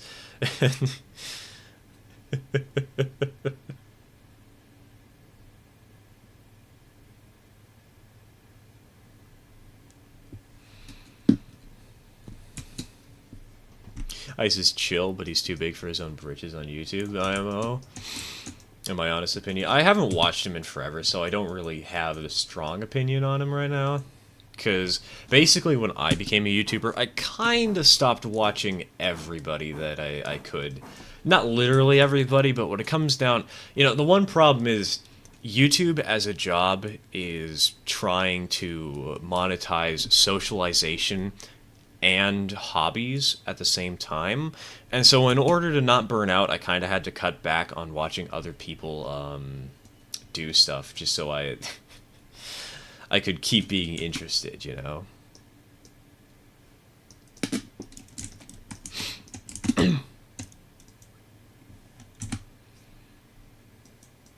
Well said at monetize. Exactly. It's the one downside because, like, Otto, you guys, to the night crew, you're not the only people who have been seriously affected by me taking on this job, and it really sucks because I don't talk to my IRL friends as much as I used to. I don't hang out with some of my online friends at all anymore. I still consider them my friends, and I talk to them from time to time, but, like, ugh. Why are there so many coal cars? Do you have Robinson Gap at tier 5, Rockstar? Because if you do, there's your answer.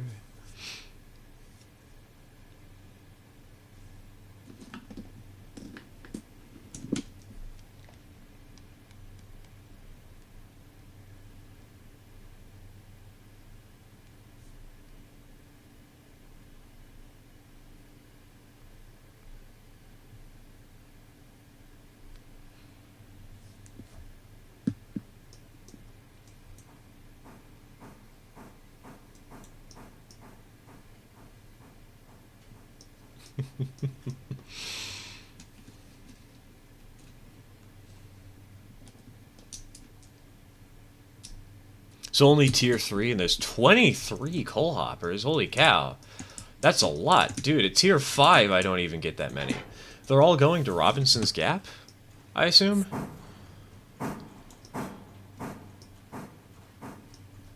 Jeez.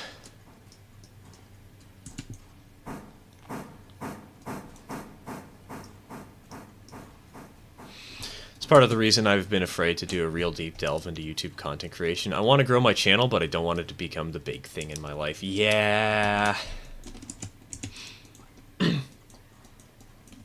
It's a fun job, but it is still a job, and it can drain the fun over time. You gotta be careful with balancing it, and that's why sometimes I've taken mental health days off of streams. That's why sometimes I just don't upload videos for a little bit.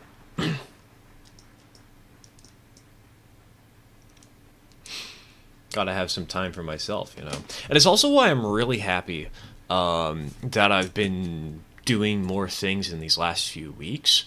Because, like, I think I'm legitimately getting myself out of a major depressive slump in my life. And I actually feel excited about going out and doing things. And, like, going down to Guardian Games and playing some Dungeons & Dragons with folks. Or trying things outside my comfort zone, like getting the P.O. box, for instance. I've been working on that, you know, and I guess it's not really YouTube related, but it's still something nice.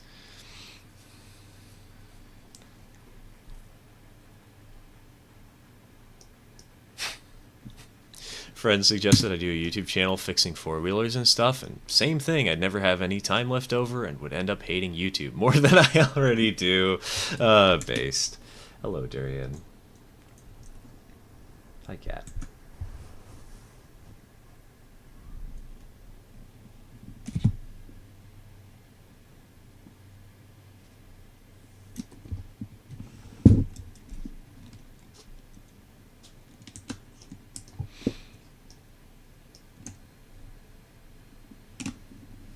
Don't want you sitting on me today, kitty.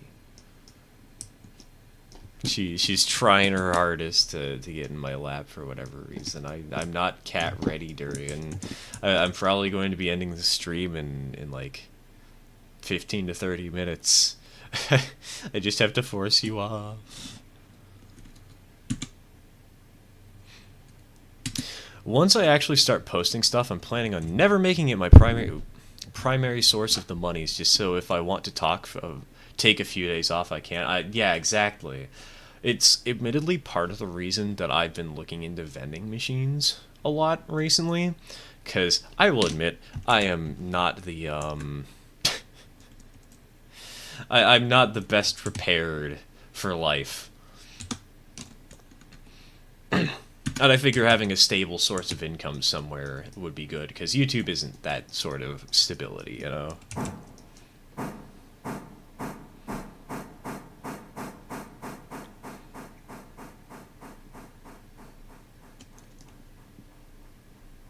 Hi, Durian. Durian, you can go around the other side of the keyboard, you know.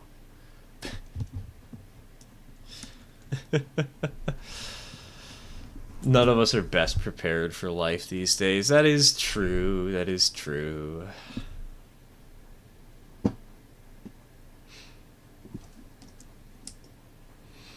Especially now. Oh god, yeah, the cost of living has literally doubled, etc., etc.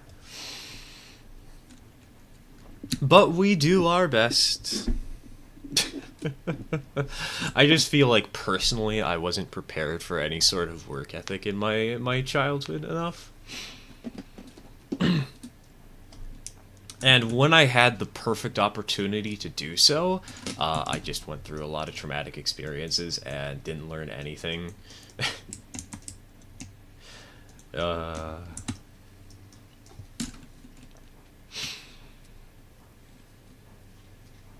We love the punches that life throws at us some days. Alright. Passenger train. Send her back. Road 20. Throw this switch.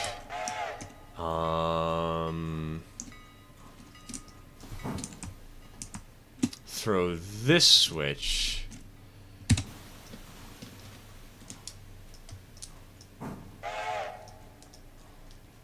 A switch lined against it? Didn't I just throw the switch, though? Are you serious? Are you serious, game? Come on now. Learning that you didn't learn anything then is learning double time now. Exactly. Oh my god, Durian's eating more chips. Or not chips. She's eating more plastic. Why? Cat, that's not healthy for you.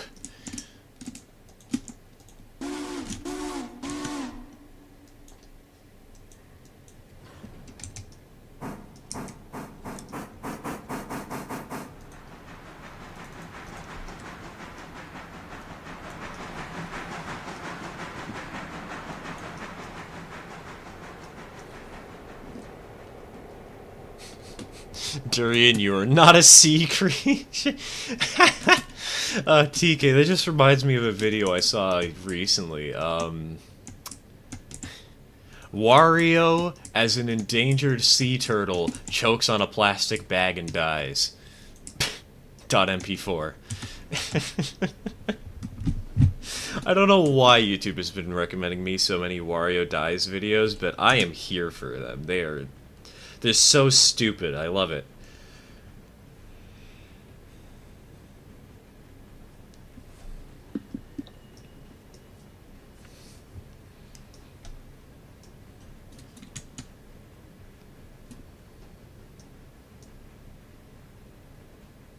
Oh, Rockstar, about the coal train.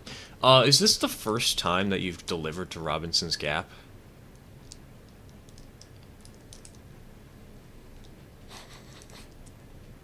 What type of engine is number 2? I don't remember.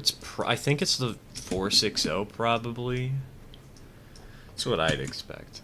Eat plastic or asbestos, which would you choose? Probably plastic, right? Like, it depends on the amount of stuff that you're eating. I'd probably have to,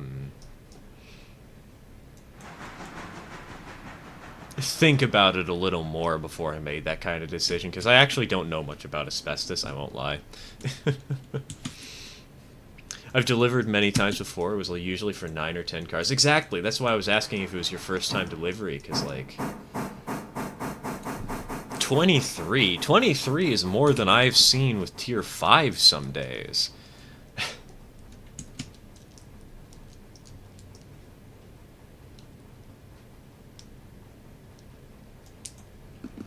I heard after the new update, the Class 1s absolutely dump cars on you. Maybe. We'll see. We'll see. I don't think, actually, since the update, we've had an interchange on this bigger save. You'll find out Sunday? Why wait for Sunday when we can find out today, Rockstar? We can do a quick test and see how it goes. Hello, Thomas and Bubble Guppies. Welcome to the stream. Welcome to the stream. What is your favorite Thomas character? I don't watch enough Thomas to know the characters. In fact, I don't watch Thomas at all.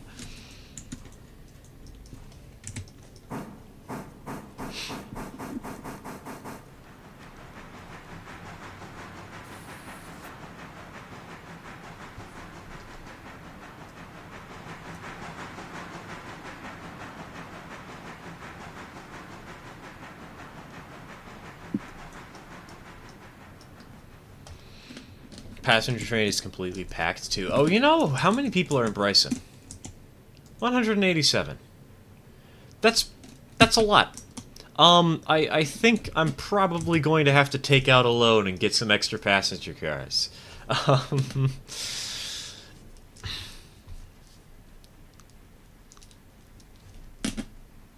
Just probably, maybe, perhaps, mayhaps.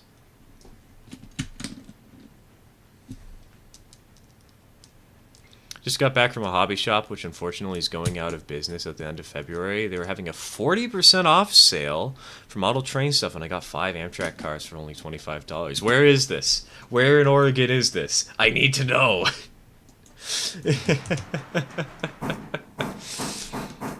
Hey, hello, Dita. Welcome back. Welcome back. Remember ever looking at Braid. I remember having local hobby shops here too, back when I was a kid.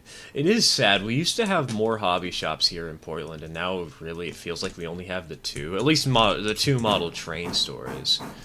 Like, there was one place called Vic's around here.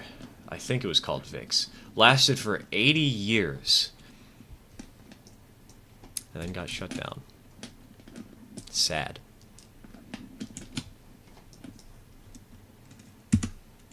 I don't remember exactly why it got shut down. Maybe the owner just wanted to move on and was done and didn't sell the business to somebody, but went down under near the border of Idaho. Okay, well that might be a little bit too far for me. Well, maybe it could be a day trip. I don't know.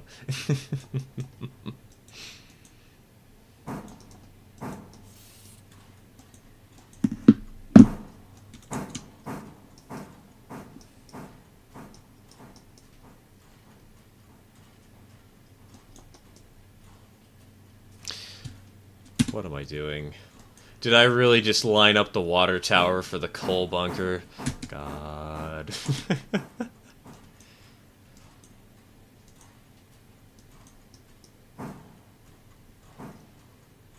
Only hobby shop I ever liked was Leisure Hobbies in Salem. They were around for 50 years, operated and owned by just the owner for a good chunk of that time. Closed down in 2020. RIP.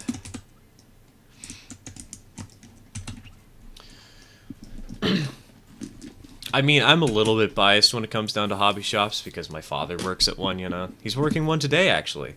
And he's going to pick me up some stuff for the 0-30 layout. At least, I hope he is. I sent him a list over Discord, but his phone doesn't have Discord on it.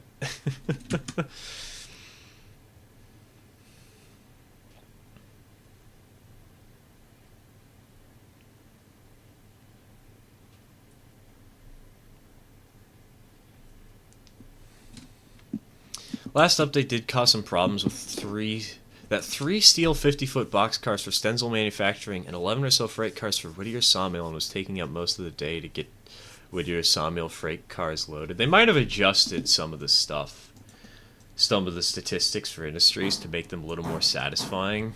I don't know. I actually got the coal train up the grade without stalling? Hey, let's go. There is hope. I know there is hope was for something else, but still.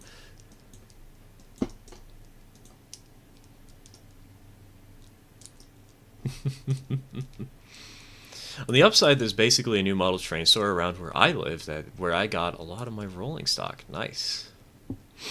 It's very unfortunate no one likes hobbies these days, and all people do these days is spend all their precious time in a dang screen. I mean, it does make sense when the screen is cheaper than the hobby. I mean, for heaven's sake, the amount of money I spent on the recent Project Locomotive that I was teasing earlier in the stream was $150. Dude, I could get a good cell phone for that price and play Fortnite. You know?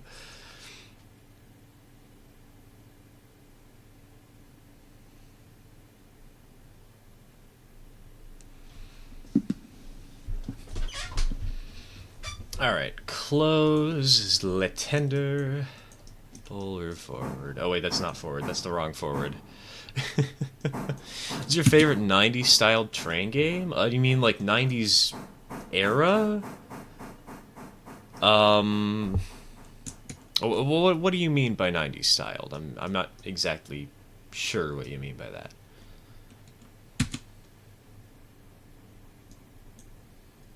Borrow one of your engine for a mail run, please. Sorry, engines cannot be borrowed. Why did I join a stir saying play Fortnite? Don't worry about it. There's nothing to talk about here. You heard nothing. That was just your ears acting up. Hello, Radium. Welcome to the stream.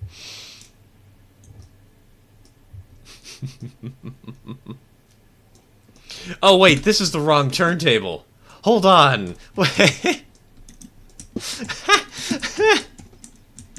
I just turned that around for nothing. Nice.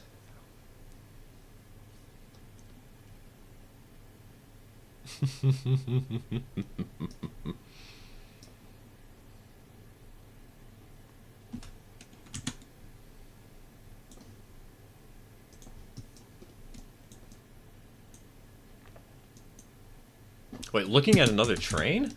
Where did Bettysburg go? Wait.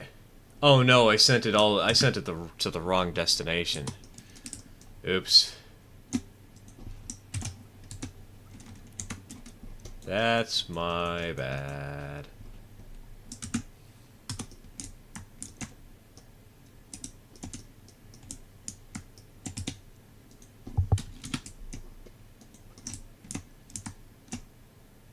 Wait.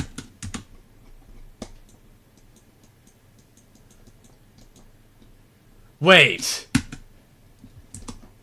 Wait a minute. Wait 1 second.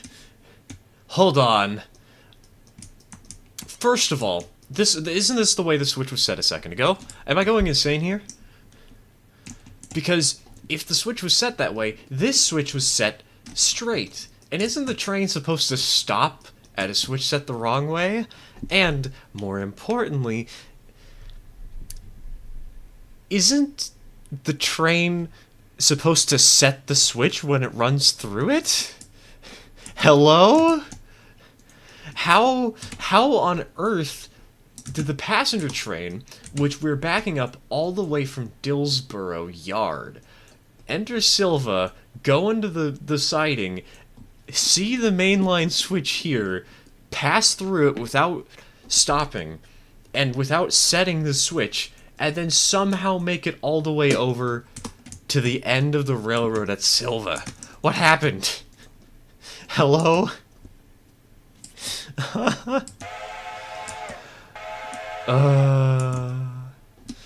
Well, that's a new bug. That's a weird one.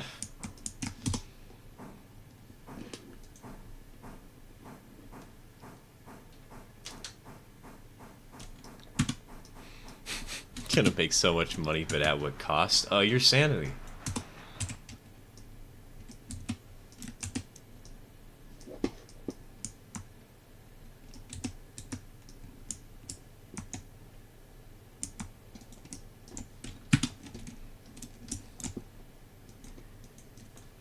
What is that big engine doing there? You mean this engine? Over here? I assume this is the engine you're talking about. It's getting repaired. It got damaged pretty seriously in a wreck the other day.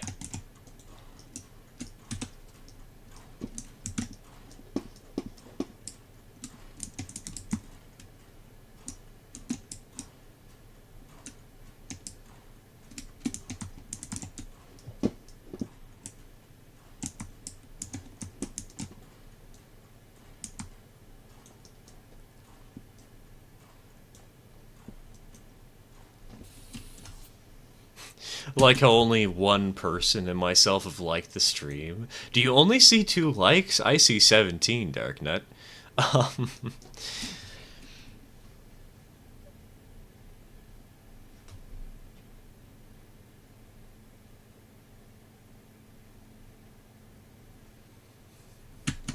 Alright. Let's see here. I think we're going to end stream in a few moments. I just want to double check that there's nothing left for me to do. Well, these cars are getting repaired. That's to be expected. Those cars are all in a good condition. I guess let's wait for number 8 to make it back to Silva to see if anything weird happens.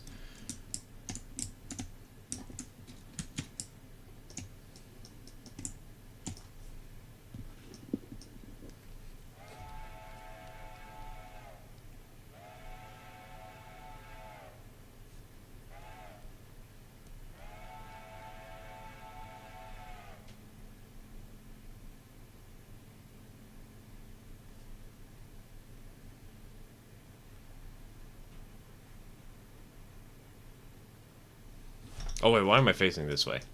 Frame is over here. Anyone else not able to launch DV after the update?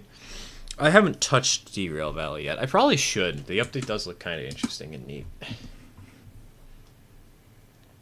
I mean, come on now. It's got a small engine.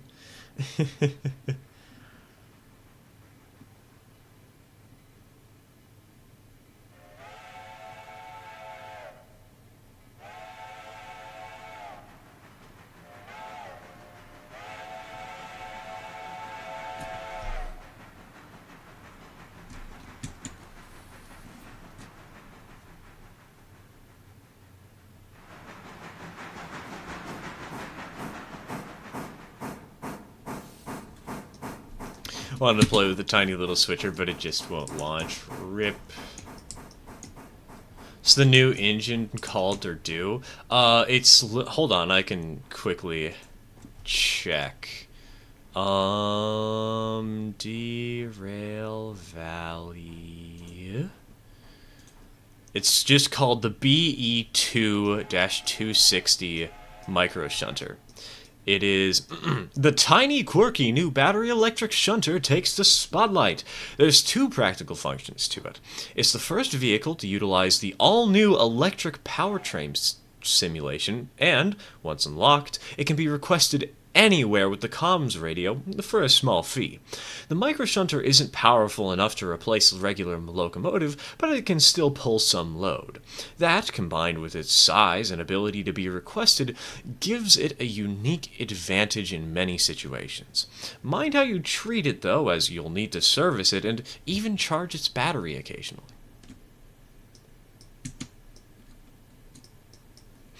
As is this tiny 4-wheeled critter. Just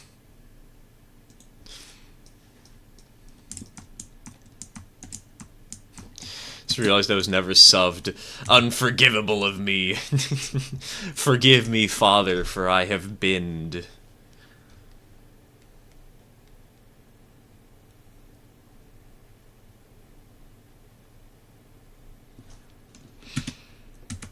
Alright.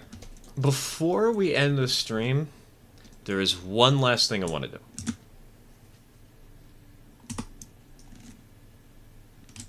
Check where my character is. Okay, he's over here. Let's go position him by the diesel so that I remember to do the pulpwood in a little bit.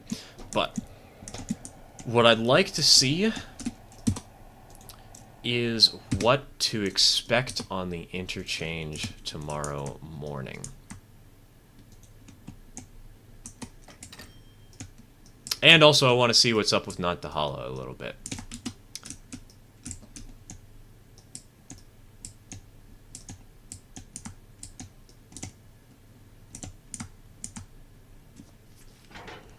Donk. Wait. Oh no. Oh, wait. Who... Oh my god. Hold on, I have something.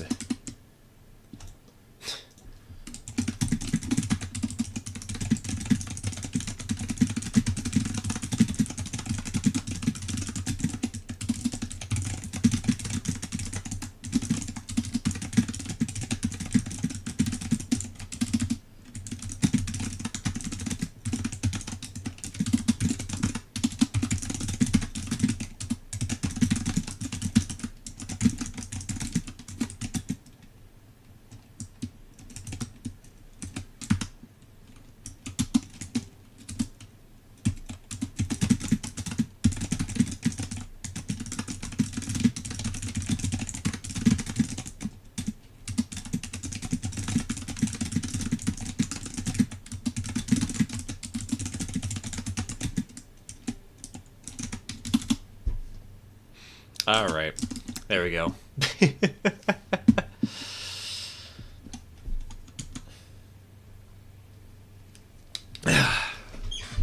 Somebody moved a car that they're not supposed to. This thing is supposed to stay on a vanity track, and it's been moved twice. Angry dispatch typing noises. Hey, we could do a round of nitro type before we end the stream.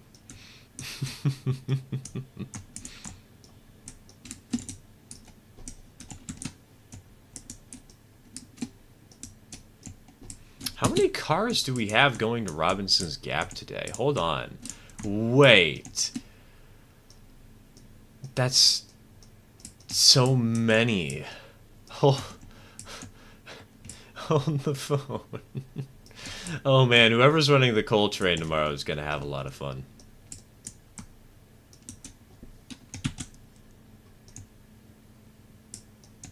Told ya? Yeah, exactly. It's going to be an awesome day tomorrow.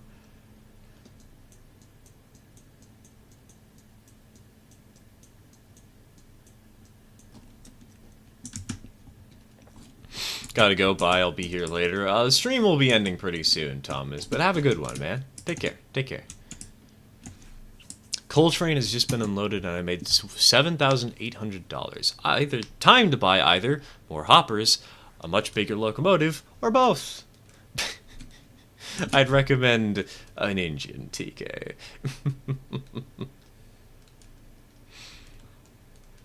Want a giant articulated steamer for DV or something else with huge pull power, but the new micro switcher is just too cute. That would actually be kind of cool if there was like an articulated of some kind. That'd be fun.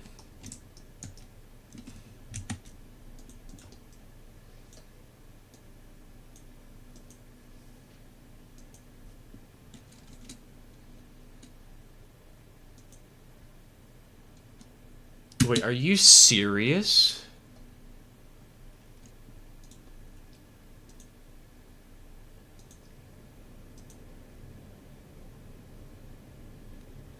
Are you serious that the entirety, that there's literally no house tracks? Wait. Hold on, let me double check that. Not the Hala. Public okay, there is a house track, thank goodness. Then, wait. What is this? Where is that track? There's a little spur over here. What is this spur for? What's the purpose of this? Huh?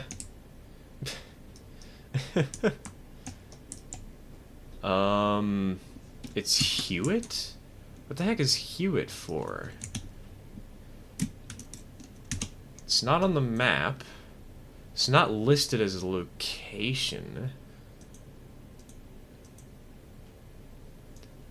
Is this like a helper pocket? Is that what this is?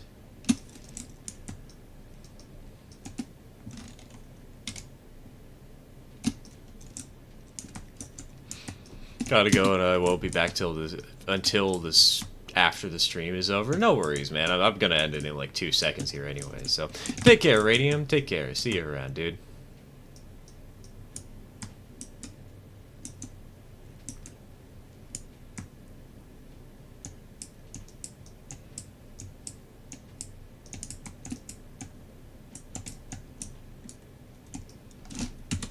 Is there anything left to do today?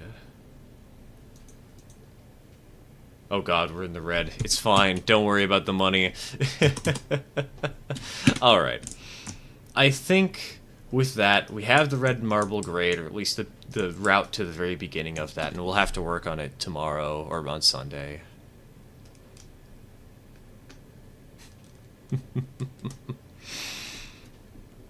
Thank you all for tuning in today. It has been a blast, and I will see you all on Sunday. Cheers, folks.